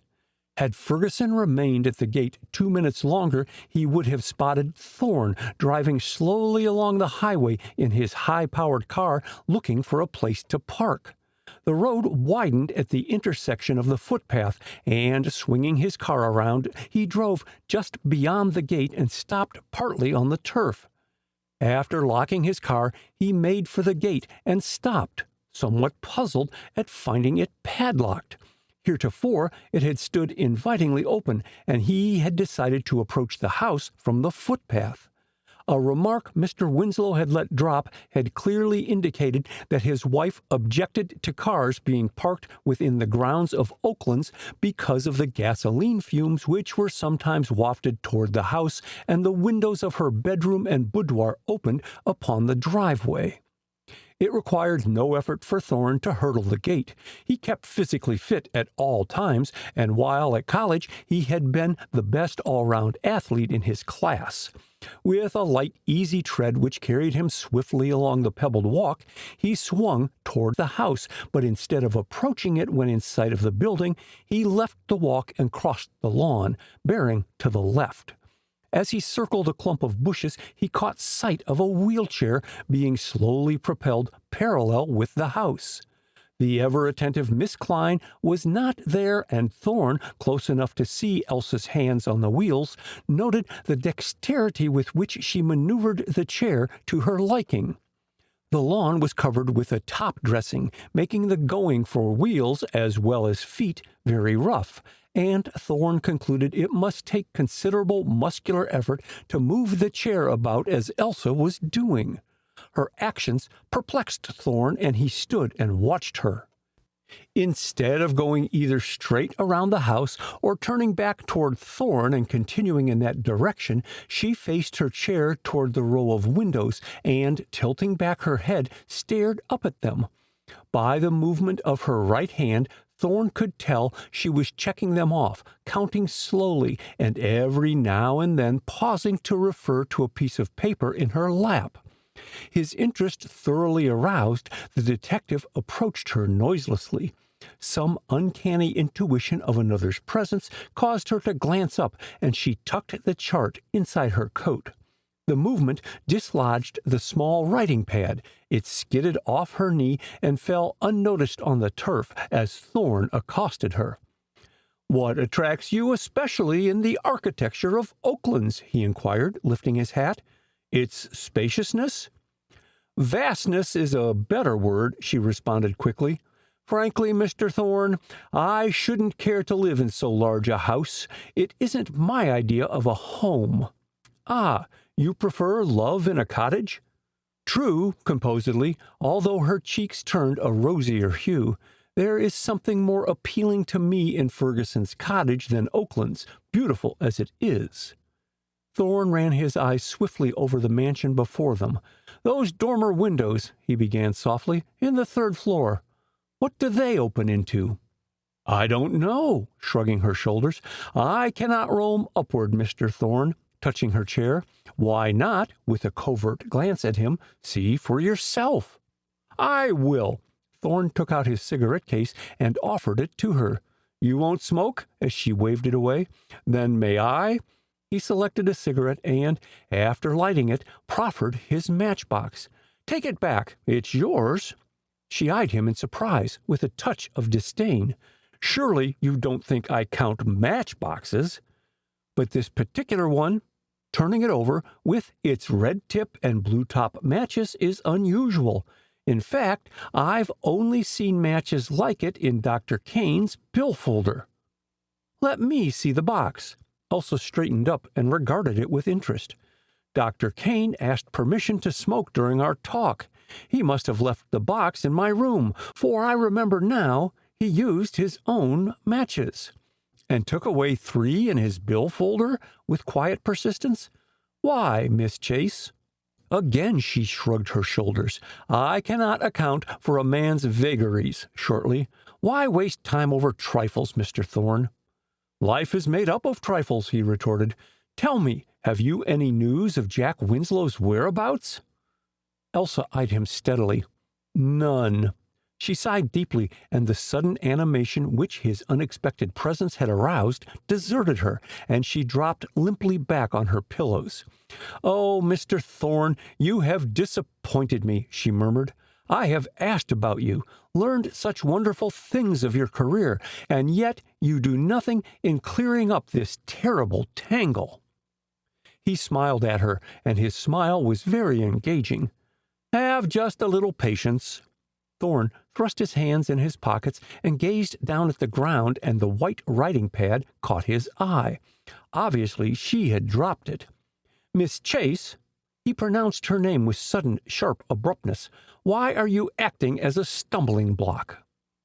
Why should I be a signpost? She retorted swiftly, her combative spirit flaring up. To point the way to your failure? Again he smiled, refusing to take offense. If you wish to put it that way, yes. But Miss Chase, please remember a good soldier never gets discouraged. She welcomed the opportunity for a change of topic and seized it. You saw service in the World War? She asked, looking with honest admiration at his splendid physique, shown to advantage in his well-cut suit of clothes. He had left his overcoat in the car. I was in it from Chateau Thierry to the Argonne, replied Thorne, edging his foot cautiously forward. He kicked the writing pad out of sight under her chair. And you were wounded? You suffered? She questioned quickly. I was wounded once, he acknowledged, a faint twinkle in his eyes, which belied the seriousness of his expression. And I suffered a lot. A mule kicked me. You are pleased to be facetious, she exclaimed, biting her lip. Honestly, that is the only time I was hurt in the war, he protested. It put me in the hospital for 10 days. Elsa looked at him steadily. Last night, I couldn't sleep, and so read some of the papers and books Jack gave me a while back. Among them was a college paper, an old one, which gave your picture. I recognized it, and an account of your gallant conduct in the war. It said no one had a finer record. Surely in that Holocaust, Mr. Thorne, you saw enough suffering to... To what, Miss Chase? As she paused. Never before had Thorne heard his praises sung by so beautiful a woman, and the experience, while novel, was exhilarating. He was destined, however, not to hear the end of her sentence, for a hand fell on his shoulder, and Winslow's pleasant voice sounded in his ear. Well, well, why didn't Lambert tell me you had come? He exclaimed. Elsa, don't you think it too cold for you to linger here any longer? Come in the house, both of you. And taking it for granted they would do as he suggested, Winslow propelled Elsa's chair toward the front door. As they progressed forward, Thorne dropped back and, unseen by either Winslow or Elsa, pocketed the small scratch pad. They went at such a rapid gait there was little time for conversation. Inside the front door, Miss Klein met them, and, paying no attention to Elsa's expressed wish to remain, she wheeled her down the hall toward her bedroom. Winslow and Thorne silent witnesses to the nurse's quiet dominance. No news? Inquired Winslow as the two women disappeared out of hearing distance. Thorne shook his head, and the older man whitened to his lips. I cannot understand it, he muttered. Is it possible, Thorne, that Jack has met with some motor accident?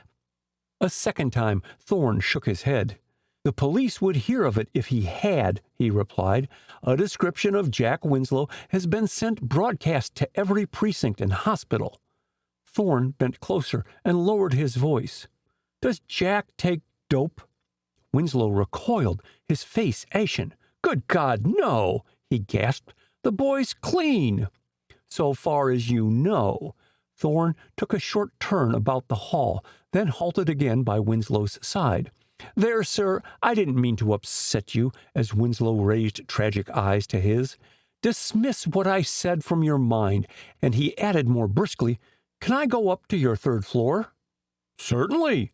Winslow came out of his daze and led the way to the elevator. It took a moment or so for the elevator to reach them, and Thorne utilized the time in studying his companion unobtrusively.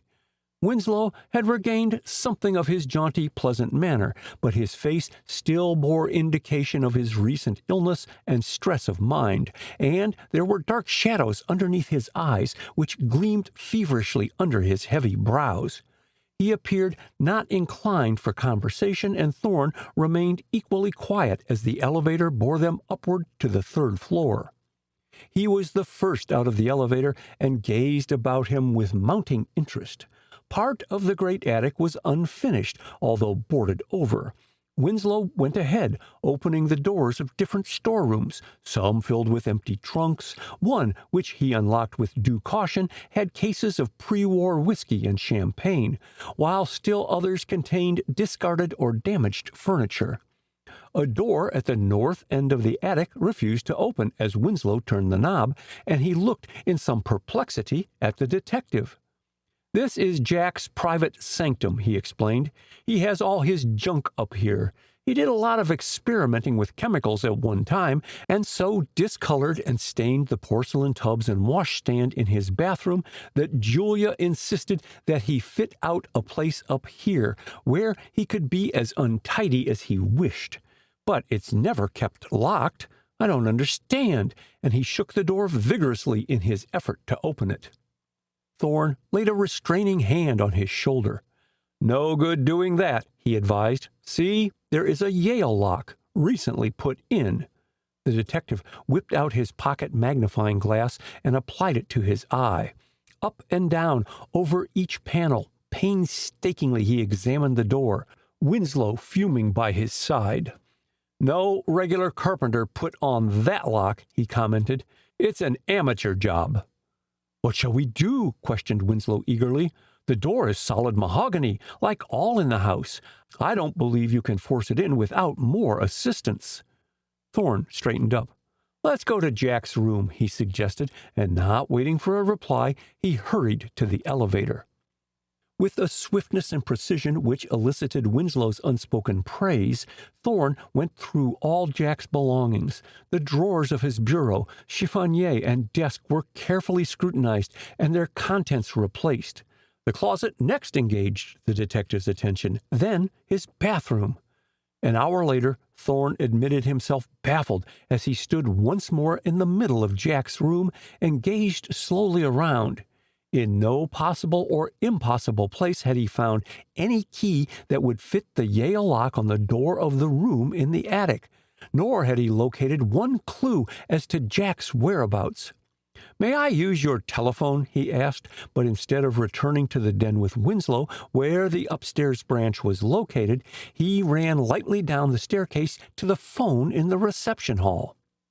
It took several minutes to get police headquarters and several more seconds to locate the desk sergeant at the central office.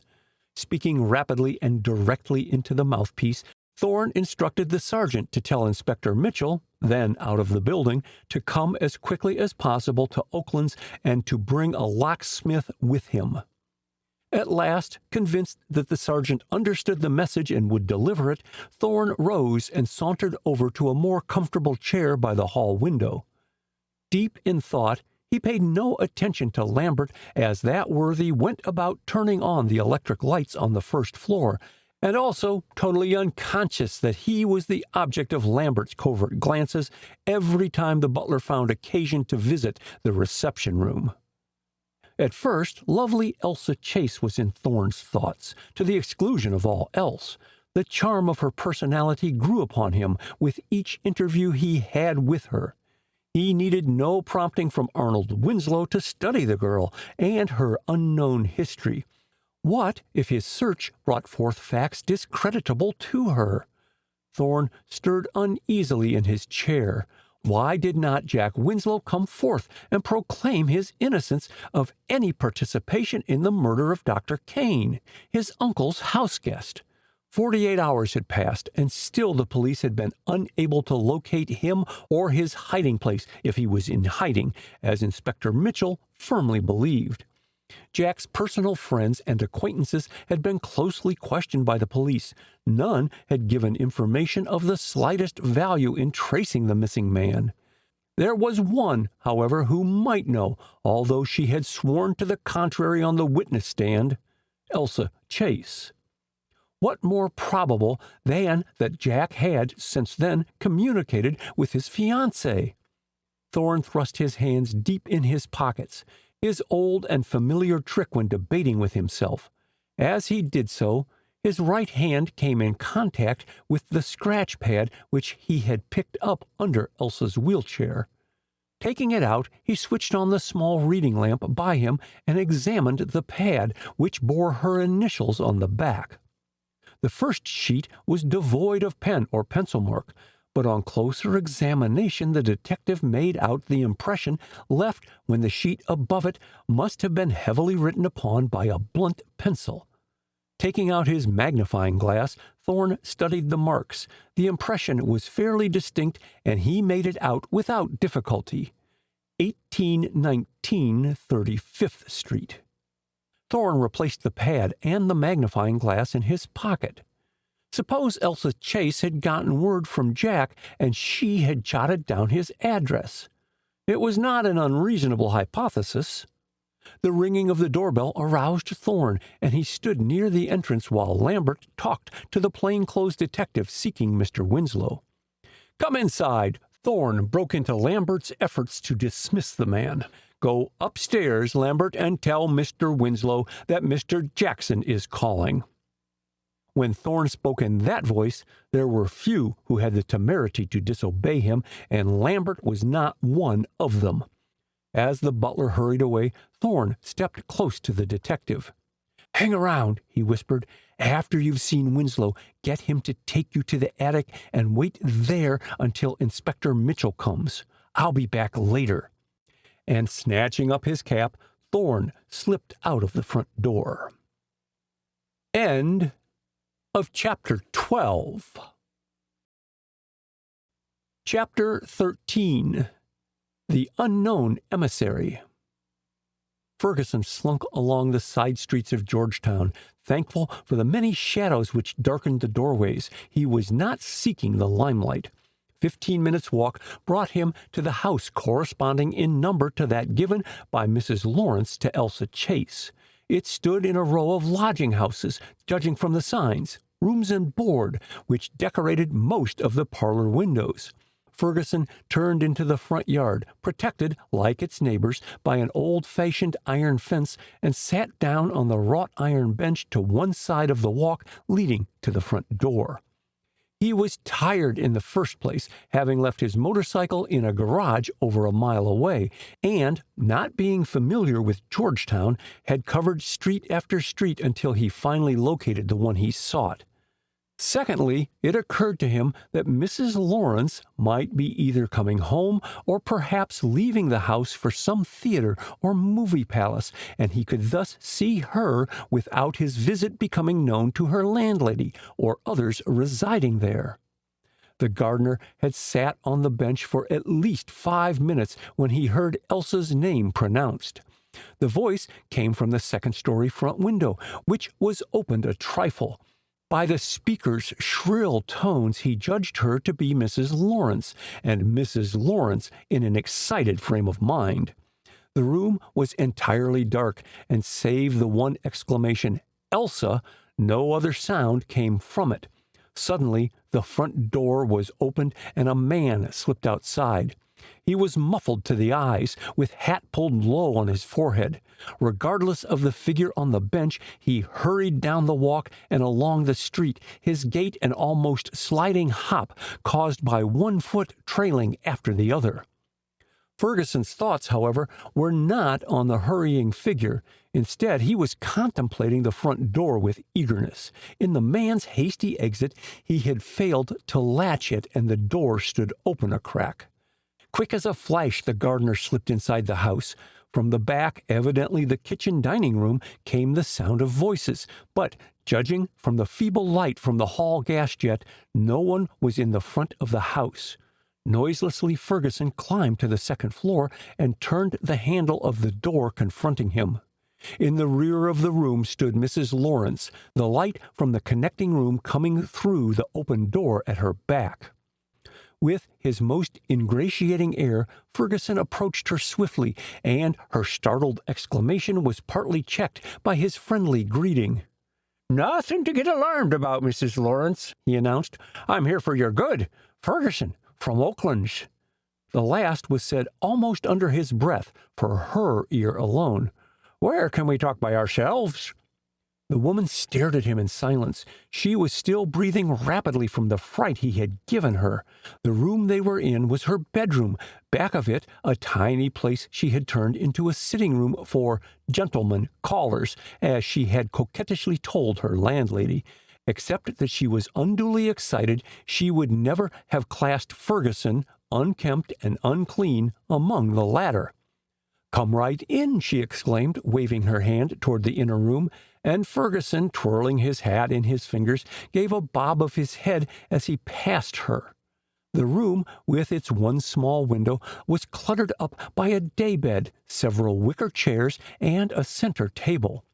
As Ferguson stopped by one of the chairs, his eyes swept the place and fell on a mirror on the wall opposite the door through which he had entered. As he gazed, he caught Mrs. Lawrence's reflection in the mirror, saw her look cautiously about, then, handling a hypodermic syringe with practiced hand, she drew back the loose sleeve of her tea-gown, a garment purchased in her more prosperous days, and thrust the needle into her left arm. Ferguson's lips creased into a cruel smile, and his eyes gleamed. His suspicions were verified. Concealing the hypodermic in her clothing, Mrs. Lawrence joined the gardener, closing the door behind her. He selected the chair farthest from the window, although the dark Holland shade, drawn down as it was, obviated any danger of his shadow being seen upon it from the outside. "Why do you wish to see me?" asked Mrs. Lawrence curiously. "You've never been halfway civil the few times we've met. It's a habit of those at Oakland's." She could not forbear the sneer, in spite of her desire to placate him and later pump him. Ferguson planted his elbows on the table and leered at her. There were still traces of beauty in the face opposite him. Mrs. Lawrence, before the ravages of illness and dissipation, had been considered handsome. With penciled eyebrows, rouged cheeks, and reddened lips, seen only in the merciful light of a flickering student lamp, her unnatural pallor and staring eyes, with pupils much dilated, went unnoticed. "You've misunderstood some of us at Oakland's," explained Ferguson, as the woman moved restlessly, disturbed by his continued silence. "We'd like to be your friends," with a knowing smile, as she eyed him suspiciously. "For a consideration." "What's that?" "A piece of information." He leaned across the table. "What's your hold on Elsa Chase?" "What's that to you?" "Nothing. To me." Ferguson shrugged his shoulders with well-simulated indifference. "But there's them that'll pay high." "So, you're a fixer." She regarded him steadily, her cupidity awakened. "For whom?" Ferguson spread out his hands in a significant gesture. "That's not material. Money talks, you know, and names don't matter." "They do with me." Mrs. Lawrence settled back in her chair with an air of finality. "Who's bidding for the information I have? Tell me that." Ferguson hesitated. The woman had a price, that was certain, but to gain his point without betraying others required diplomacy. He could not afford to offend Mrs. Lawrence. That would defeat his own ends. From his pocket, he drew out a roll of bills, gold certificates, and fingered them lovingly. Mrs. Lawrence's eyes sparkled at the sight of the money, and her hands twitched. "Who sent you here?" she demanded, but with less insistence. "Those that hate Elsa or those that love her?" Paying no attention to her remark, Ferguson counted the money. 900, 1,000, he ended. "A tidy sum for just a night's work." She shook her head. "Not enough." Ferguson promptly pocketed the money. "There's the bowls," he suggested softly, and she burst into cackling laughter. The idea amused her. "For whom? Elsa?" she questioned mockingly. "Elsa will never go to the police of her own sweet will. She dasn't." Again she laughed. It was not a healthy sound, and Ferguson had a sense of growing uneasiness. "And Mr. Winslow can't, without me." There was a brief silence as the man and woman eyed each other across the painted tabletop. The former turned the situation over in his mind, even as he took up a pencil and pretended to do some figuring on his none-too-clean cuff.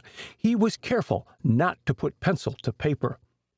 "So Mr. Winslow can't go to the bulls without you," he repeated. "Well, spill your information. Perhaps Mr. Winslow will go higher than $1,000. "Maybe he will," with a faint shrug, "but young Jack is a free spender." Lapsing into the crook's lingo that Ferguson used, "He'll come across handsome." Her companion grinned appreciatively. "Young Jack won't be free long to spend anything," he pointed out with evident enjoyment. "Not when he's copped by the bulls for bumping off old Joe Kane." Mrs. Lawrence stared at the gardener as if she had not heard aright. "What's that?" she gasped. "Joe Kane of Boston?" "Sure, he's dead." It was his turn to regard her curiously. "Where have you been, that you haven't heard how young Jack Winslow was wanted by the bulls for poisoning old Joe at Oakland's last Monday night?" It seemed doubtful if she heard him. She sat so still, so motionless. Then suddenly she dropped back, shaking from head to foot. "I'm not well," she gasped incoherently as he rose and leaned across the table, looking down at her, mouth agape. "I was sick." Her tone became a whine. "So sick I couldn't read, couldn't eat, just lay abed till Wednesday." She stopped, panting for breath. "Hadn't even the gumption to get out to Oakland's till today.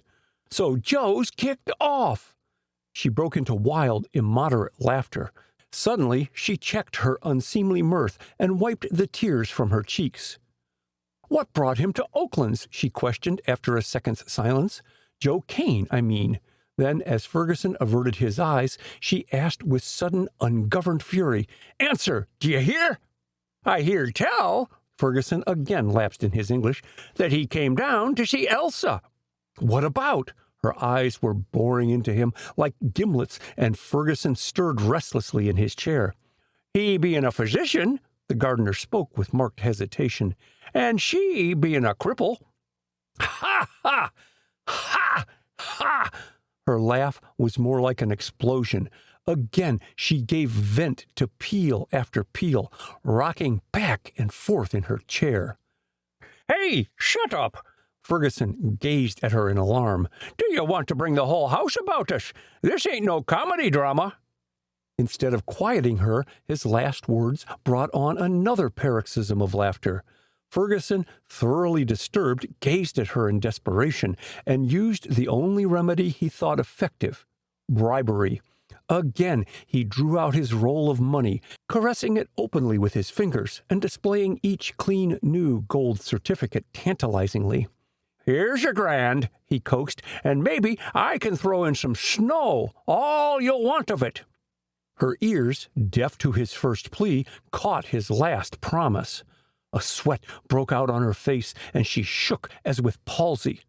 "When?" she asked in a sibilant whisper, bending forward. Ferguson's stiff features relaxed into his first smile.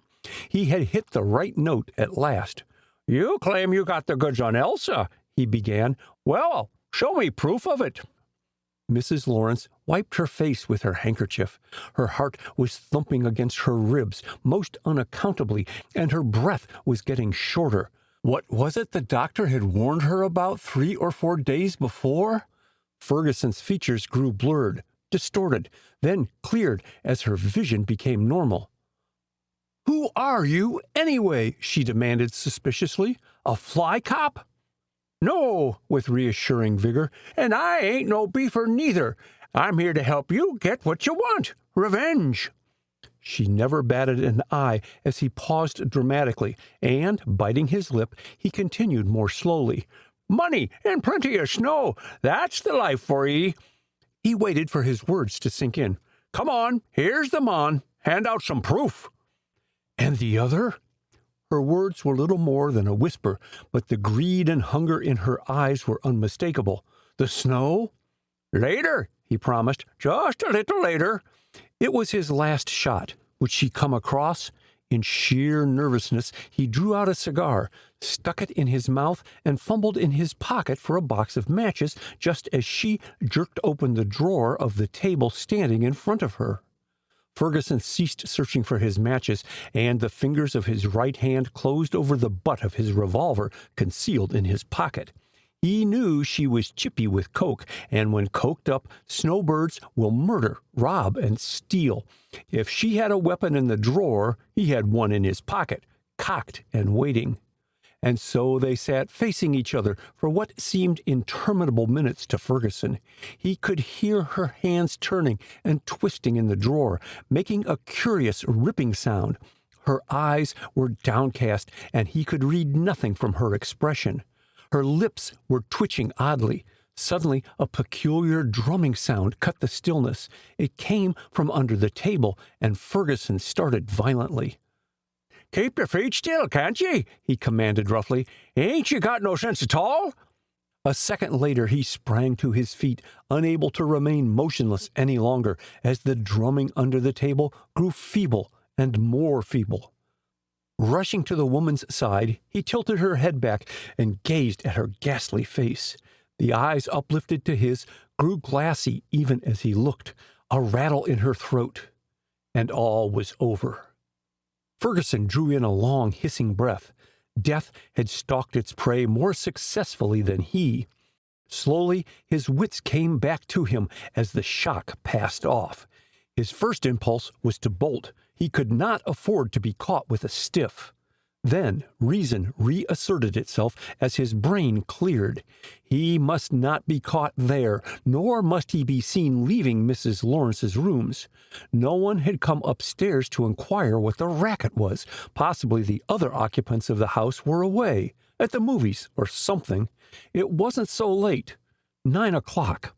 Swiftly, with never a sound, he searched the woman's pitiful few belongings, bringing to light nothing that touched upon Elsa Chase. Leaving there, he slid into her bedroom. One window had no shade, only a flimsy curtain, and he dared not light the gas.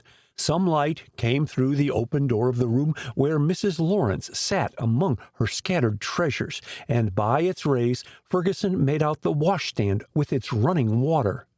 Wrapping his fingers in his handkerchief, he turned the hot water faucet, then washed his face and hands using his handkerchief as a towel and thrusting it still damp into his pocket. Back once more in the tiny room, he stopped before the mirror and, using a pocket comb, straightened his unruly hair, making it lie flat and smooth. Sweeping his hand across his mouth, he removed the tobacco-stained and unsightly false teeth, exposing the gums to view. From an inside pocket, he took out another set of false teeth and slipped them into place. These were white and even and completed his transformation. He dared not stop to shave, although he carried his safety razor. His short motor coat had a reversible lining, and he slipped into it. His cap also was reversible. Neatly dressed, with gleaming white teeth and a clean face, Ferguson bore but scant resemblance to the sloven who had, 15 minutes before, faced Mrs. Lawrence across the tabletop. He dared not linger. Any moment might bring some member of the household to inquire for her. Going over to where Mrs. Lawrence sat, with head sagging upon her breast, he stood for a second by the dead woman's side, but strive as he did, he could not bring himself to touch her, nor to drag her hands out from the drawer of the table. With a shudder which he could not repress, he turned away. Ferguson had reached the first landing of the winding steps when he heard the key turn in the lock of the front door, and a woman came in, followed by 2 men. "Come this way," he heard her say. "We can talk undisturbed in here," and she led the way into the parlor. As the door of that room closed, Ferguson gained the vestibule and passed like an evil shadow into the outer darkness. End of chapter 13. Chapter 14. Scraps of Paper. Inside the parlor, the landlady peered inquiringly through nearsighted eyes at her callers. She had met them turning into her walk as she returned from a call upon a neighbor. "Do I understand you gentlemen seek rooms?" she asked. "No." Thorne was the spokesman, as Jim Barker, his assistant, kept discreetly silent. "We called to see one of your lodgers, Mr. John Winslow." Then, noticing the landlady's blank expression, he added, "A tall young chap, blond, good-looking." She shook her head. "There's nobody of that name here. Perhaps Mrs. Hayes across the street." This was the number. Thorne's expressionless countenance gave no indication of his sense of disappointment. Had his hunch about the impression on Elsa's pad been wrong? He smiled deprecatingly at the woman, his manner entirely courteous. "Possibly Winslow did not give you his full name. Young men are sometimes, young men."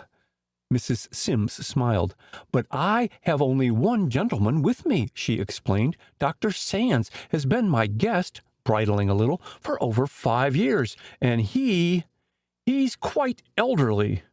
"My mistake." Thorne bowed profoundly and opened the parlor door.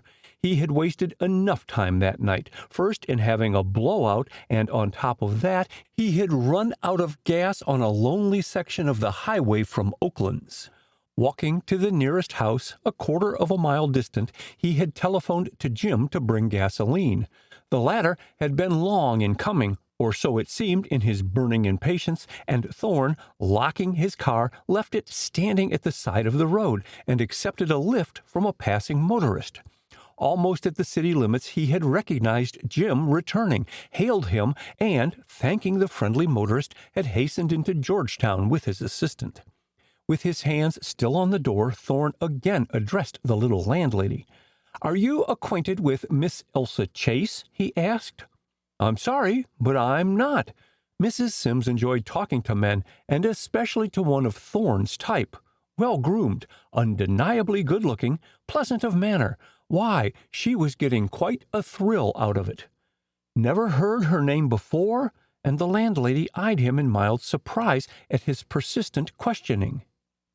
"I can't say I have," she responded, "and I can't say I haven't. Seems to me I've heard her spoken of." From upstairs came a scream of prolonged intensity, followed by running feet and opening of doors. "Ma! Oh, Ma! What is it, dearie?" Mrs. Sims fled up the staircase, fear lending wings to her feet, and Thorne instinctively accompanied her. Plain terror had been in that scream, and where terror was, tragedy was apt to follow. At the head of the stairs, a young girl was leaning limply against the wall, her trembling knees barely holding her upright. "Mrs. Lawrence!" she gasped incoherently. Then, as her mother started for the open door, "It's awful in there, Ma!" The landlady stopped. "Awful what?" she demanded. "Talk sensible, Mary. Ain't nobody going to hurt you." The girl shuddered. "But I touched her," she moaned, "'cause she didn't look up or answer when I put the coffee on the table by her. Oh, her eyes!" She covered her face with both hands to shut out her memory of the scene. Thorne brushed by Mrs. Sims. "Stay here with your daughter," he advised. "Jim and I will see what's the matter." And he and his assistant sped through the dark bedroom and into the tiny sitting room beyond, from whence the light was coming. Both halted on the threshold of the open door at sight of Mrs. Lawrence. The dead woman's head was tipped to one side, having been pushed there when Mary gave her a vigorous shove to attract her attention. The sightless eyes turned upward, the ghastly twisted mouth told their own tale without spoken words. Reverently, the two men tiptoed to her side and stopped. Both her hands lay concealed in the partly open desk drawer. Thorne slipped his fingers along her arm and felt her wrist. No pulse. He turned swiftly to his staring assistant, his dark eyes burning with interest. "Call the coroner." "He's sick in bed," interjected Jim. "I tried to get a message to him early today." "Then phone the deputy coroner, Dr. Wingate. He lives in Georgetown. And, Jim," the man halted at the door, "tell Mrs. Sims not to come in. It's no sight for a delicate woman. Explain who we are and say we'll stay and aid her." Left by himself, Thorne struggled to control his rising excitement. Lying dead before him was the one woman he wanted to see, the blonde woman in blue whose actions had so bewildered Arnold Winslow and had aroused his curiosity as to the link connecting her and Elsa Chase. A link between Elsa Chase, delicately nurtured, educated, refined, and this.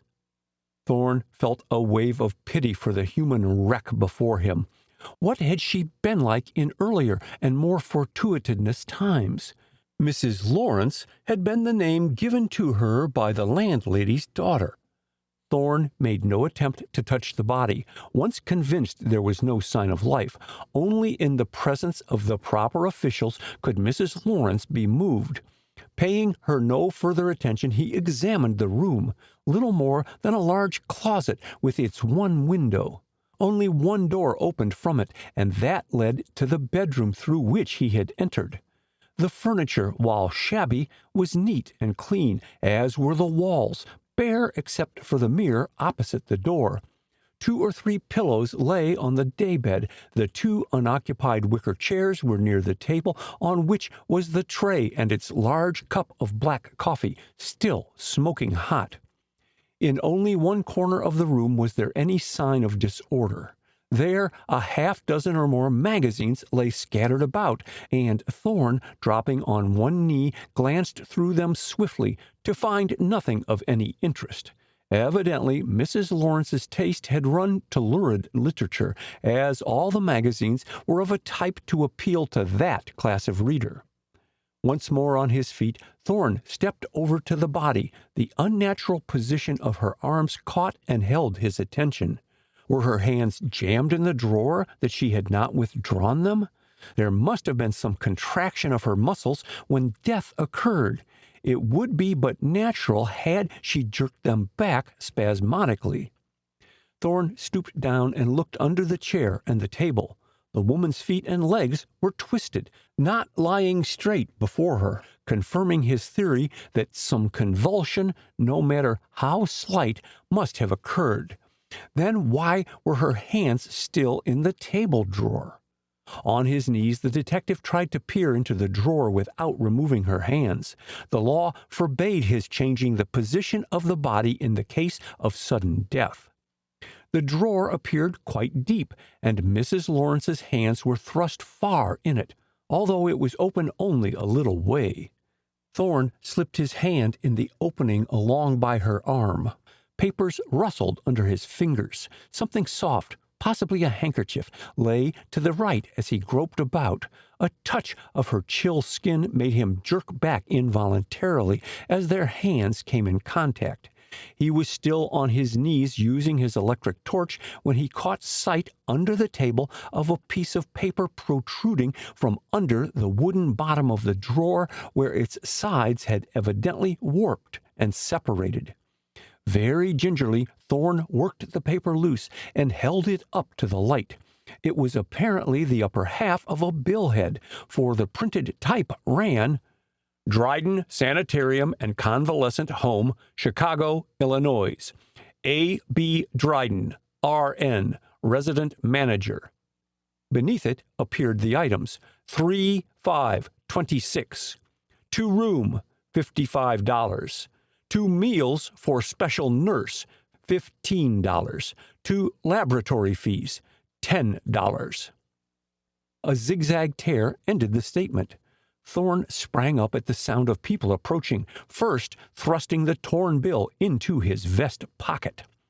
Jim headed the small procession, and back of him came Dr. Wingate, Inspector Mitchell, and an older man in a worn suit of clothes. "I was with Wingate when Jim phoned," explained Mitchell, taking a comprehensive look at the dead woman. "Brought him over in my car. Say, who is she?" The little landlady, the last to enter, found courage to speak. "Mrs. Ben Lawrence," she stammered through white lips. "She's been here going on 2 months. As nice a lady as ever I want to see. So kind and thoughtful." She stopped, the ready tears coming to her faded eyes. "And to think she had to be taken like this. Oh, is there nothing I can do?" And she wrung her hands. "We'll let you know, madam." Wingate spoke sympathetically.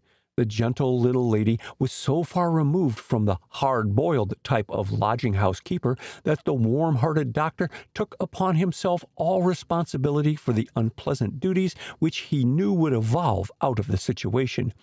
"If you will wait downstairs, we'll talk to you later," and he led her out of the sitting-room.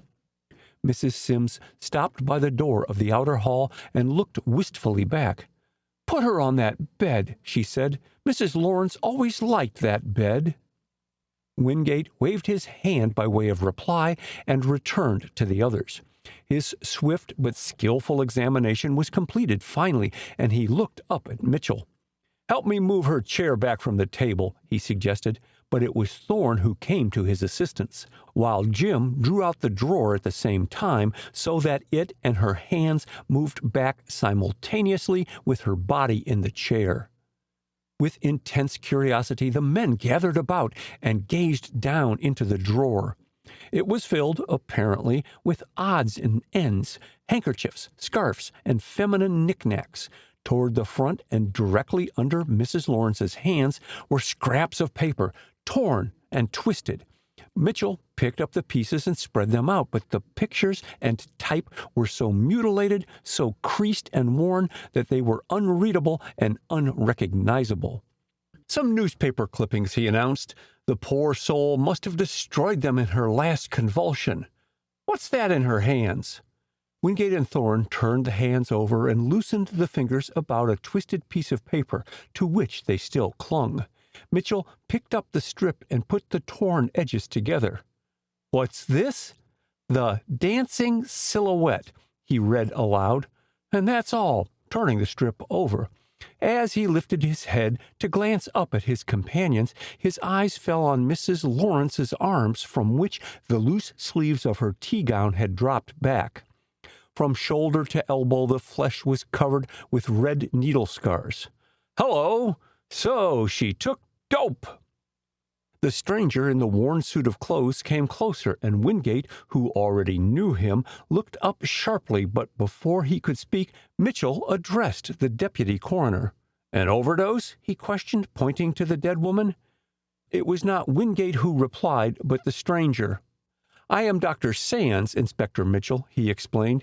"Mrs. Lawrence has been ill off and on since her stay in Washington, and I have attended her. I saw her last professionally on Sunday, and I warned her of her dangerous heart condition, and that any undue excitement might prove fatal." He looked across at Wingate. "Angina," he said significantly.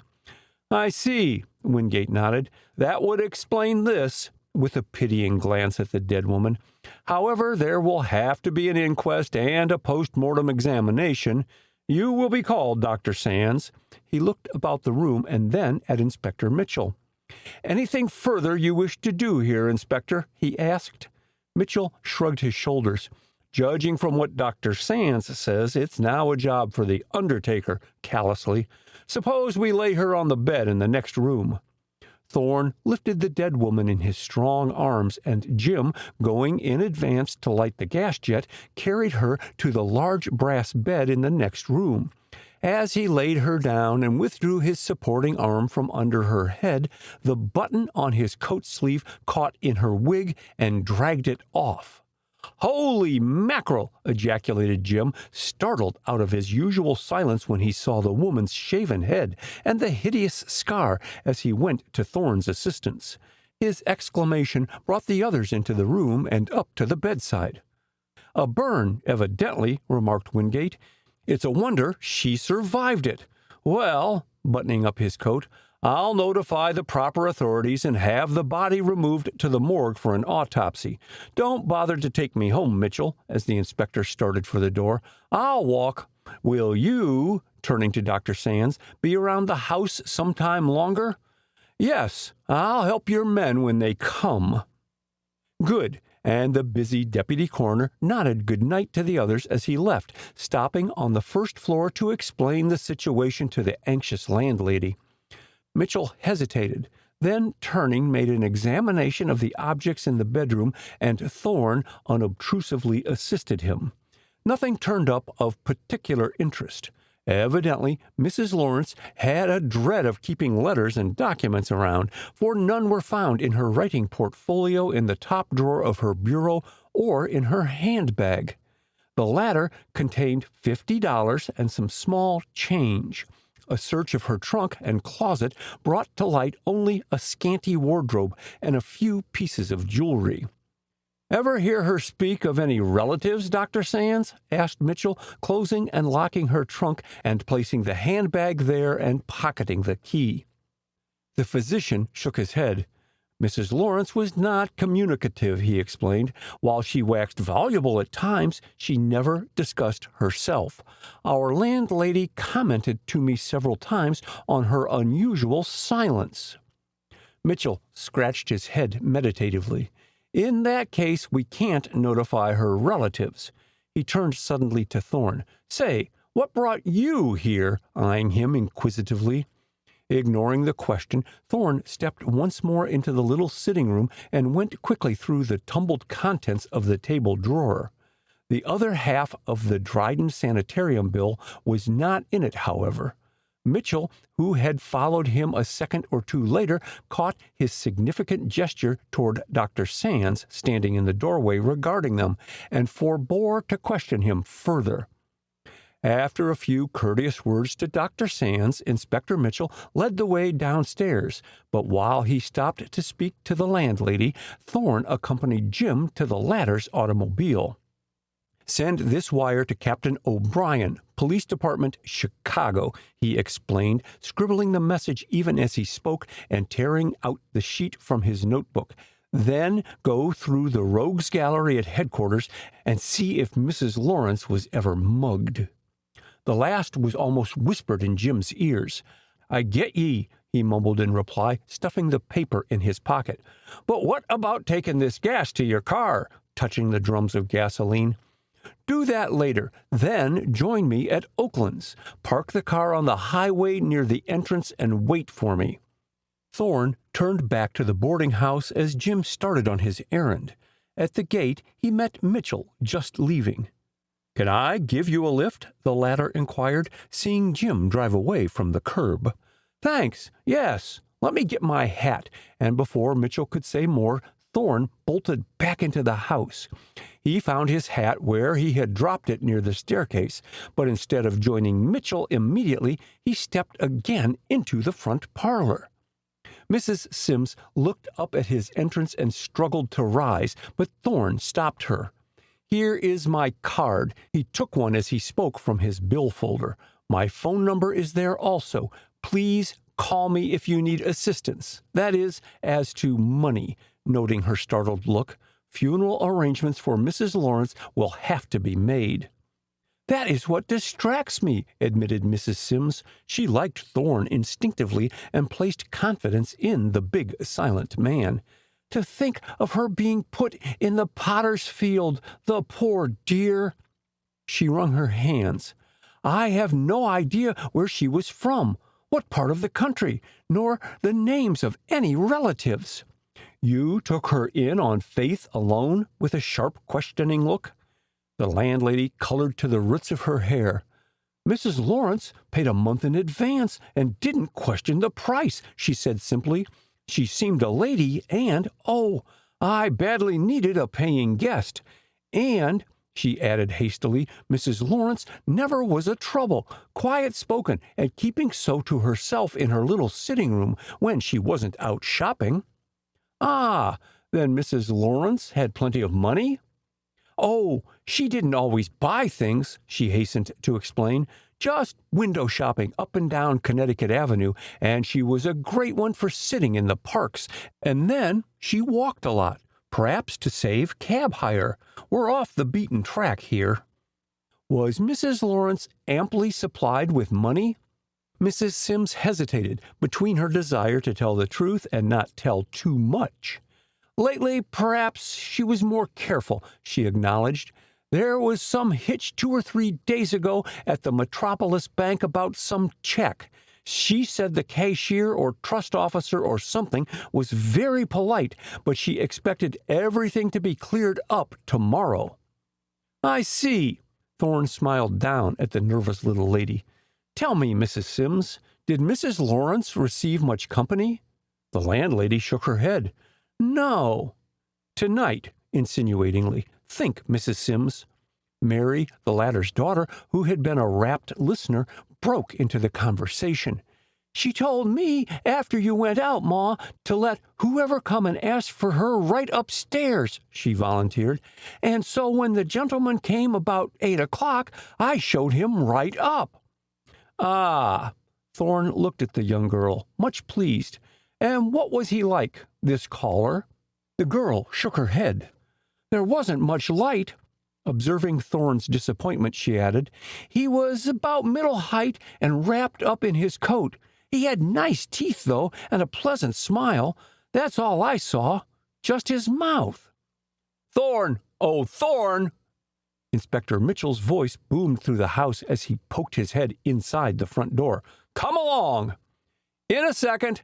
Thorne turned swiftly back to mother and daughter and addressed the latter in a low voice. Are you quite sure Mrs. Lawrence's visitor was a man? The young girl's eyes almost popped out of her head. Why,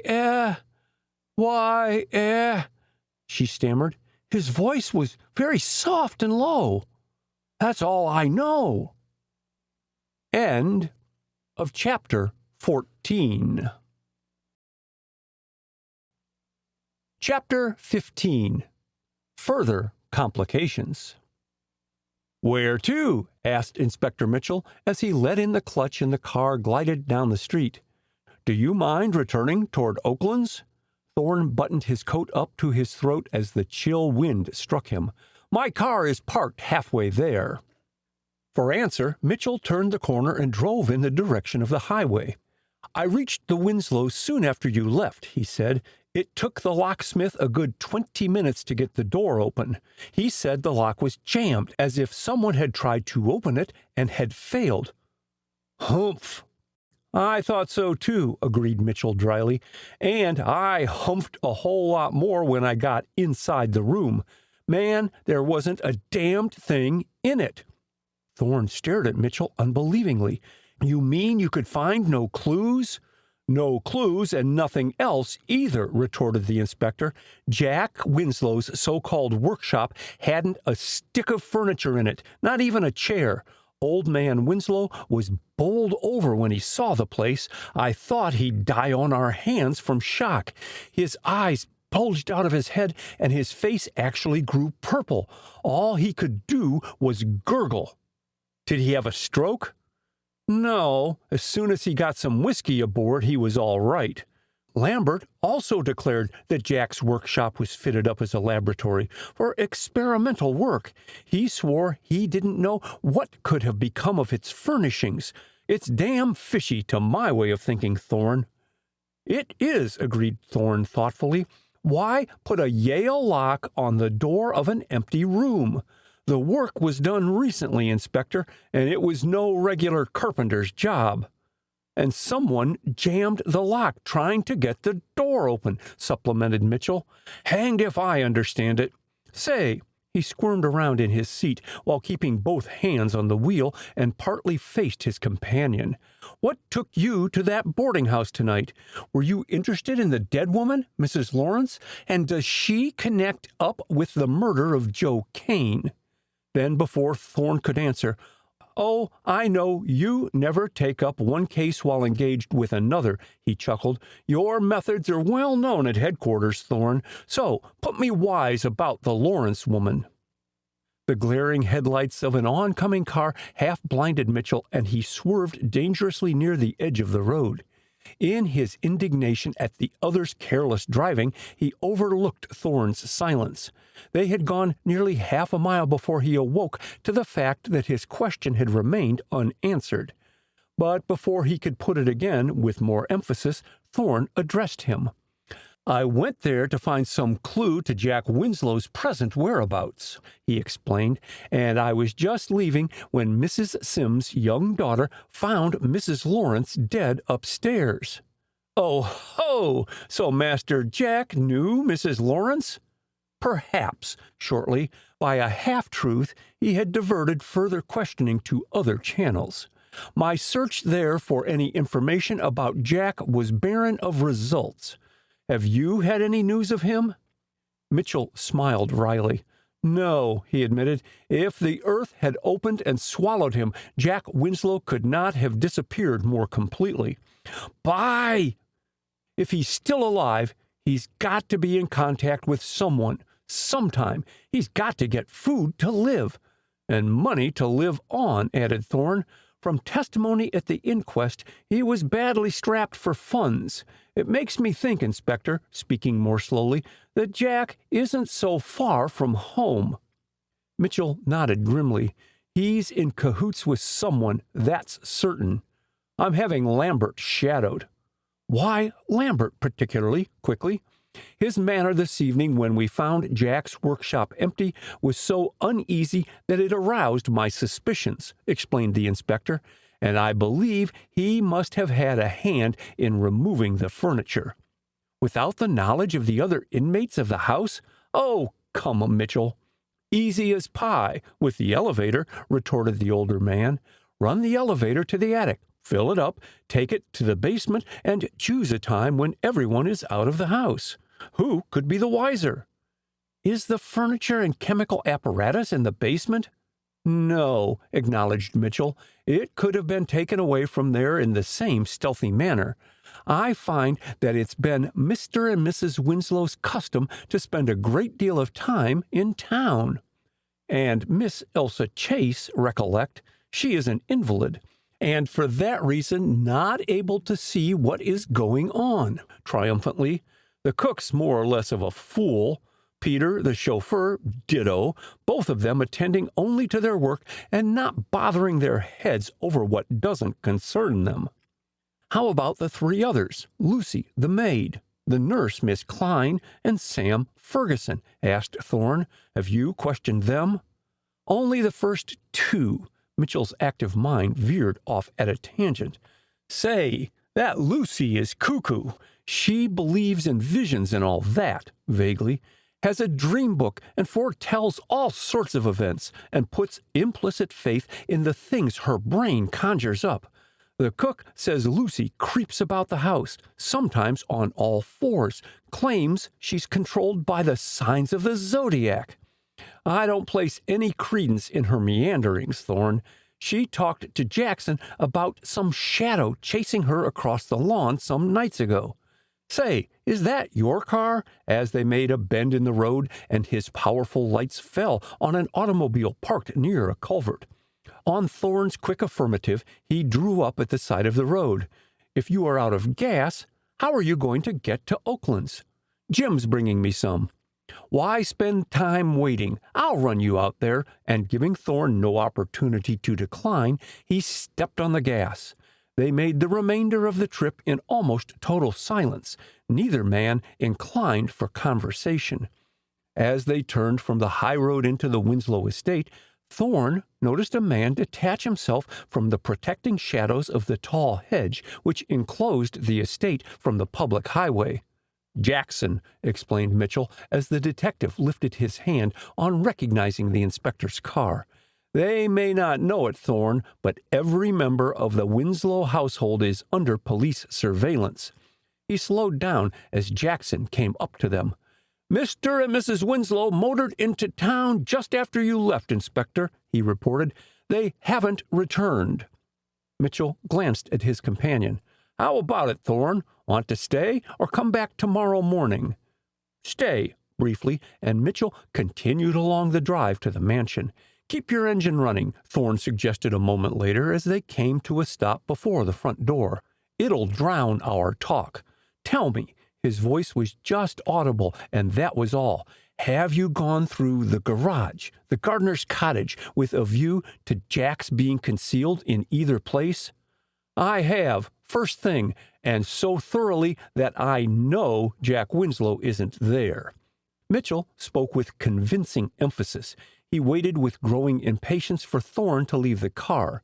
He was still far from home, and he was both tired and hungry, having had no time to eat dinner. But Thorn showed no disposition to hurry. "What operatives did you have about the grounds while you, Jackson, and the locksmith were in the attic tonight?" he asked. "Spencer and Morris. They were relieved at 9 o'clock. "Good. I was afraid—" Thorn's voice trailed off, and he opened the door of the car, then stopped. "Let me have those papers you took from the drawer in front of Mrs. Lawrence. I'll return them tomorrow." Mitchell took out the long envelope into which he had thrust the pieces of paper before leaving the boarding house and handed it to Thorn. "Nothing but rubbish so far as I could see," he grumbled, and waiting only for Thorn to spring to the ground, he drove off. Lambert answered the doorbell with such promptness that Thorn concluded he had not been far away, first taking the precaution to turn on the portico light and inspect the late visitor, whoever he might be. "Mr. Winslow isn't in, sir," he stated, holding the door open only a crack. It was large enough for Thorn's foot, however, and with a swift movement which left Lambert gaping in surprise, the detective was inside the hall. "I'll wait," announced Thorn pleasantly, and Lambert, as the well-trained servant, with stolid countenance, relieved him of his hat and overcoat. "Ask Miss Chase if I can see her." Lambert cast one startled look at the grandfather clock. "It's close to midnight, sir," he pointed out, his manner perfectly respectful. "The young lady has been in bed for several hours." Then, as Thorn's lips tightened ominously, "I know, sir, for I helped Miss Klein put her there. She appeared very sick and weak tonight." Thorn looked at the butler intently. If he was lying, he was skilled in the art, for he appeared the personification of truth. "Then don't disturb Miss Chase." Thorn glanced swiftly about. With its dim illumination, the reception hall looked larger than usual and more somber than in the daytime. "Have the servants all retired, Lambert?" "Except Lucy and myself, sir. We are waiting for Mr. and Mrs. Winslow to return." "And what is detaining them?" "I have no idea, sir." Thorn took out his pipe and tobacco pouch and proceeded to fill it leisurely, all the while keeping a watchful eye on the butler standing rigidly before him. "Lambert," he tossed the match into a brass tray on a table nearby. "Playing the stock market is a dangerous game." The butler's eyelids quivered. "Yes, sir." "Almost as dangerous as double-crossing the police." Lambert stood like a graven image, but his cheeks had grown an unhealthy color. "Who is your employer, Lambert?" "Mr. Winslow, sir." "And who pays you the most, Mr. Jack Winslow?" Lambert moistened his dry lips. "He hasn't any money, sir." "True. Only the hope of a large inheritance," swiftly. "And people can't live on hope in this world. You're out of luck, Lambert," and he laughed aloud. For the first time, the butler changed his position, while his right hand moved nervously over his thigh in an ever-widening circular motion. Thorne's lips parted slightly, and his eyes brightened. His surmise was right. The butler went armed. Was he, if taunted beyond endurance, a killer? "Your luck's turned, Lambert." Thorne spoke ever so softly. "The bucket shop you helped support went on the rocks late this afternoon, closed by federal authority." Lambert licked his lips, and his hand fell nerveless by his side. The opening of the front door, as Arnold Winslow and his wife stalked inside, aroused the butler from his stupefaction. Mechanically, he went through his routine duties, assisting Winslow out of his overcoat and taking Mrs. Winslow's wraps. Then, without a backward glance at Thorne, he started slowly off to notify Lucy of her return. "And to think we've been waiting at your office for an hour or two," exclaimed Winslow, his delight at sight of Thorne causing him to lose the taciturnity which had tried the patience of his wife all evening. "And here you are."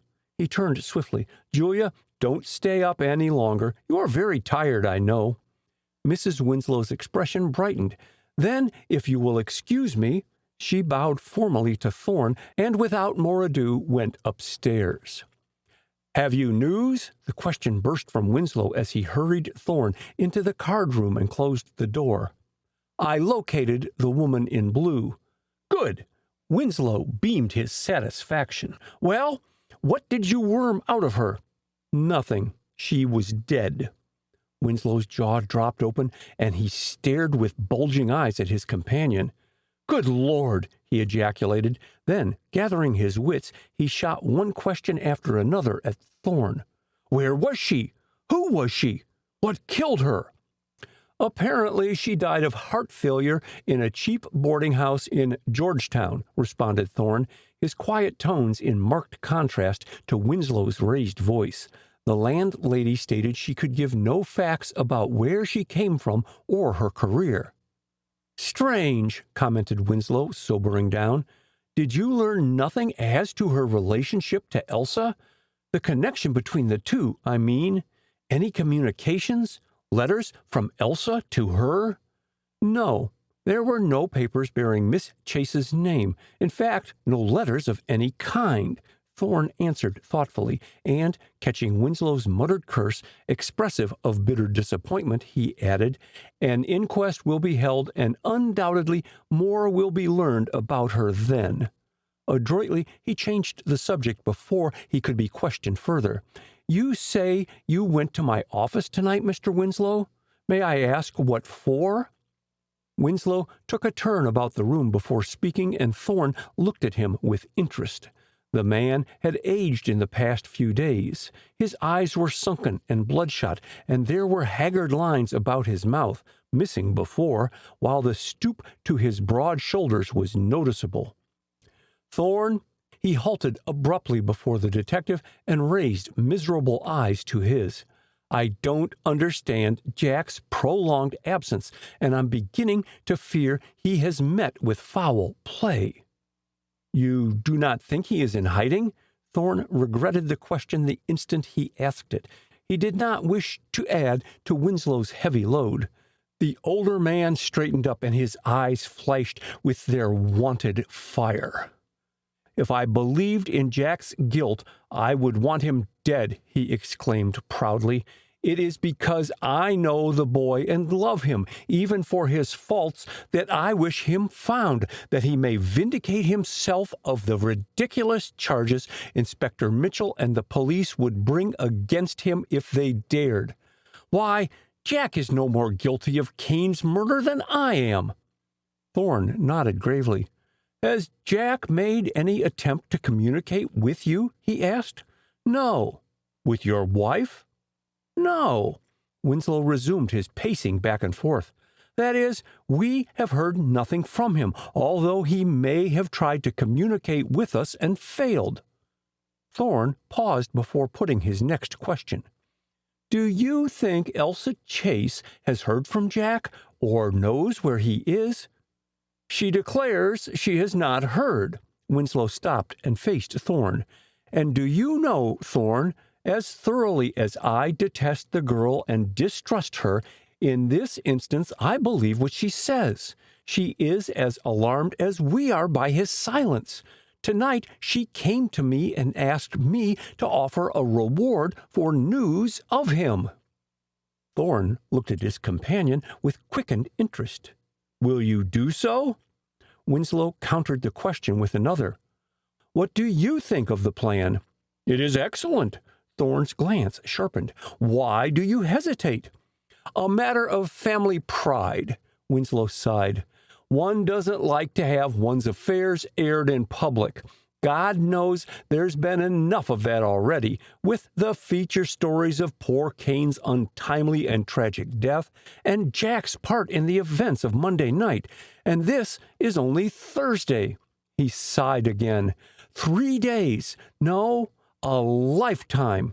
Well, he pulled himself together. What would you offer for information as to his whereabouts? $5,000? Or shall I double the amount? I would. That sum should bring results, agreed Thorne. It is sufficient to arouse people's cupidity, and that, Mr. Winslow, will be a great factor in clearing up the mystery surrounding Cain's murder. Winslow glanced at his watch. Will you write the advertisement and phone it to the papers? There is just time. Thorne drew out notebook and pencil and, after a moment's thought, scribbled for a few minutes, then looked up. Will this do?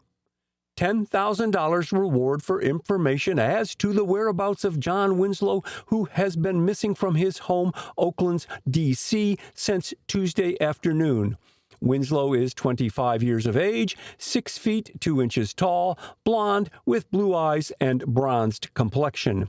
Parties having such information communicate with G. Thorne, Universal Detective Agency. Reward to be paid only when information leads to results. Good, very good.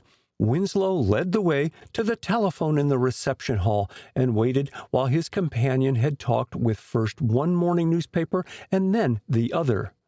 I fear you're in for much publicity, Mr. Winslow, he said, leaving the phone. It's good for a feature story, and the editors will lap it up when they read the advertisement. Winslow drew a deep breath. So long as it leads to results, I don't care, he declared. The reaction from a night of continuous nerve strain was setting in, and he could not conceal his utter weariness longer. I am obliged to you, Thorne, for your help. The detective moved over toward the coat closet and came back a second later with his coat and hat. Go to bed and get some sleep, Mr. Winslow, he advised as the older man accompanied him to the front door. I will. Winslow stopped on the steps of the portico and inhaled the cold night air with relish. Say, how are you getting into town? Your car's not here. I expect my assistant. Thorne broke off his sentence and looked anxiously about. What time does the last trolley pass near here? It's gone, answered Winslow, consulting his watch. I'm afraid Peter's long since in bed and asleep.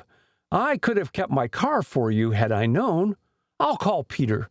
Oh, please don't, exclaimed Thorne. If you have no objection, I can sleep on the Davenport in the music room until morning.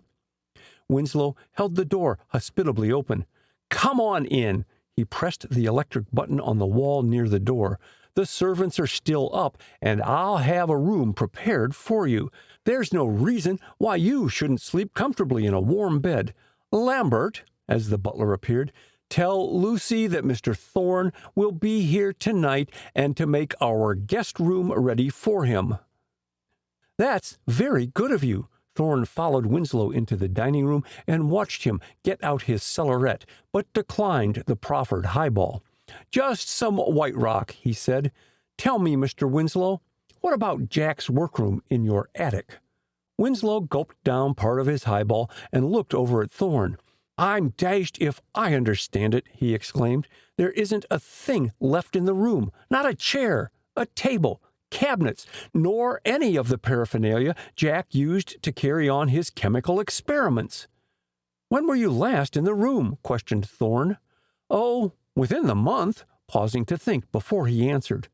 "Who could have removed the furniture and the other objects is puzzling, and the motive for doing so still more so." Thorne hesitated. Could it be that the contents of the room were of a nature to incriminate Jack, and he removed them?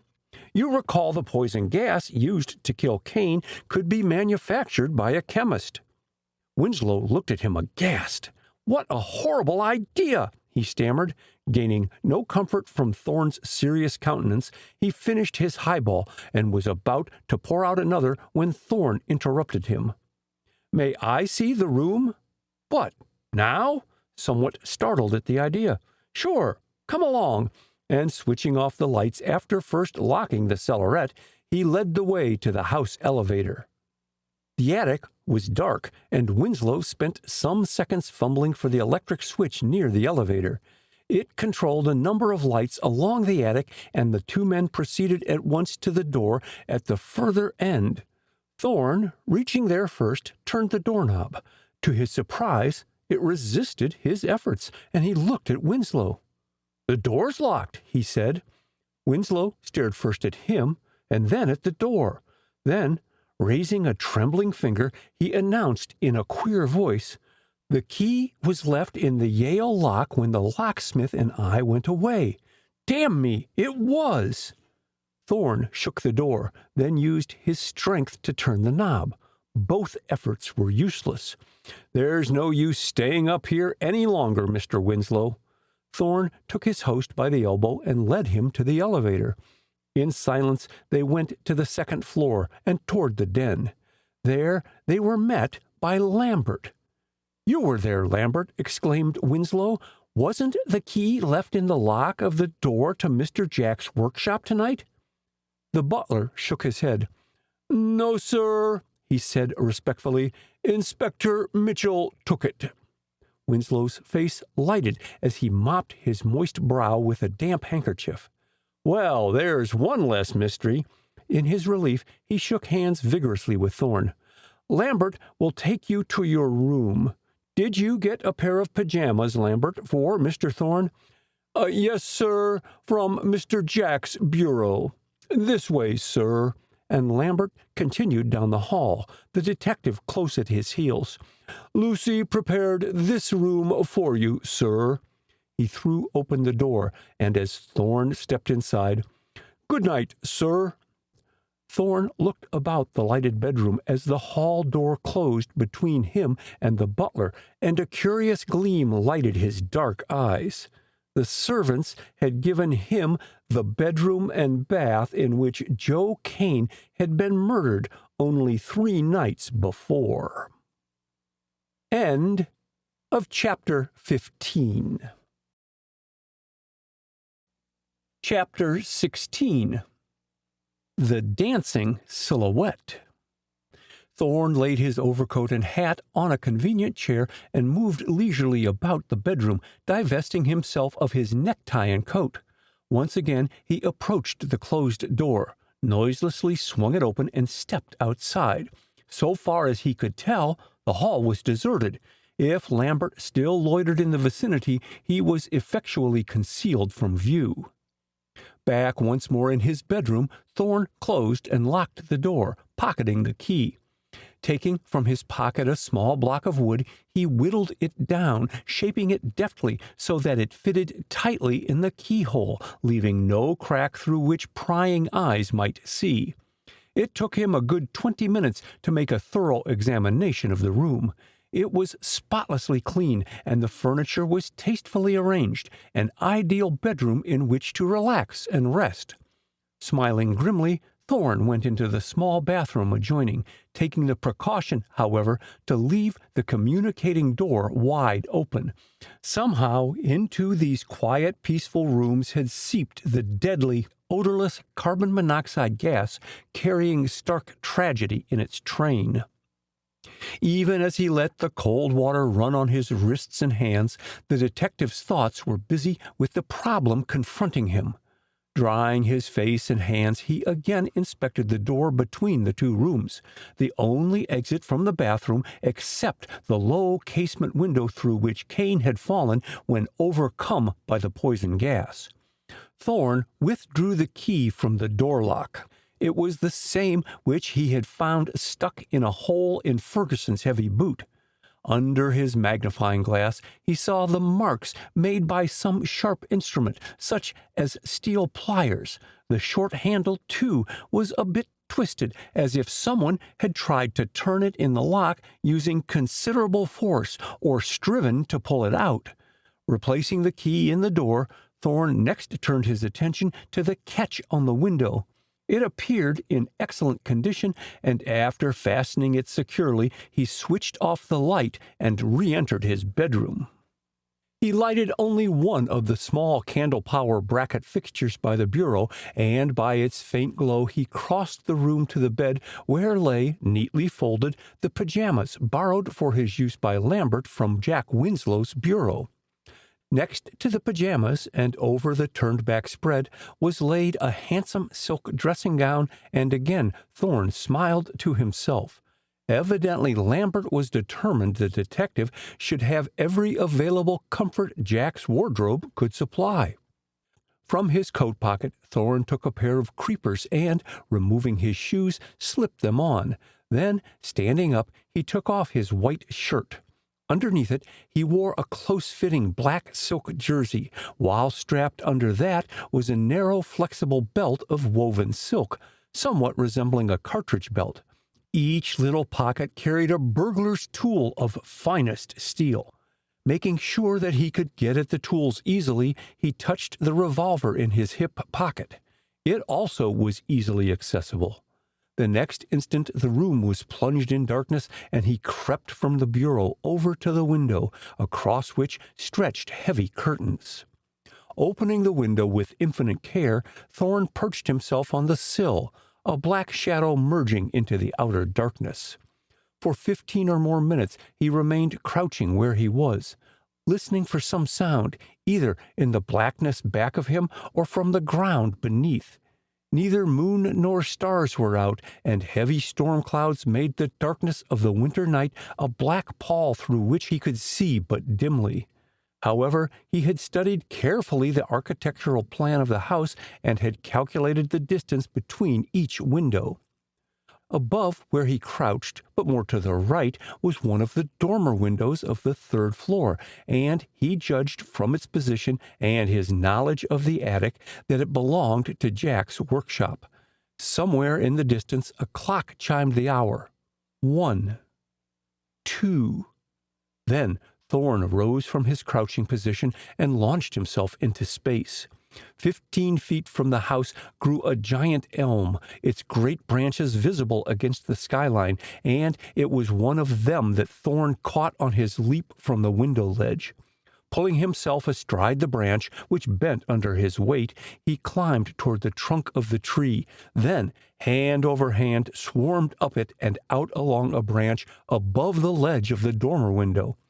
There he paused and looked about. Except for the moaning of the rising wind, all was silent.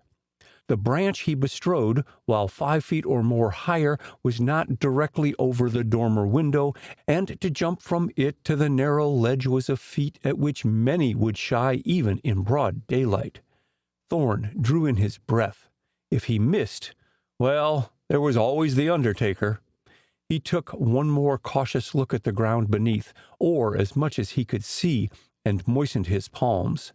Dared he wait until it was a shade lighter? Even as he hesitated, a light flashed on in the room with the dormer window, and he stared at it in wonder. Who in the household could enter the workshop when Inspector Mitchell, according to Lambert, had the only key which fitted the Yale lock? According to Lambert, but Lambert had lied, or else the original key to the door was the one used by the intruder. What more likely even than the intruder was Jack Winslow? The room was his to do as he pleased within its portals.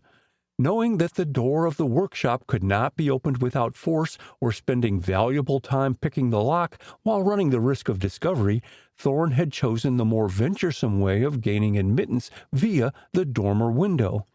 And now another had gotten there first. Intuitively, he had realized that something of more importance than four bare walls lay within the locked door, and to think that he was too late in reaching the goal. Thorn's hands clenched and his legs wound around the branch as he lay outstretched upon it, tightened their hold. Suddenly, the light in the room was obscured as a huge shadow on the lowered shade blotted it out. Gradually, the shadow grew less, took form, and before Thorn's staring eyes, a whirling, dancing figure was outlined against the cream-colored window shade. Swaying this way and that in perfect rhythm, the figure danced with a grace and abandon that took no note of time or place. It seemed to the breathless Thorn that he had never seen more joyous dancing. The whirling figure appeared the personification of a great and overwhelming happiness. As to its sex, he was in doubt whether man or maid danced and swayed back and forth and around the room. The shadowy face, shielded by the waving arms, was blurred, indistinct, the features impossible of recognition. With his blood on fire, Thorn lowered himself until he hung from the branch by his hands. Swinging back and forth, he gathered momentum and, releasing his grip, shot downward toward the dormer window. In his descent, his groping, grasping fingers tore at the wall, then at the stone ledge, slipped and grasped the copper gutter. With his heart racing against his ribs, he hung suspended, too weak to pull himself upward. Getting his second wind, he dragged his body up, and lay sprawling half on, half off the window ledge, just as the light in the room went out. For several minutes, Thorn lay where he was, too spent for further exertion, but his brain was on fire. Had the person in the room seen him as he shot by the window? No, by heaven, no. That mad whirlwind dancer could never have detected him, and yet, the light had gone out. Thorn wiped the moisture from his forehead. What lurked for him within the darkened room? Slowly, cautiously, he drew himself up on the ledge and crouched against the window, leaning his weight against it to keep his balance. The window, like all in the house, opened outward and was in two sections, resembling small glass-paned doors. Thorn's hand felt along his belt of tools, and he drew out a piece of paste paper. Sticking it over the pane opposite the window catch, he next took out his glass cutter. Using it with care, he cut an opening large enough for him to insert his hand, and, without noise, he removed the paper and the glass clinging to it. Thrusting his fingers through the hole, it took the fraction of a second to unlatch that side of the window. Revolver in hand, he slipped over the sill and into the room, shutting the window behind him. Not a sound broke the stillness as he stood with back against the wall. Only his own breathing reached his ears, or was it the thumping of his heart? Still with his back against the wall, he slid one foot along after the other, sideways, until he judged he must be halfway around the room and almost opposite the window. He ran his left hand over the board, paneling the wall, in search of a light switch. As he again moved sideways, his shoulders brushed against a door jamb and he halted. This time, his groping fingers found the switch. Thorn blinked, blinded by the light. It was a second before he saw clearly, and his wonderment grew. He had the room to himself. Turning to the door, he thrust the brass bolt on in its place. Thus secured from intrusion from that quarter, he made a minute survey of what had been Jack Winslow's workshop. The only indication of the purpose to which the room had been put was the long sink against the wall, the special electric fixtures hanging from the ceiling, and a built-in shelf with glass doors. Except for that and a pyrene fire extinguisher, the walls were bare. As to furniture, there wasn't even a stool on which to sit down. Careful to keep from walking between the light and the window, Thorn dropped on his hands and knees and circled the room. The walls and ceiling were paneled with beaverboard, and he had about completed his tour when he spied a break in the paneling. Drawing closer, he saw that it was a panel set on hinges. It opened easily, and he looked into a dark aperture.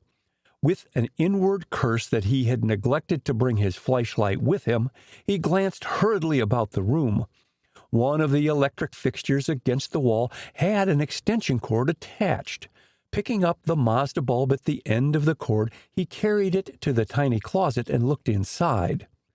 Evidently, the closet, or cupboard, was used as a general dump for discarded articles, for in one corner was a 2-burner hot-point gas stove, much rusted, a blowpipe and a crucible, an iron mortar and pistol, while back of them was a wooden box. Looking inside it, Thorn saw a dozen or more wooden shoe trees and picked one up. The rust on the steel joint betokened age, as did the black smut on the wooden arch, and he tossed it back in the box. Going over to the door, he switched off the light and shot the bolt noiselessly back, then softly, very softly, turned the short knob of the Yale lock and drew open the door, inch by inch. Peering into the impenetrable blackness of the attic, he waited, but no sound disturbed the utter silence. If the mysterious dancer still lurked in the attic, Thorn could not detect the latter's presence without his torchlight. Nor could he linger longer in the attic. Shutting the door of Jack's workshop carefully, the detective crept along, headed for the second story, but this time he chose the stairs instead of the elevator. Walls enclosed the stairs, and a door opening into the servants' wing of the house gave admittance to them. Thorn breathed a sigh of relief as the door swung open at his touch, and he stepped into the narrow passageway. He had expected to find it locked. He paused in some uncertainty to get his bearings. When he had visited the servants' wing with Mrs. Winslow the night before, a dim light had been burning at each end of the hall. Now both were out. With no light to guide him, only his abnormal sense of locality, he moved on down the hall, keeping in the center of the heavy strip of carpet. He dared not run the risk of bumping against a bedroom door and thus awakening the sleeping occupant. Only by a turn in the carpet strip could he tell that he had reached the main hallway. There he paused, perplexed, for it also was in darkness, contrary to the custom of the house, judging from the remarks Arnold Winslow had let fall during one of their conversations as to his wife's terror of darkness and fire, and their habit of keeping the halls lighted throughout the night. His bedroom lay, as he remembered it, to the left, and he faced in that direction just as a sound to the right reached him, and he swung about.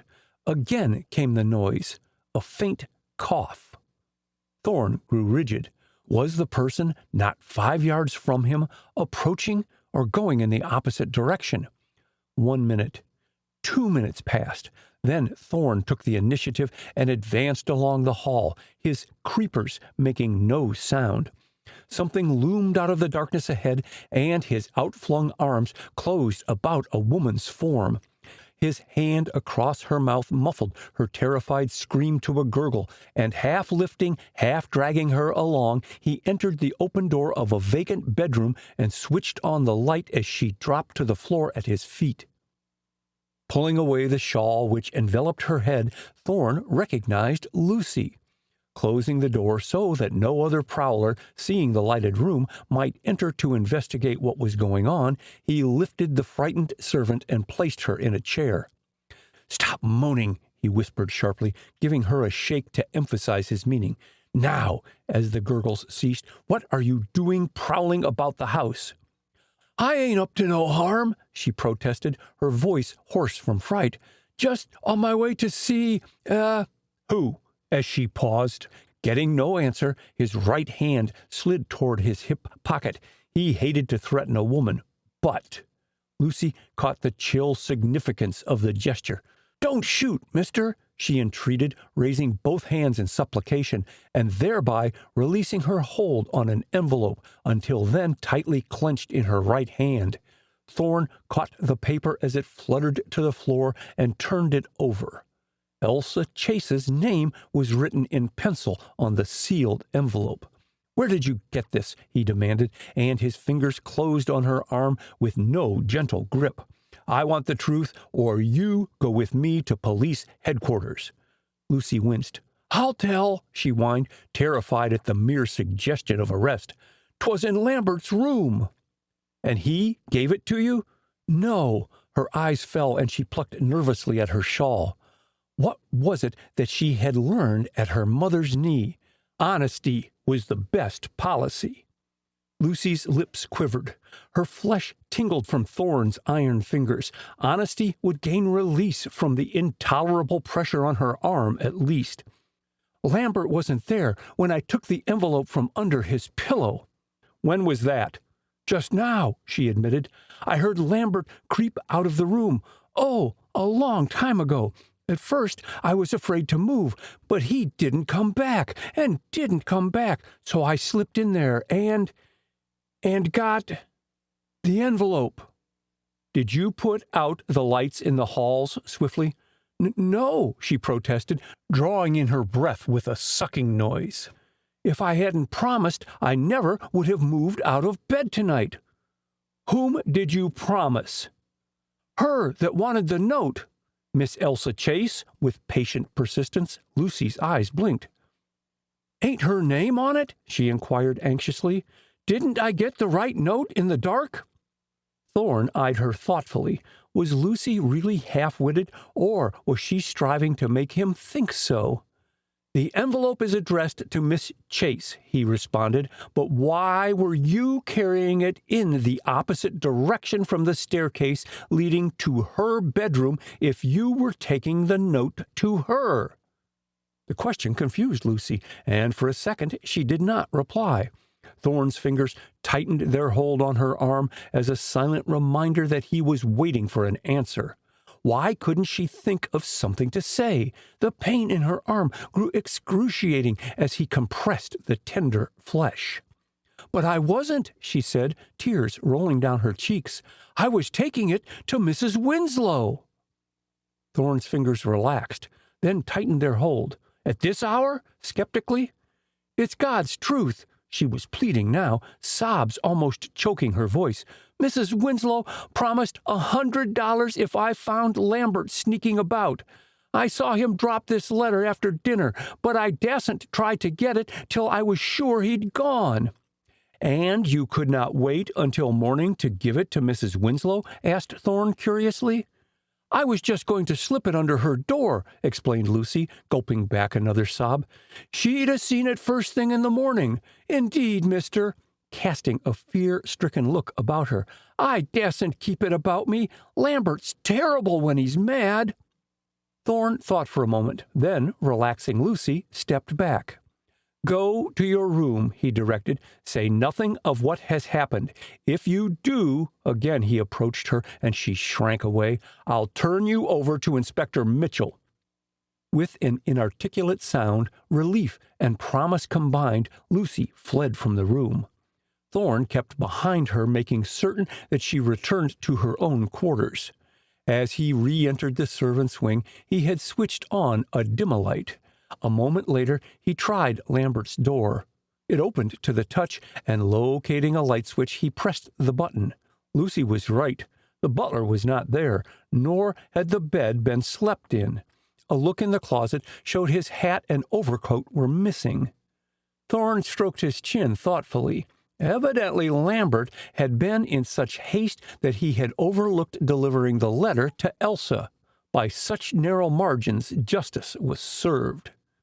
The butler's belongings, comprising suits and coats, underclothing, and so forth, were in orderly array in bureau and closet, and his few papers, mostly stock reports and racing tips, reposed in the bottom drawer with several ledgers.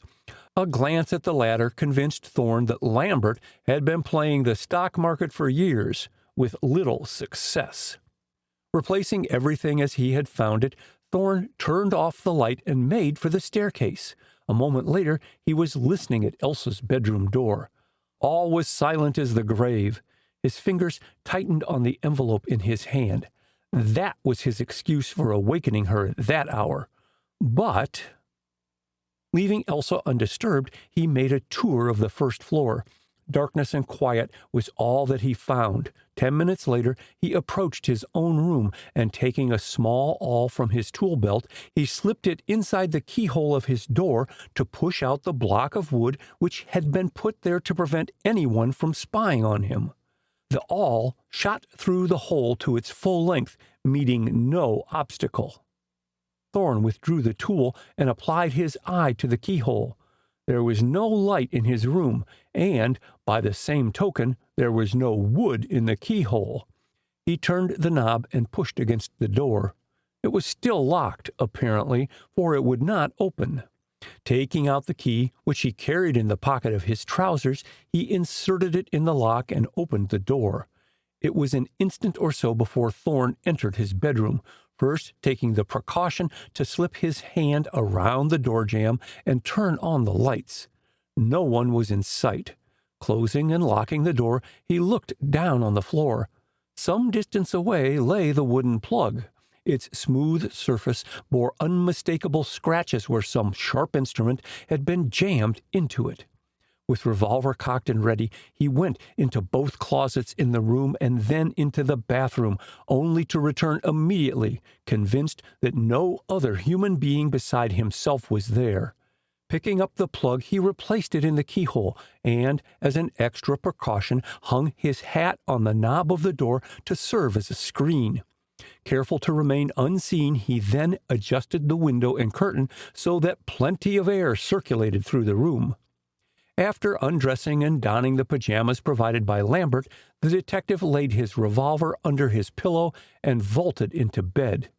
He lay still for a few moments, relaxing his weary muscles as the events of the night passed in review before his excited imagination. Had the unknown who pushed the wooden peg out of the keyhole done so simply for a look into his bedroom to see if he was there, or had the intruder, provided with a key, come inside and gone out, relocking the door? And was that intruder the remarkable dancer whose shadow he had seen, for the second time, silhouetted on the drawn curtain of the dormer window of the locked room in the attic? He frowned in bewilderment as he reached around and pulled the reading lamp by the side of the bed closer to him. Then, picking up the envelope he had taken from Lucy, he examined the words, Miss Elsa Chase, carefully through his magnifying glass. Undoubtedly, it was Jack Winslow's writing. So that was how he communicated with Elsa, through Lambert. For a moment, Thorn hesitated. Then, taking up his penknife, he ran one of the blades under the flap of the heavy linen-lined envelope and looked inside. It was empty. The next second, the room was plunged in darkness, and Thorn, resting on his pillows, prepared for a long vigil. One thought uppermost in his mind. Had Lambert, true to his trust, given the contents to Elsa and intentionally left the sealed envelope as a decoy? Or had Lucy removed the note? End of Chapter 16. Chapter 17. Double-crossed. The swing door of the pantry opened and closed to admit Mrs. Winslow. She was in a far from amiable spirit. "Arnold!" Her husband winced at the severe pronouncement of his given name. "The servants are demoralized. Lucy ill in bed. Lambert absent." She put the coffee pot and cream pitcher on the dining table at his elbow. "It is best to discharge Lambert." Winslow's spoon rattled against the side of his cup as he stirred his coffee. "Discharge Lambert." He repeated the words mechanically. "My dear, after all these years of faithful service? Impossible." His wife's thin lips closed in their most obstinate lines. "You must let me be the best judge of his worth," she said. "Sometimes a servant can remain too long in one place, and," picking her words with care, I feel Lambert has outlived his usefulness as a butler." The steaming coffee cooled with the quantity of cream Winslow poured into it. He emptied his cup before replying, sipping it slowly. "Do as you think best." He smiled across at his wife. "Your judgment is always sound. Send Lambert to me when he returns." Winslow pushed aside his plate, the bacon and eggs untasted, and rose. "Did you see Thorne before he left?" "Last night? No. I meant this morning. Thorne spent the night here." He looked up and caught his wife's expression. "What is the matter? Are you ill?" For a second, she could not get her breath to answer. "I'll be all right in a minute. A glass of sherry, Arnold." And so saying, she slipped back in her chair in a dead faint. Totally unaware of the effect the knowledge of his overnight presence at Oakland's was having upon Mrs. Winslow, Thorne entered the Metropolis Bank and sought the cashier. George Ross examined his credentials carefully, then took him into his private office. "What is it you wish, Mr. Thorne?" he asked courteously. "You know we are chary of giving information about any of our depositors." Thorne nodded. "My questions will not cause you to break your rules or regulations. I feel confident." He pulled a pad toward him and sketched upon it a clever likeness of Mrs. Lawrence. "Do you recall ever seeing this woman?" The cashier looked at the sketch critically. "Yes," he acknowledged. "She's been here a number of times." "Using what name?" Ross looked up.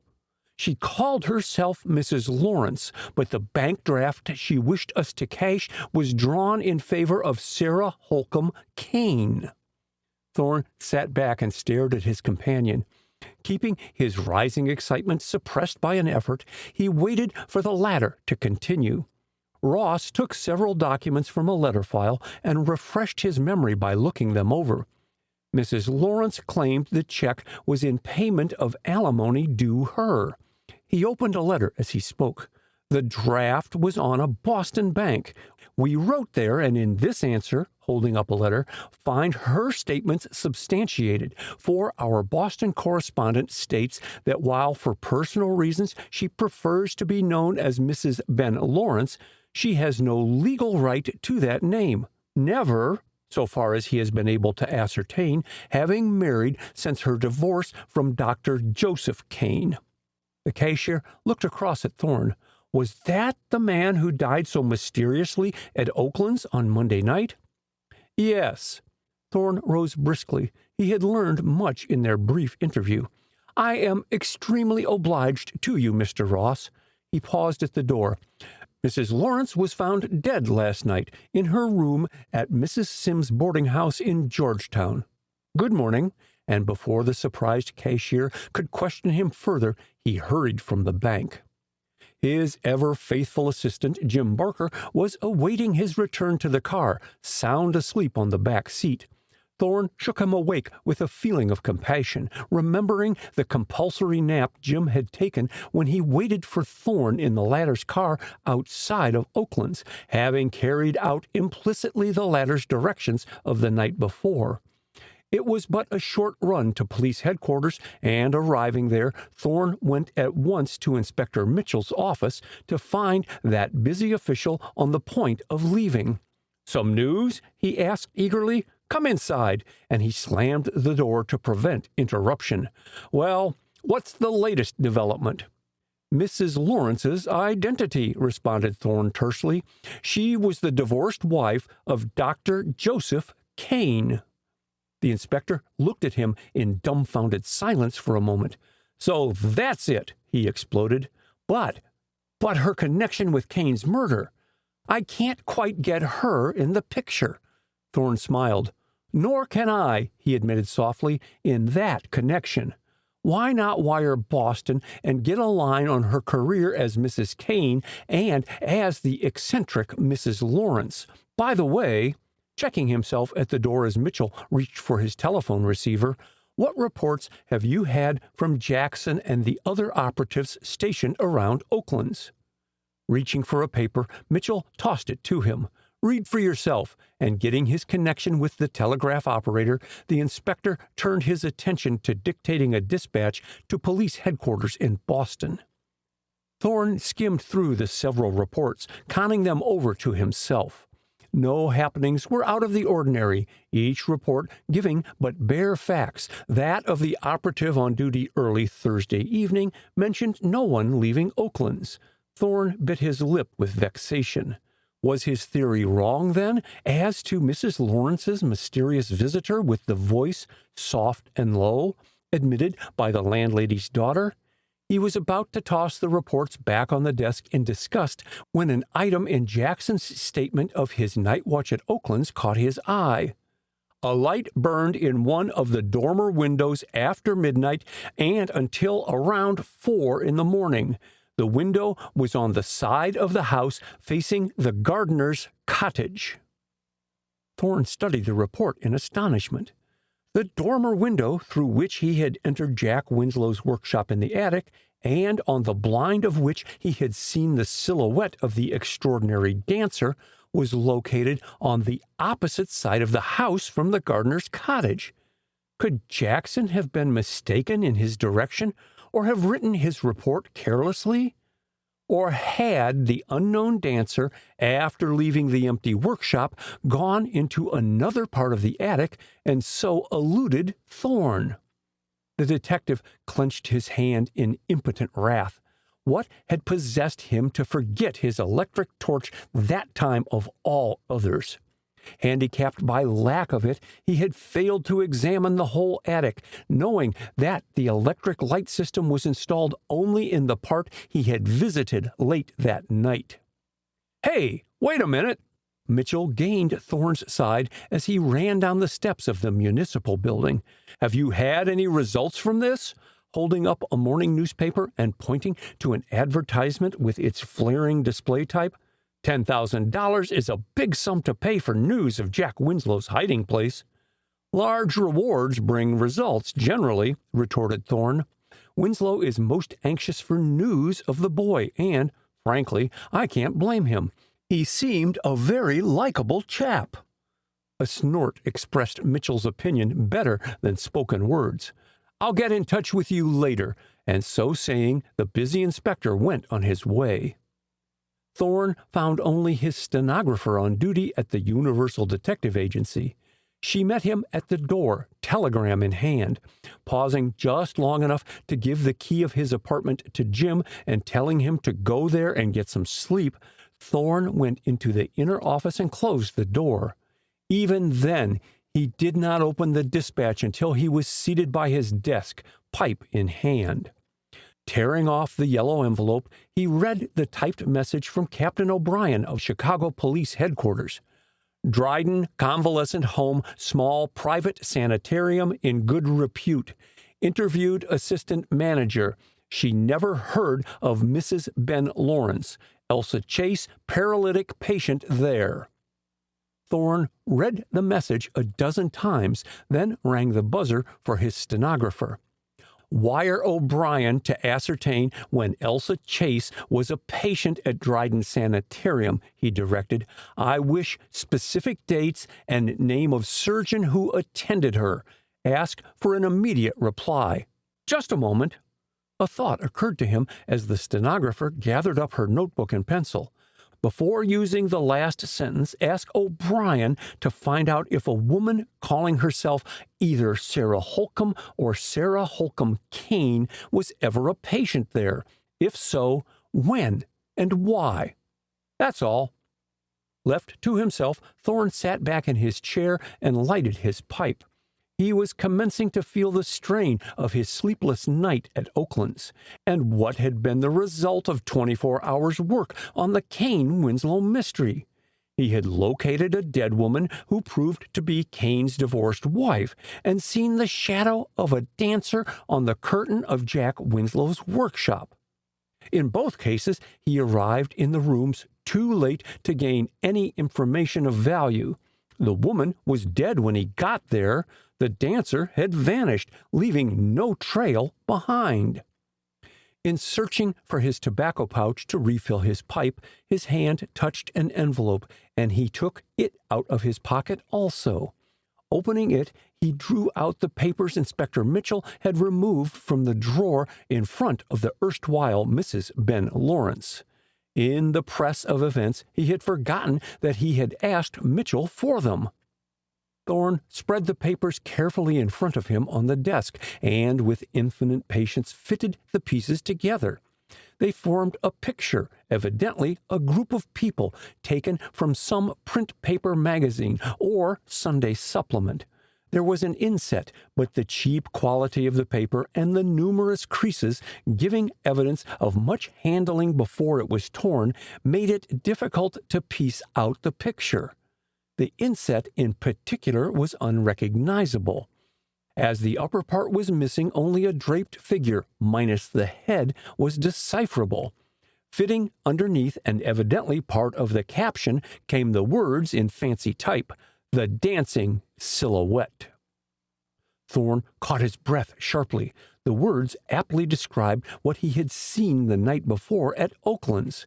Was it possible the undecipherable picture was the key to the mystery surrounding Elsa Chase, and not the torn billhead he had found in the dead woman's possession?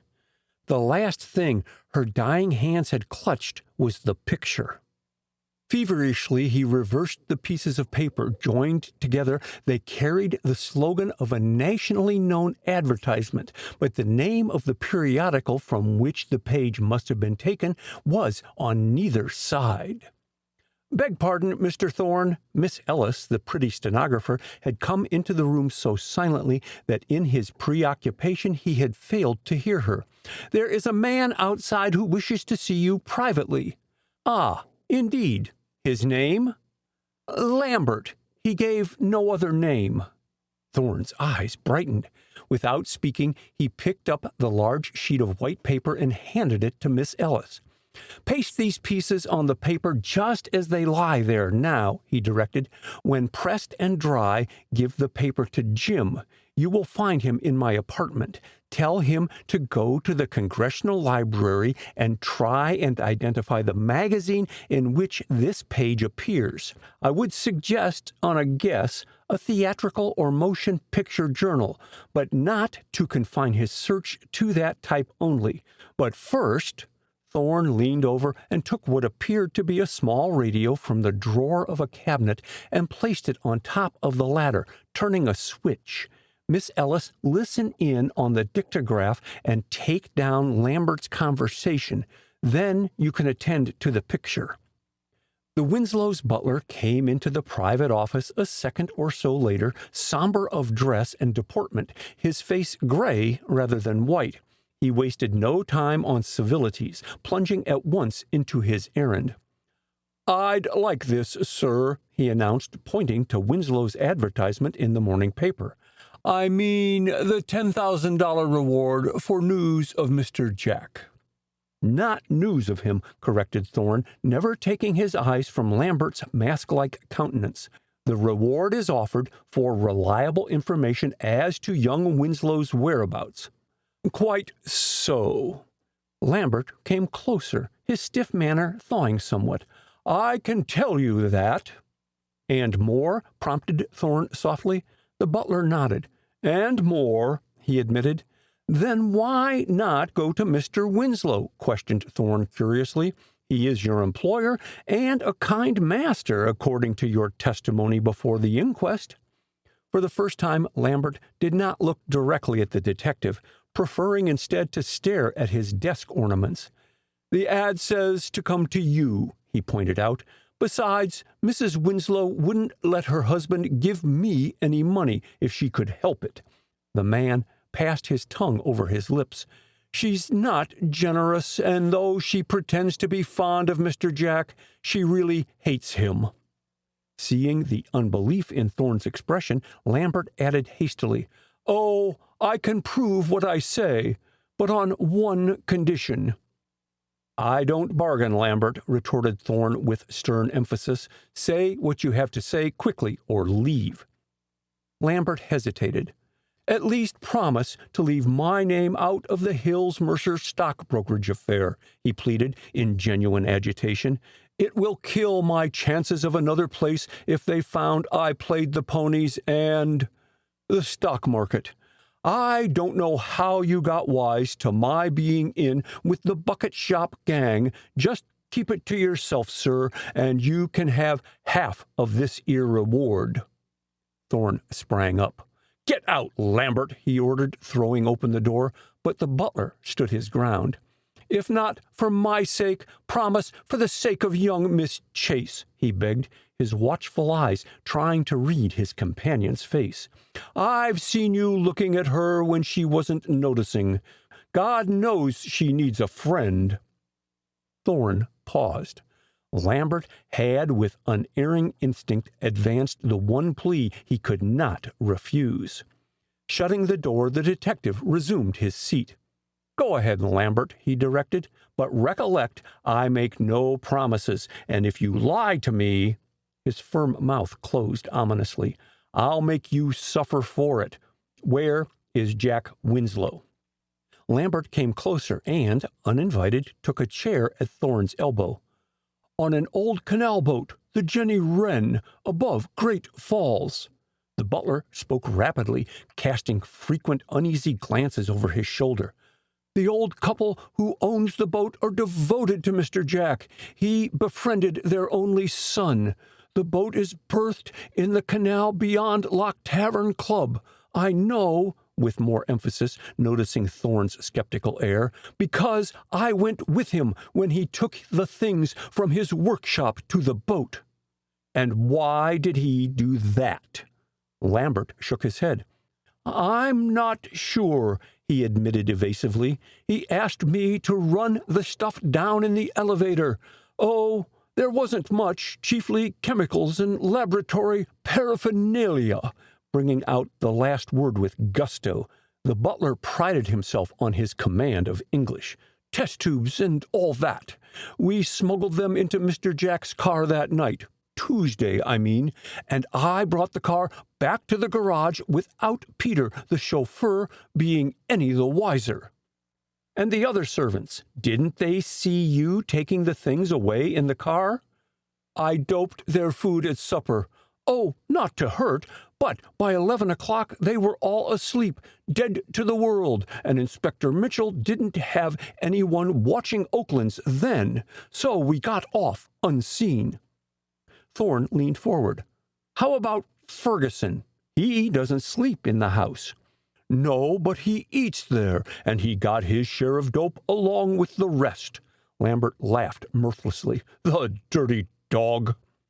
"You don't speak admiringly of your co-worker," commented Thorne dryly. "Jealous, eh?" "Of him? Say, what are you talking about?" The scorn in the man's voice was unmistakable, and Thorne's eyes twinkled. "That lobster? Why, he wouldn't have been kept on but that Dr. Kane recommended him to Mrs. Winslow." Thorne smothered his surprised ejaculation. Lambert was indeed telling him news. So Ferguson knew Dr. Kane in the past? He stroked his chin while never removing his gaze from Lambert. "Did he see the doctor privately on Monday night?" "No, sir," Lambert spoke with positiveness. "Only when the doctor was dead. You remember, he found the body lying on the ground." The detective considered Lambert for several seconds before again addressing him.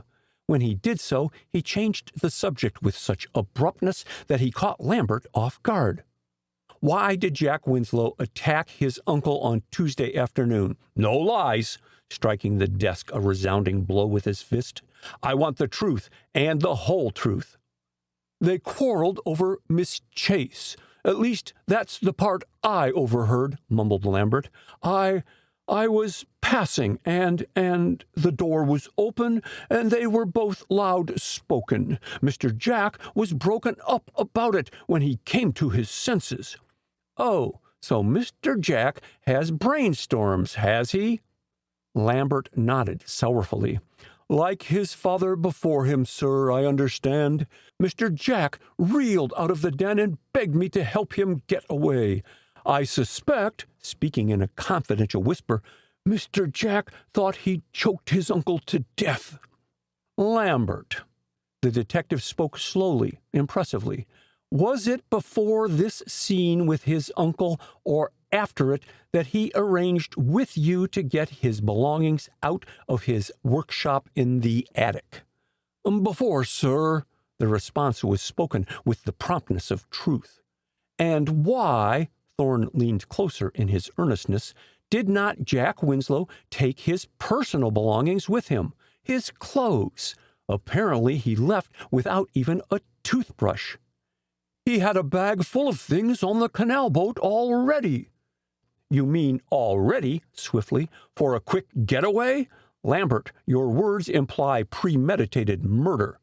"They don't neither," protested the butler hotly. "You're putting words in my mouth I didn't say.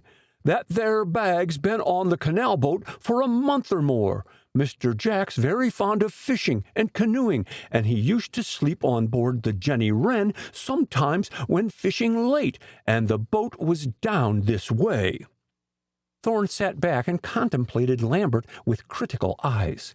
The butler had lost much of his studied air of respectability, and instead the real man, unfeeling, calculating, was coming to the surface.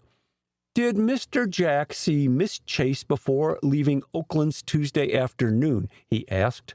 "No, sir." Forestalling further questioning, the butler added swiftly, "Mr. Jack wasn't in shape to see anyone, least of all his sweetheart. He told me to tell her she would hear from him in a day or so, and not to worry." "You gave her that message?" "I did." "Did you tell her that Mr. Jack had gone?" "No." Lambert supplemented the gruff monosyllable in some haste, reading the scorn in Thorne's eyes. "Mr. Jack said he would write her where he was and full particulars how to get to him." "Did he do so?" Lambert nodded. "The note came last night under cover of one to me." "And you gave that note to Miss Chase?" persisted Thorne sternly. Again the butler averted his eyes. "I was in the devil's own hurry to get away," he admitted, swallowing hard. "Then, too, Miss Chase had made me mad." "Ha! In what way?" The detective was watching his companion as a cat watches a mouse, ready to spring. "You tried to extort money," his jaw shot out. "You cur!" Lambert winced.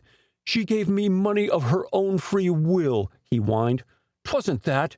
She's been trying to prejudice Mr. Winslow against me and get me fired."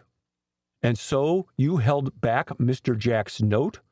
"No, I didn't, exactly. But I left it on my pillow for Lucy to take to her the next morning. She has it by now." Thorne shook his head. "Lucy preferred to have Mrs. Winslow see it first," he announced softly, taking a long shot in the dark. With a bound, Lambert gained his feet, his face livid. "By! She double-crossed me! The lying—" He raved on for a moment, curses ripping from his lips. "Lucy's beaten me to the reward by giving Mr. Jack's address to Mrs. Winslow."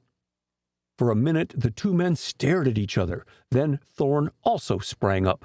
"Perhaps she has, but I'll see Jack Winslow first," and before the butler could gather his scattered wits, Thorne was out of the office and in his car. End of chapter 17. Chapter 18. The Jenny Wren. Thorne drove his car down the Conduit Road and across the district line with small regard for the traffic laws of the sovereign state of Maryland. He had no eyes for the panoramic scenery along the Potomac River, his whole attention being centered on the curving road ahead. Scarcely slacking speed, he crossed historic Cabin John Bridge. Beyond that, there was little traffic at that hour of the day, and, keeping a sharp lookout for a motorcycle cop, he covered the distance to the Lock Tavern Club at 50 miles an hour. Parking his car within the shadow of the tall protecting fence which hedged the quaint old stone tavern, now a clubhouse for a group of distinguished Washingtonians, among them men of science, letters, and the diplomatic world, he took off his coat and donned a heavy sweater and, bareheaded, skirted the path about the club property to the lockhouse on the abandoned Chesapeake and Ohio Canal. It took several valuable minutes to locate the former lockkeeper, who proved a loquacious soul and would have detained him if possible. "Whereabouts is the Jenny Wren?" He repeated Thorne's question with provoking slowness of speech. "I reckon she's moored about 2 miles up the canal. That is, if old Saul ain't taken her further up. He was talking about moving today." "Which road do I take?" broke in Thorne impatiently. "My car's back yonder, pointing toward the tavern." The lock-keeper chuckled. "The Conduit Road don't go no further, and there ain't no other, leastways not here. You'll have to take the towpath ef you want to get in touch with Saul. Say, what's he been up to?" with lively curiosity. "You're the—" His curiosity went ungratified, for Thorne was already on his way to the towpath. Once beyond view of the lockhouse, he quickened his rapid walk into an easy lope, running tirelessly on, with a steady swinging motion which carried him over the well-trodden ground of the towpath until 1 mile had become 2. For the first time he paused and stared about with a sense of keen disappointment. No canal boat was in sight. Suppose Saul had moved on, as the lockkeeper had prophesied. Thorne snapped his jaws together and, squaring his shoulders, broke again into the same lope.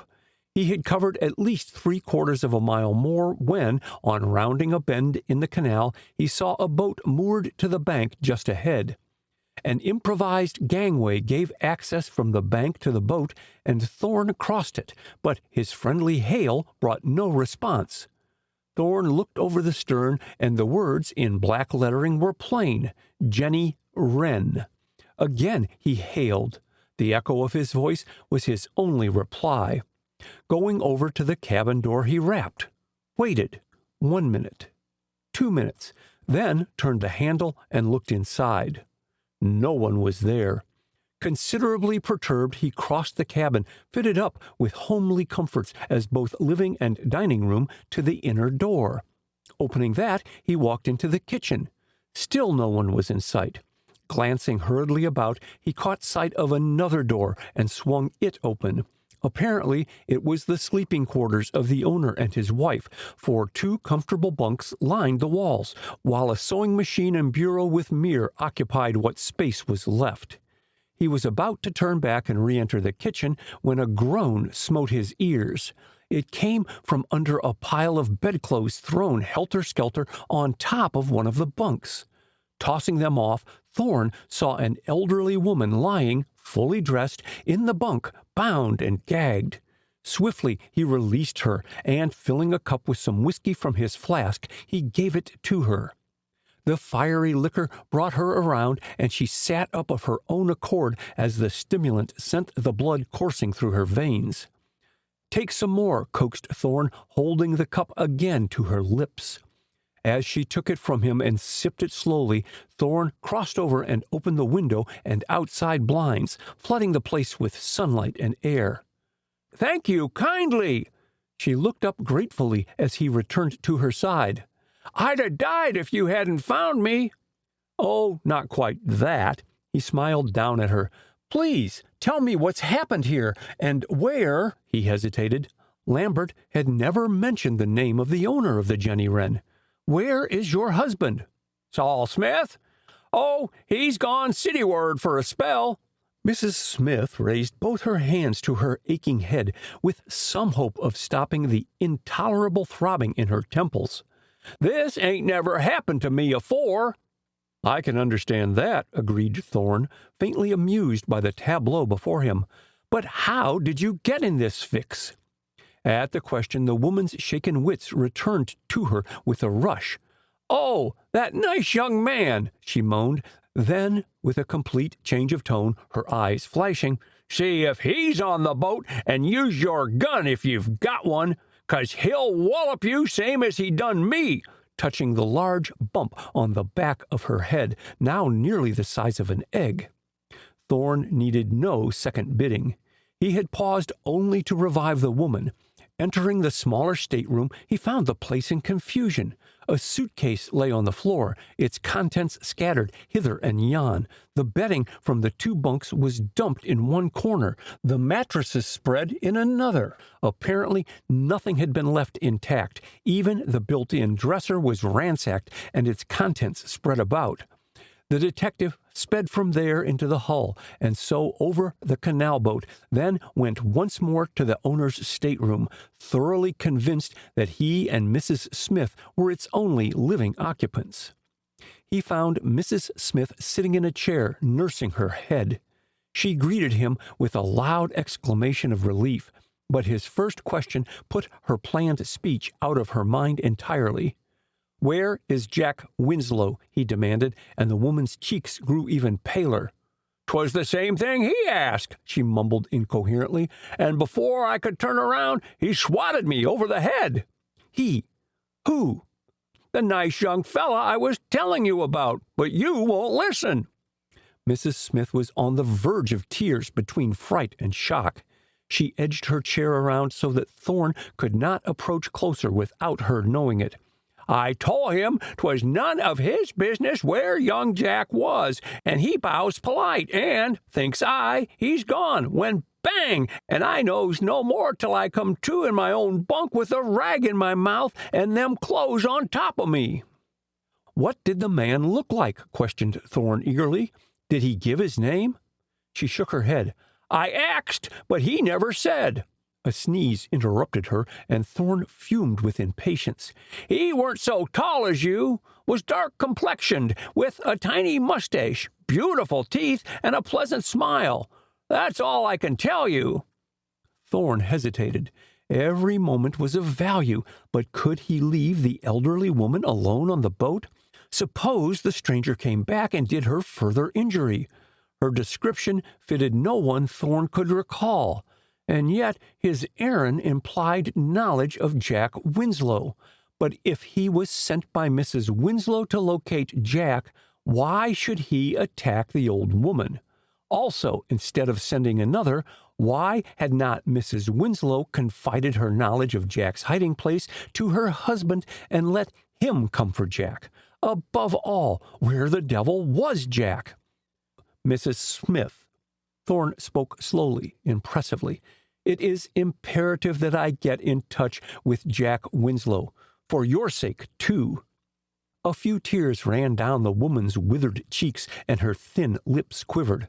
"I can't tell you where to find Jack," she gasped. "Honest, I can't. He left before sunup." "Aunt Marty, where be ye?" The hail came in a woman's shrill tones from the direction of the afterdeck, and Mrs. Smith's answer rang out loudly. "Here I be!" The words echoed in the stillness. A moment later, an angular female, with coat buttoned to her throat and hat tipped at a rakish angle, appeared in the door of the kitchen, an anxious look on her face. It cleared at sight of Mrs. Smith. "I was afeard something was the matter," she said, looking with curiosity toward Thorn. "You didn't come to dinner as you promised, and that there young man said as how you wasn't well." Thorn broke into the conversation, drowning Mrs. Smith's startled ejaculation. "Where is he now?" "Most into Washington by this time, I reckon," responded the newcomer. "He was riding a motorcycle. He weren't no one I ever seed afore." Then, as Mrs. Smith came feebly into the kitchen, she exclaimed with real concern, "Aunt Marty, what's the matter with you?" As the older woman commenced a voluble explanation of recent events, Thorn slipped away unnoticed and sought the stateroom he judged young Jack Winslow had occupied. The canal boat was an ideal spot for a hiding place, but why had Jack left it so precipitately, before sunup, the woman had said? Did his hasty exit account for the appearance of his stateroom, or was it the stranger who, first knocking Mrs. Smith unconscious and tying her up on her berth, had gone through Jack's belongings? And if so, for what had he been looking, and had his search proven successful? Even as his thoughts raced on, Thorne was busy examining each article in the room. Old fishing tackle, evidently used during the past season, a fisherman's outfit, a pair of soiled golf trousers, stockings, coat, shirts, underwear, heavy boots, a shooting jacket, nothing of value to the detective. A cupboard yielded more interesting objects from Thorne's standpoint, for there had been placed the laboratory articles which, according to Lambert, Jack had removed from his workshop in the attic at Oakland's. Slipping on a pair of rubber gloves, Thorne handled the glass tubes, bottles of chemicals, blowpipes, and so forth. All had been carefully wrapped in soft paper and cotton batting before being placed in the large wooden box containing them. A larger object at the bottom attracted Thorne, and he took it out and pulled back the already loose wrapper, disclosing a fire extinguisher. Balancing it in his hand, Thorne sat and studied the brass surface with deepening interest. By its light weight, he judged it to be empty. Why, then, preserve it in cotton batting? As he tipped it this way and that, pulling out the handle and letting it in slowly, dawning horror crept into his dark eyes. What better method could be devised to pump through a keyhole carbon monoxide gas into a small closed room than an old fire extinguisher filled with that poison gas? Springing swiftly to his feet, Thorne wrapped up the fire extinguisher and, leaving the stateroom as it was, hurried into the kitchen. The two women broke off their excited chatter at sight of him.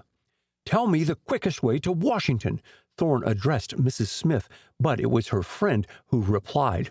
"My husband's at the next lock, about a half-mile away," she volunteered. "I expect he'll row you across the river to the Virginia shore, and there you can catch a car on the Old Dominion Railway. It's quicker than going back into Maryland. They're mostly crossroads, as I told the man on the motorcycle. But say," with mounting curiosity, "who are you?" By way of reply, Thorne handed Mrs. Smith one of his business cards, and, giving them no opportunity to detain him further, he raced along the towpath, the fire extinguisher tucked securely under his arm. End of chapter 18. Chapter 19. The Great Alternative. Very cautiously, with never a sound, Lucy looked inside the suite of rooms set aside for Elsa Chase and her trained nurse. It was the latter's room that particularly claimed her espionage. Her eyes sparkled at sight of the open wardrobe trunk and the clothes lying in orderly piles on Miss Klein's bed. As stealthily as she had come, she withdrew, and thereby missed seeing the curtains before the window sway gently as a hand parted them and a face appeared in the opening. A few minutes later, Miss Klein, coming from Elsa's bedroom and carrying an armload of clothing, pushed open the door with vigor and caused it to swing back toward the wall, only stopping when it touched the person seeking refuge there. Entirely absorbed in her task, the trained nurse never saw the man slip from behind the door into Elsa's bedroom. Not finding Mrs. Winslow in her boudoir, Lucy ran downstairs just in time to answer the front doorbell and admit Inspector Mitchell. His low-voiced request to see Mr. Winslow brought a stammered, "Come inside, sir," and the maid, with a face considerably paler, led him upstairs to the den. At his entrance, Arnold Winslow hung up the telephone receiver and pulled forward a chair. "I've been trying to get you," he began. "Where the devil is Thorne?" "Haven't seen him since early morning." Mitchell tossed aside his overcoat and hat, which the agitated Lucy had failed to take from him downstairs, and accepted the proffered chair. "I have some news for you." "Yes?" Winslow hitched his chair forward. The inspector's quiet voice held a hint of excitement. "What is it? News of Jack?" Mitchell shook his head. "No, not that, I'm sorry to say." He took a folded newspaper out of his pocket and a photograph. Laying the latter face down on Winslow's flat-top desk, he pointed to the column of obituary notices. "Did you see this? No? Then I'll read it to you. Lawrence, Mrs. Ben, suddenly at her late residence in 35th Street Northwest, Washington, last night. Notice of funeral later. Body at city morgue." "That mean anything to you?" "No," admitted Winslow, frankly mystified by the inspector's impressive manner. "I don't recall any Mrs. Lawrence." "Well," Mitchell paused for effect. He was enjoying himself. "She was the divorced wife of Dr. Joseph Kane." "Good Lord!" The exclamation was echoed by his wife as she came into the den. "Singular she and Kane should have died within a few days of each other, and both here." "It sure is," agreed Mitchell heartily, springing up to offer his chair to Mrs. Winslow. "Most singular." "Oh, please sit down again. I prefer to stand." And going to her husband's side, she rested a hand on his shoulder. "Was Sarah ill long?" "No. Heart trouble, the autopsy showed, although dope might have been a contributory cause. She went like that," with a snap of his fingers to illustrate his meaning. "A merciful death," commented Mrs. Winslow softly. "Poor Sarah. Her married life was brief and most unhappy. She was at fault," raising grave eyes to the inspector. He nodded. "I imagine so from what I've learned. You know her career in Boston, Mr. Winslow?" "I have heard of her, but we never met," responded the latter. "Kane divorced her shortly before I became acquainted with him." "Ah, then this photograph wouldn't interest you." Mitchell picked it up from the desk as he spoke and turned it about. "It was taken after death at the morgue." Catching a glimpse of Winslow's agitated countenance, he added hastily, "It's rather a ghastly picture. Perhaps I shouldn't have shown it to you and your wife." "I'm sorry." Winslow brushed his apology aside with a wave of his hand. "Let me have the picture." Peering at it intently for a second in silence, he laid it face up on the desk and turned to his silent companions, his excitement rising. "When I said just now I didn't know Sarah Kane or a Mrs. Lawrence, I did not realize they were this woman. That is," observing their bewilderment at his incoherent remark, "I've seen this woman hanging about Oakland's within the last 6 weeks, talking to Elsa Chase." "What?" It was Mrs. Winslow who spoke, and her voice was sharp, almost shrill. "What did she wish with Elsa?" "I don't know," said Winslow. "She sent me notes, making appointments she never kept, insinuating in these notes that she knew something discreditable to Elsa. That's why I employed Thorne, to find out what it's all about. And now the woman's dead, and Thorne failed, dash him," pounding his fist on the desk in his bitter disappointment. "Hold on," cautioned Mitchell. "Thorne may know. He it was who located the dead woman and put me wise as to her identity." "And he hasn't reported to me?" Winslow spoke in sudden blind anger. "And he is aware how vital it is to me to know all concerning Elsa." "Wait!" His wife's restraining hand on his shoulder kept him in his seat. "I will go and interview Elsa." She turned to the puzzled inspector. "I know something of Sarah Kane's life, and if it was in any way bound up with Elsa, Elsa is not a fit inmate for my home." And sweeping past Mitchell, she left them. In the lower hall, Mrs. Winslow was startled to come upon 2 men talking in subdued whispers. They separated at sight of her, and the taller one advanced toward her, and she recognized Thorne. "You are wanted upstairs," she announced none too graciously, but he did not budge from her path. "I prefer a word with you," he suggested courteously, but she brushed his remark aside as of no moment. "Later. I am on my way to see Miss Chase. Let me pass, please." And as he stepped back, she sailed by him, so intent upon her errand that she failed to see Thorne, After a moment's hesitation, follow her down the hall. Miss Klein entered Elsa's bedroom from hers just as Mrs. Winslow came in through the door leading to the hall. The latter addressed the trained nurse with a brusqueness in marked contrast to her usually suave manner. "Where is Miss Chase?" "I think she went out on the terrace." Miss Klein concealed her feelings admirably. "If you will wait, Mrs. Winslow, I will get her," and she sped away through her room as Thorne joined Mrs. Winslow.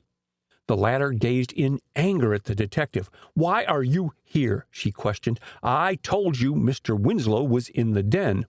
"Yes, so I gathered." Thorne's dry tone brought red spots in Mrs. Winslow's pale cheeks. "I, too, wish to see Miss Chase," and with quiet assurance he advanced further into the room. Turning away from him, Mrs. Winslow contented herself with gazing out of the window, while her restless fingers kept up an irritating tapping on the wooden sill. If ever a woman's back registered annoyance, hers did, and Thorne, with a faint shrug of his broad shoulders, turned his attention to Elsa's bedroom. It was a large and airy room, tastefully arranged with its dainty furnishings and pretty hangings, an ideal room for an invalid, especially because of the sunshine that must pour through the windows. But its customary order was missing, for the bed, as well as the chair, held clothes tossed upon them in disarray. Inadvertently, Thorne trod on a bedroom slipper, a high-heeled mule, and he picked it up to place it with its mate on the chaise lounge. Close at hand lay a pair of shoes and shoe trees. One of the latter caught Thorne's eye, and he looked at it more closely. Then, his curiosity growing, he lifted it up. In shape, it resembled the ones he had seen in the box in Jack Winslow's workshop, even to the smudge on the wooden tree. On closer inspection, however, he saw that what he had taken to be a smudge on the tree was a Chinese character. Thorne turned the tree about, moving the steel part up and down. Then, with a swift glance at the silent woman by the window, still standing with her back to him, he slipped the shoe tree in his pocket. At the sound of Elsa coming down the hall in her wheelchair, Mrs. Winslow spun around, but her eyes were no brighter than Thorne's, burning as the latter's were with pent-up excitement. "I am sorry to have kept you waiting," exclaimed Elsa as the trained nurse pushed the chair into the center of the room. She scrutinized Thorne with a sinking heart, even as she bowed courteously in response to his low greeting. "I did not know you were here, Mr. Thorne. Miss Klein spoke only of Mrs. Winslow." The older woman bustled forward. "It is important that I see you first, Elsa," she broke in. "I must request Mr. Thorne to leave us." "I am sorry," Thorne smiled at the irate woman, "but it is imperative that I talk with Miss Chase before she makes her getaway," pointing significantly toward the steamer trunk half packed in a corner of the room. "Getaway?" Elsa caught up the word, her face flaming. "What do you mean, sir, by using such an expression to me?" His answer was delayed by the arrival of Arnold Winslow, who strode unceremoniously into the room, followed a second later by Ferguson and Inspector Mitchell.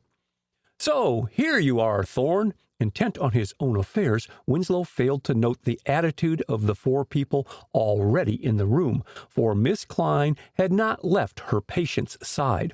"Ferguson here," indicating the gardener by a jerk of his thumb, "has just told me that Jack is living on a canal boat with old Sol Smith above the Lock Tavern Club and claims my offered reward of $10,000. Shall I give it to him?"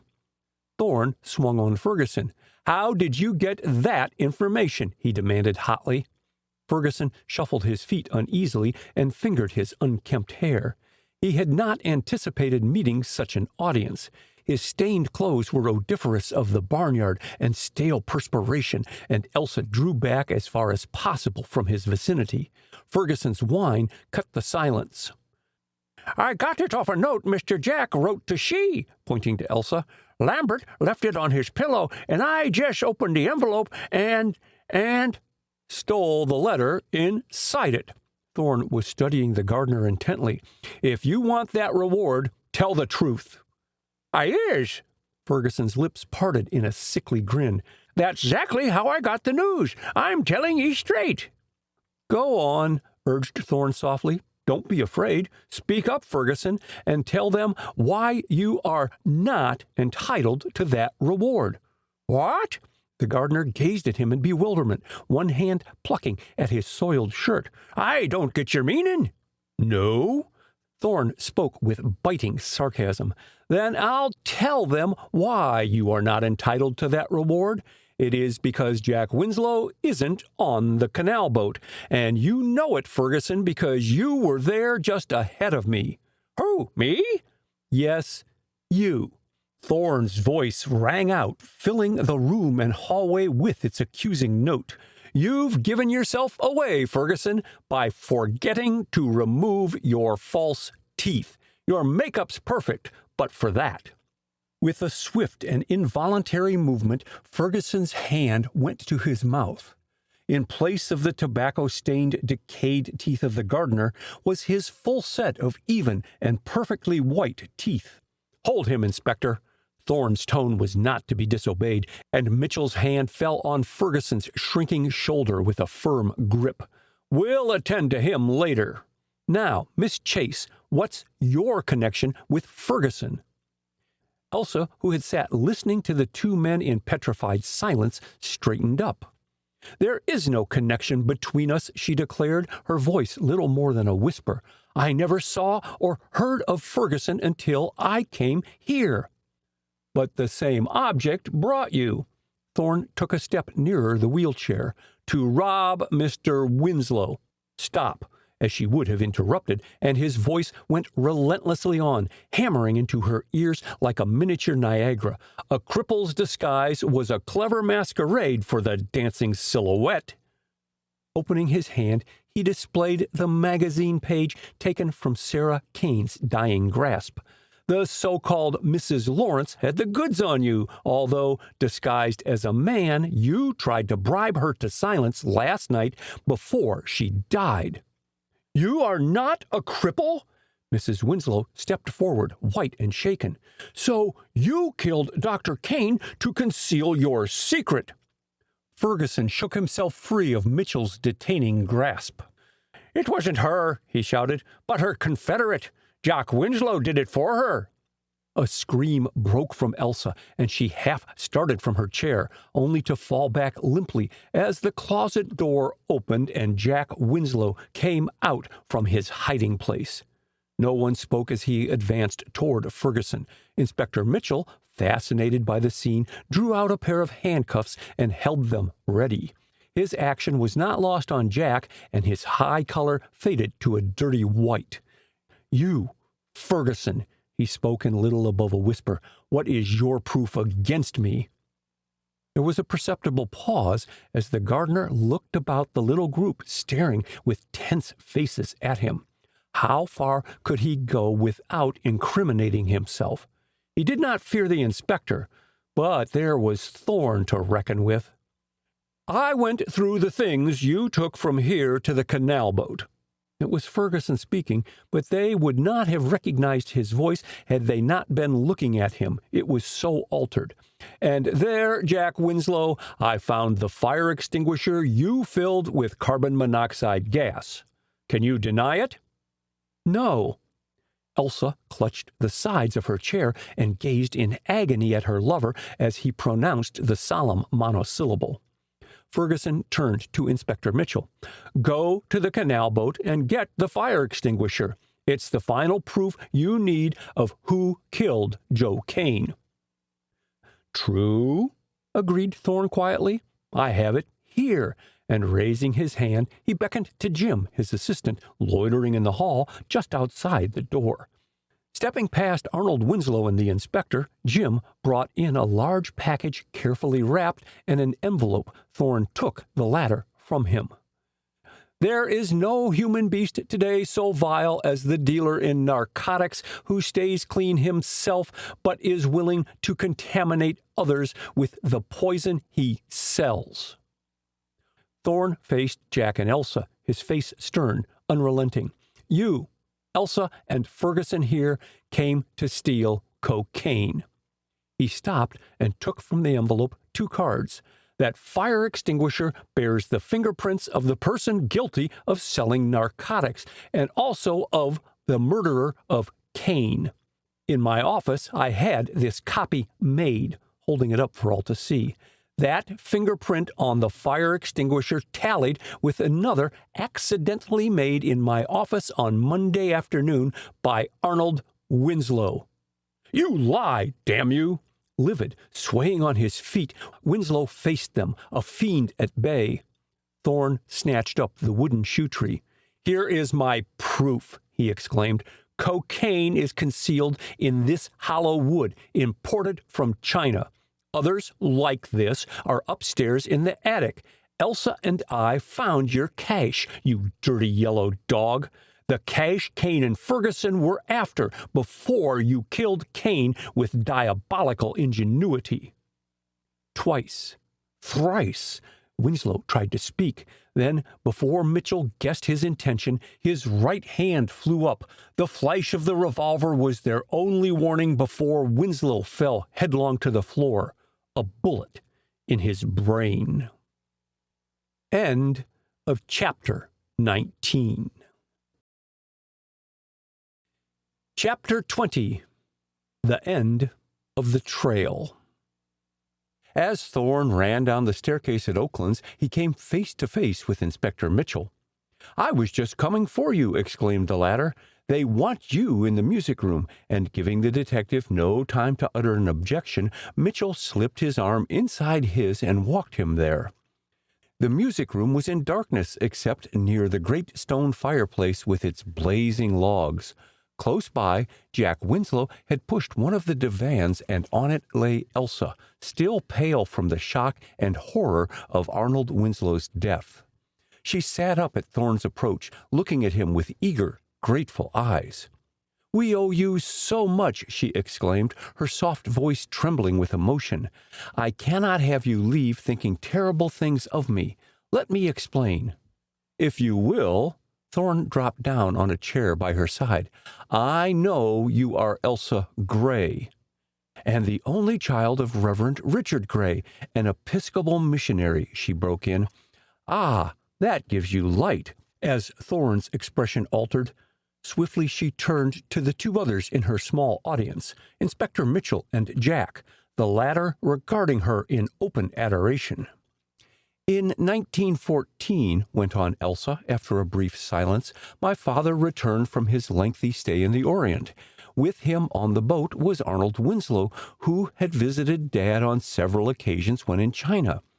Just as the boat docked in San Francisco, Dad was arrested for smuggling opium. A quantity was found in his luggage, and at his trial, which followed swiftly, certain influential Chinamen testified against him, and he was convicted and sentenced to 20 years in the penitentiary."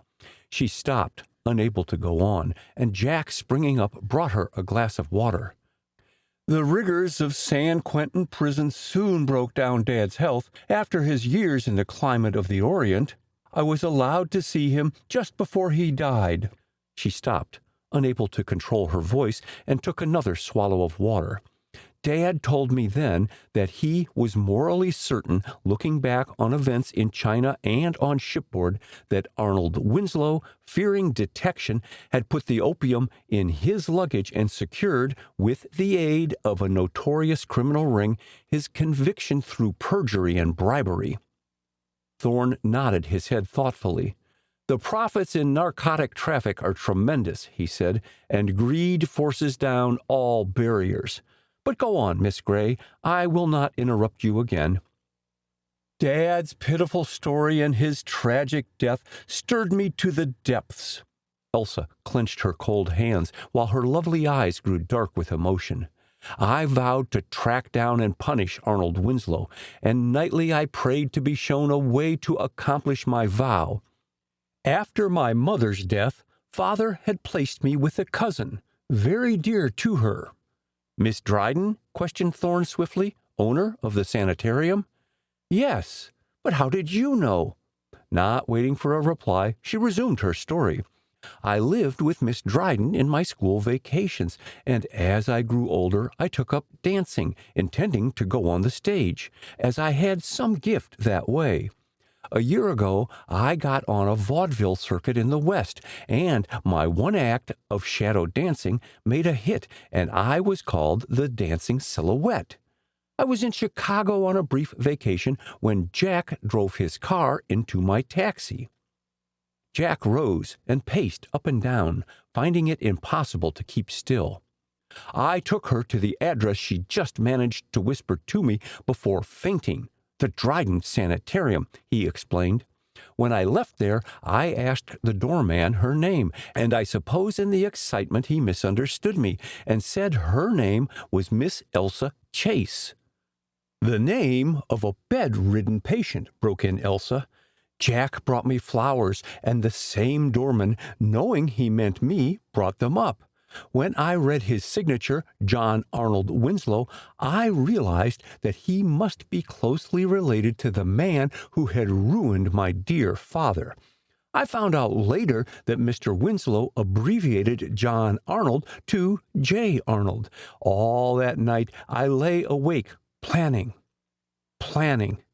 She caught her breath nervously. By morning, my mind was made up. At first, it was thought I had suffered some minor injury to my spine, and using that and the identity of the paralytic Miss Elsa Chase to cloak my plans, She faltered. Let me make love to you. Jack spoke with a return of his old impetuosity. Ah, Elsa, you won me body and soul.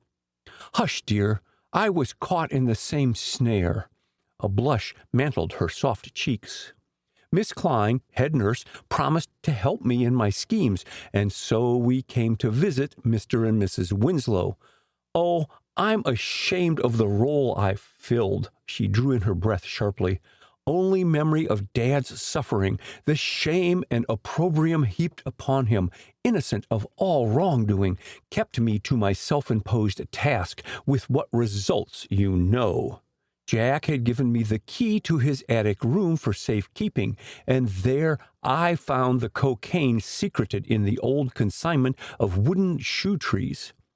And gave vent to your feelings by a dance of triumph. Thorne smiled at her surprised exclamation.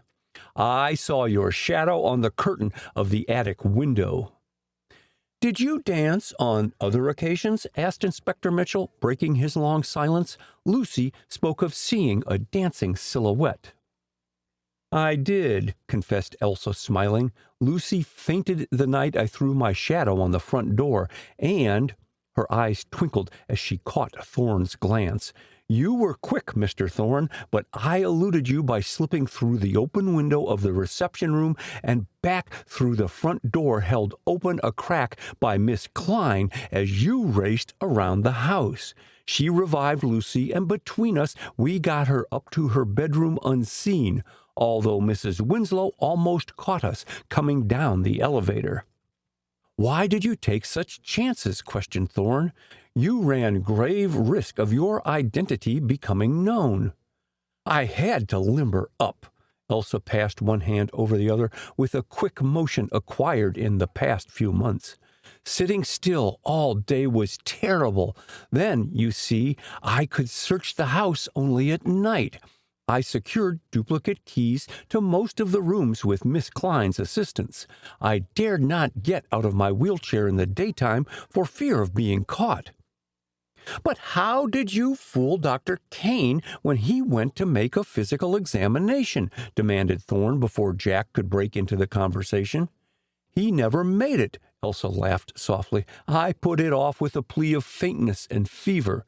Miss Klein held the thermometer against a small hot water bag in her pocket after taking it out of my mouth and before showing it to Dr. Kane. So he agreed to wait until morning to make the examination. Then what happened? Oh, we talked. Elsa's eyes twinkled. I did my best to entertain him. At last he left. Completely exhausted, I dropped to sleep immediately, and so slept soundly throughout the night. There was a moment's pause. Then Thorne turned to Jack. "Well, what was your share in the events of Monday night?" he asked. Jack drew a long breath. "Perhaps I had better start with my knowledge of Kane," he said. "He acted as my guardian, but I never liked him. There was talk of his selling dope among the students. Then his money hushed up the scandal." "Just a moment." The interruption came from Inspector Mitchell. "I have here Ferguson's sworn confession," touching his pocket. He stated that Arnold Winslow and Kane, under cloak of their respectable professions, were in the inner circle of the Bleecker ring, but Winslow, having made a fortune, was anxious to break away. Kane, losing money heavily, had resorted to blackmailing Winslow, threatening to spill the beans. That meant not only ruin socially, but possibly a penitentiary sentence of from 10 to 20 years.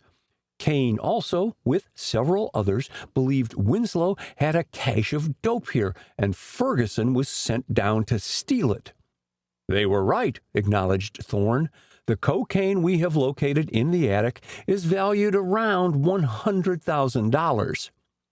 Ferguson admits," continued Mitchell, "that he was prowling around the house looking for a chance to talk to Kane unknown to others when he came across his dead body on the ground. He also says," addressing Jack, "that he went out to the canal boat and searched your belongings, thinking you might have taken the cocaine with you. He thoroughly believed you murdered Kane." "I didn't kill him, but I nearly did my uncle on Tuesday. In fact, I thought I had." Jack opened and shut his hands nervously. "My upbringing had spoiled me. Too much money and nothing to do. But after I met Elsa, I wanted to make good, to make enough to live on without taking money from him." He could not pronounce the word dad again in that connection. "I've been making some chemical experiments, and a college friend, a brilliant chap, suggested we go into partnership. $10,000 was the capital I needed." He sighed. "I didn't get it, although I tried to secure a loan from the bank and from him." "Go on," prompted Mitchell as Jack paused. "What then?" "For experimental purposes, I generated carbon monoxide gas by decomposing oxalic acid, heating it with strong sulfuric acid, and passing the gases through a solution of caustic soda or lime to absorb the carbon dioxide present. I used the empty fire extinguisher as a container." Jack paused again, then spoke with a manifest effort. "Uncle Arnold was present." "Aha! And there his active brain conceived the use to which he would put the gas. Deadly and odorless. An ideal poison." He turned to Elsa. "Winslow used you as a decoy to get Kane here, so his wife told me." "It was my likeness to my father that puzzled him," she said. "He could not place me, for I doubt if he knew father had a child. I suggested something in his past life, and it worried him horribly, fearing exposure. Hence his desire to get in touch with Kane's ex-wife, Mrs. Lawrence." Thorne looked at Elsa curiously. "You knew her at the Dryden Sanitarium?" "Yes. At least I saw her there once, unconscious, when they brought her in after the injury to her head," explained Elsa. "She saw quite a lot of the real Elsa Chase, but Mrs. Lawrence called herself Mrs. Holcomb then. So they telegraphed me this noon from Chicago." Thorne touched his pocket where the telegram still lay. "And Miss Klein didn't know her either?" "She was on a private duty case at the time the other was a patient at the sanitarium." Elsa turned impulsively to Jack. "Tell us what happened Monday night." Jack did not reply at once, pausing to take a glass of water. When he spoke, his voice was low and husky. "Knowing that Kane peddled dope, I was pretty sick at learning he was to see Elsa. Goodness knows what I got into my head," he added shamefacedly. "Anyway, I made an excuse to go upstairs. Kane's bedroom was in darkness, but I could see a light in the bathroom through the keyhole of the closed door. Going over to it, I knocked my foot against something, and switching on the light, I saw a fire extinguisher. Picking it up, I took it to my room, and when Ferguson announced finding Kane's body, I was in a daze. Rushing again to my room, I looked at the fire extinguisher and recognized it as the one I had used to store the carbon monoxide gas. I couldn't grasp the situation. I thought of Uncle Arnold, but the idea he would invite a man to his house and kill him was too monstrous for belief. Then, "What next?" prompted Thorne, after waiting a second for Jack to continue. I hunted around the next morning for the key to the bathroom door, for I dimly remembered picking up such a key, and I thought I pitched it out of the window. "You must have," broke in Thorne. "It fell in a pile of manure, and Ferguson, in climbing over it to open the bathroom window, caught the key in a hole in his rubber boot. I didn't mean to stop you, Winslow. Go on." "There isn't much else to say," Jack sighed. "Uncle Arnold spoke slurringly of Elsa in our last interview on Tuesday, and I nearly choked him to death. Then bolted like an idiot, taking my laboratory things with me, for back in my mind I was convinced I would be charged with the murder, and I realized the chemicals and fire extinguisher would be damning evidence. I came back tonight to see Elsa, face the music, and prove my innocence." "Good boy! That's the way to talk!" ejaculated Inspector Mitchell. "Now, buckle down to work for her." "I will." Jack's voice carried conviction, and Elsa laid her hand in his with a half-shy, wholly tender glance. "We are to be married tomorrow." Thorne rose abruptly. "Your aunt, Mrs. Winslow." "I will look out for her." Jack hesitated, then addressed both men gravely. "I know you will not break a confidence. My aunt was planning to divorce her husband." "What?" exclaimed the two men in unison. "Yes. His affairs with other women made her position unbearable." Jack spoke low so that no one passing outside might accidentally overhear what he said. In trying to get evidence for her divorce, Aunt Julia not only spied around herself, but bribed Lucy, even Ferguson, to aid her. "Well, well." Mitchell opened his mouth to say more, then closed it as he walked away. "Coming, Thorne?" Jack sprang forward and clasped Thorne's hand in a strong grip. "I can't voice my thanks, but someday I will prove my gratitude." Thorne wrung his hand warmly. "Your thanks are due, Miss Gray," he said. "Goodbye." At the front door, Elsa caught up with him. "When we first met," she began, "I feared you. And now? I desire your friendship." For an instant he stared at her as she stood, the epitome of young womanhood, her lovely eyes upraised. With a swift, graceful movement, Thorne lifted her hands and kissed them. "Always your friend," he whispered softly. "Goodbye, and God bless you." Inspector Mitchell was halfway home before he addressed his silent companion. "Gee, Thorne." "What is it?" prodding his elbow into Thorne's side. "What?" "Your first name," patiently. "What does your initial G stand for?" "Geronimo." And so saying, Thorne sat quiet, the touch of Elsa's soft hands his happiest memory. The end. End of chapter 20. End of The Dancing Silhouette by Natalie Sumner Lincoln.